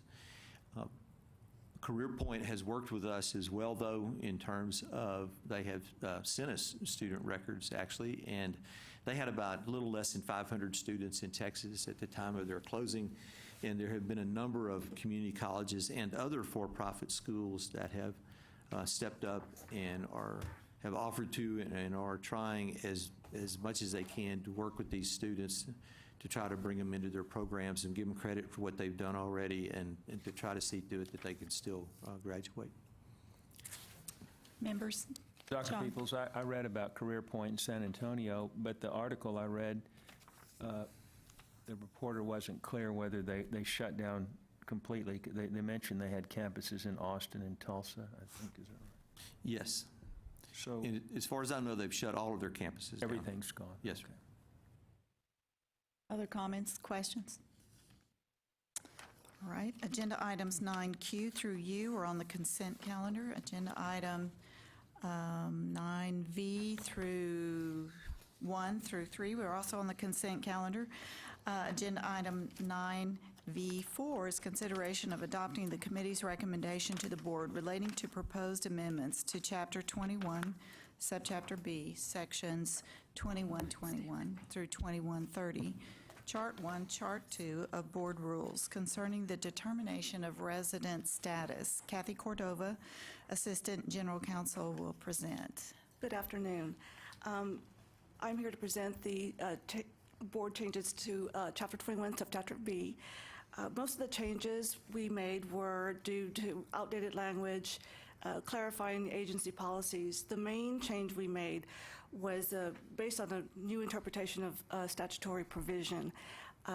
We got one comment regarding a deletion of a definition that was based on the new interpretation of the statute. The institution arguing that if we removed the definition, then they were going to be forced to refund the excess tuition to students who were misclassified based on student error. But if I may, I'll read you the provision that was reinterpreted. It is 54056B. Regardless of the reason for the error, if an institution of higher education erroneously classifies a person as a non-resident of the state, the institution shall immediately refund the excess tuition paid by the student. So we believe this benefits the student by requiring institutions who misclassify a student for, in any instance, the excess tuition paid by the student who is misclassified. And we believe that the amendments should be approved. Thank you. Questions? Yes. Oh, you have a motion and a second? Comments? Discussion? All in favor say aye. All opposed, motion passes. Thank you. All right, agenda item 9W was on the consent calendar. 9X was taken up earlier today. 9Y is a report on institutional request acted on by the commissioner or assistant commissioner since the previous board meeting. Information item only. Thank you. So as you can see, we approved 33 new degree or certificate programs. We also processed 12 institutional requests for phase-out of programs. We issued 7 new certificates of authorization for institutions outside of the state to operate in the state of Texas, and we received 6 planning notifications. The numbers are a little bit down from what you've seen previously, but I think the summer lull is over because our list is much longer now of proposals in process. Thank you, Dr. Peebles. Mr. Chairman, that concludes our business. Thank you, Janelle. We'll move now to agenda item 10, matters relating to the Agency Operations Committee. And John, you're up now. Okay, good afternoon. During the AOC meeting yesterday, the committee meeting members heard the final report on the external quality assessment of the internal audit and compliance monitoring functions at the coordinating board. So you all be happy to hear that the consultants who conducted this quality assurance review stated that out of 150 audit functions they've reviewed, our audit and compliance team was rated one of the best. And I think, Mr. Pohl, help me with this, but they said on a scale of 1 to 10, they volunteered this, that your area was what, like 10 plus, or 10.1 or something like that. So congratulations. I wanted the full board to hear that, and we're sure proud of you. We also received a report on the major IT projects that are in progress, and we heard that the Comptroller's Office rated our CAPS implementation team for HR payroll functions as one of the best agencies to efficiently and effectively deploy this project. So we heard some more praise, and I think we want to thank, gosh, she's got a long title, our Interim Assistant Commissioner of Information Solutions and Services, Jin Sun. Is she here? Yeah, she's back there. Congratulations, and keep up the good work. We were also provided a report on grants and contracts, including those exceeding $1 million, a review of the year-to-date fiscal year 2016 financial report, an update regarding the loan program internal audit management responses, an update on internal audit reports and activities, and an update on compliance monitoring reports and activities. These items did not require any action. The next item is 10B, public testimony on agenda items related to the Agency Operations Committee. Ms. Battles, no one registered, correct? Okay. So we'll move on. The next item is 10C, relating to board operating policies and procedures. So at the committee meeting yesterday, the members voted to postpone this item to the January AOC meeting to give the members more time to review the proposed changes. And we asked that a special email be sent to each of you with a draft of this document. We had some very good input. This is our governing document on board operating policies and procedures. And I made the point, we get so much paperwork, sometimes but this is something we really ought to focus on. And Mr. Stedman, we adopted it 2 years ago, and we said at the time that we would look at it every 2 years. We're under no deadline to do it, but Ms. Battles and our council came up with some good suggestions for changes. So we really want everybody to take a good look at this, and so we're going to email it out, and then the commissioner suggested that we're going to give a deadline for everybody to give their comments. Yes, we will ask you to respond by a date certain, and that will give us enough time to revise this in time for the January board meeting. But yes, we take your comments very seriously, and we will make the adjustments necessary. We had a good discussion. It could have gone on for hours, and we thought this was the better way to go. Thank you for that. Okay. The next item relates to a resolution authorizing the issuance of State of Texas college student loan bonds in one or more series and delegating to the Commissioner the authority for the filing of one or more applications to obtain a portion of the state's allocation for private activity bonds. Mr. Ken Martin, Assistant Commissioner for Financial Services / CFO, is available to answer any questions. Thank you, Mr. Chairman. Members, we went through this through the AOC yesterday. I'll go through a higher level today, but please stop me or ask any questions or any other details regarding this resolution. This pertains to the staff's request for approval to issue up to $180 million of general obligation bonds. These are bonds to support a student loan program. As you recall, our student loan program is supported by general revenue. Is not supported by general revenue. That's a key component right there, is supported by loan funds, these bond funds, and the repayments we receive from the students. So that's a key component to note. This will fund us for the next year. This will start in December. We hope to be able to close by the end of November or beginning of December on the sale of these. And then these will fund future loans through January and preceding September and through part of the following year. We have seen an increase in demand because of our lower interest rate, which we lowered approximately a year and a half ago, and we lowered our origination fee prior to that. So we are seeing a little bit increase in demand on the loan, which is probably a good thing if students can find a more positive, lower interest rate avenue for their debt. And I'm happy to answer any questions. And I have Mr. Richard Donahue from McCall, Parkhurst, and Horton, our bond counsel that we use, and they support us as well as First Southwest, Hilltop Securities, for financial advisement and bond counsel, make sure we're compliant in these sales. So, Mr. Martin, you got me worried because Mr. Donahue gave us some really good input yesterday. So has he been here throughout the whole meeting? No, sir. Okay, No, sir. Just worried about the hourly rate and all that. Not at all. I'm not on the clock. That's right. The wonderful thing of texting, electronic transmissions. I thought in response to a question from Dr. Tesher, you really gave a great summary of the input that you provide. Do you mind giving that to the full board? Sure. It was a bit off the top of my head, so I'll just kind of go and let me know if I miss anything. But we serve as bond counsel to the coordinating board. Our job is to draft all the legal documents related to the bonds. We represent the board and provide a bond counsel opinion that goes to the market. The purchasers of the bonds receive an opinion from our law firm that the bonds are legal and valid obligations and that the interest on the bonds is tax exempt. We work with the board to structure the transaction in such a way that happens. We draft all of the applications to the bond review board. We work with the firm in front of with the Attorney General's office, who also has to approve the bonds.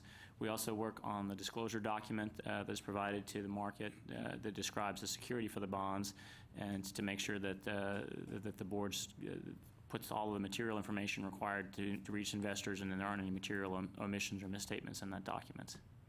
And we also do some continuing disclosure work with the board. There are the filings that are required even after the bonds are issued to continue to update the market, and we'll work with the staff on making sure those reports are done and on a timely basis. We also do a lot of tax compliance monitoring in conjunction with your staff, who's very good about staying on top of these things. But there are a lot of ongoing obligations with regard to tax-exempt bonds, because the bonds are issued and then they have a 30-year lifespan, and there are ways to mess things up such that the bonds become retroactively taxable, and that has never been the case here. But anytime you deal with the IRS, you have ongoing requirements to continue to run your program in such a way as it meets federal law, and so we advise on that. So, it's good to hear that, because you all are absolutely essential to this. It couldn't go anywhere without this good legal input. And your firm, of course, is one of the premier firms in this area. Tell us a little bit about your firm. Sure. Thank you. It's a pleasure to work with the coordinating board. Our firm was founded in 1919. All we do is public finance work. We are 25-ish lawyers based out of Dallas. We now have 8 lawyers in Austin now, so we're just down the street and can be here for meetings, which makes it nice.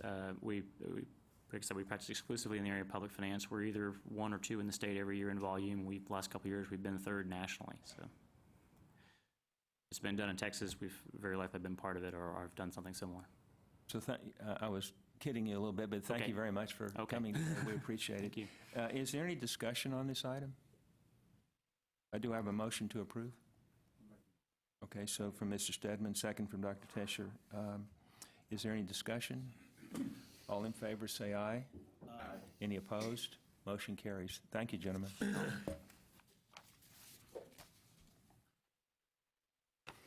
All right, the last item under the Agency Operations Committee agenda relates to South Texas College's proposal regarding the board's determination that South Texas College not receive certain additional formula funding and repay formula funds rendered in error pursuant to the findings of a compliance monitoring report dated July 7, 2016. Mark Pale, Director of Internal Audit and Compliance Monitoring, will explain the motion that was adopted by the committee yesterday, which is being recommended for adoption by the full board today. Mr. Pale.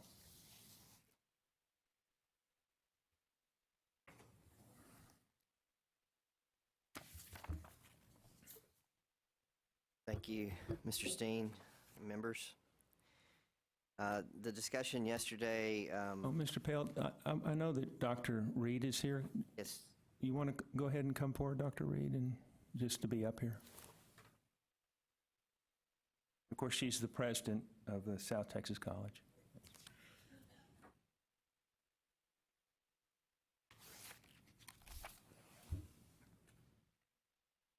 Yesterday, we had a discussion. I walked the committee through the timeline, basically from last AOC meeting in July, where we had a compliance monitoring report that questioned $2.3 million in formula funding for continuing education hours that were questioned at South Texas College. And thereafter, there was a sequence of events, communication between the commissioner and Dr. Reed, followed by a meeting of all the interested parties, including legal counsel, representing South Texas College. The meeting was held here at the coordinating board, and coming out of that meeting, and in your materials was a letter from Dr. Reed to Dr. Paredes, essentially setting forth a proposed compromise or settlement wherein the coordinating board would continue to withhold amounts that were not yet paid or that are in the process of being paid out in fiscal year 2017.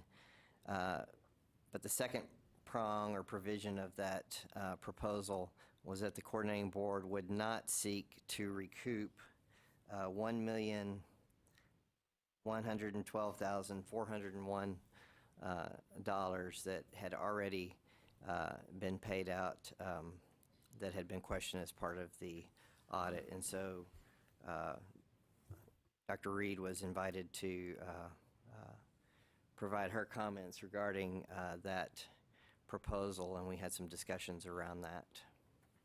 All right, so this was pretty thoroughly discussed, and of course, yesterday we've got some people here that weren't here yesterday, so I don't know how much detail we want to go into on this, but we're comfortable with. I'm sorry, Chairman Steen. I'm not on the committee. I was not available to be here yesterday, but I understood that we, in executive session or however we want to talk about this, that we had made a decision. And just so you'll know, we have the ability, if we wanted to go into executive session. If you wanted to discuss something, just keep that in mind. I understand, but I guess I'm confused because we as a board had made a decision about how we were going to handle this in July. And so I'm confused as to, were we threatened by a lawsuit? Well, I don't understand the background. John, unless people have questions of these two individuals, I would recommend that we do go into executive session because we do have members that were not able to participate in yesterday's deliberations. And I think they're owed a frank discussion that we really can't have unless it's attorney-client privileged in executive session. All right, and Dr. Reed, would you mind staying around until we get back? Oh, I'd be very glad to. I'm Okay. quite eager to hear your decision. All right. So pursuant to Texas Government Code, Section 551.071, consultation with attorney, this board will meet in closed session to receive its attorney advice on legal matters related to Agenda Item 10E, and no other business of the board will be discussed before we reconvene in open session, and the time is 1:43 p.m.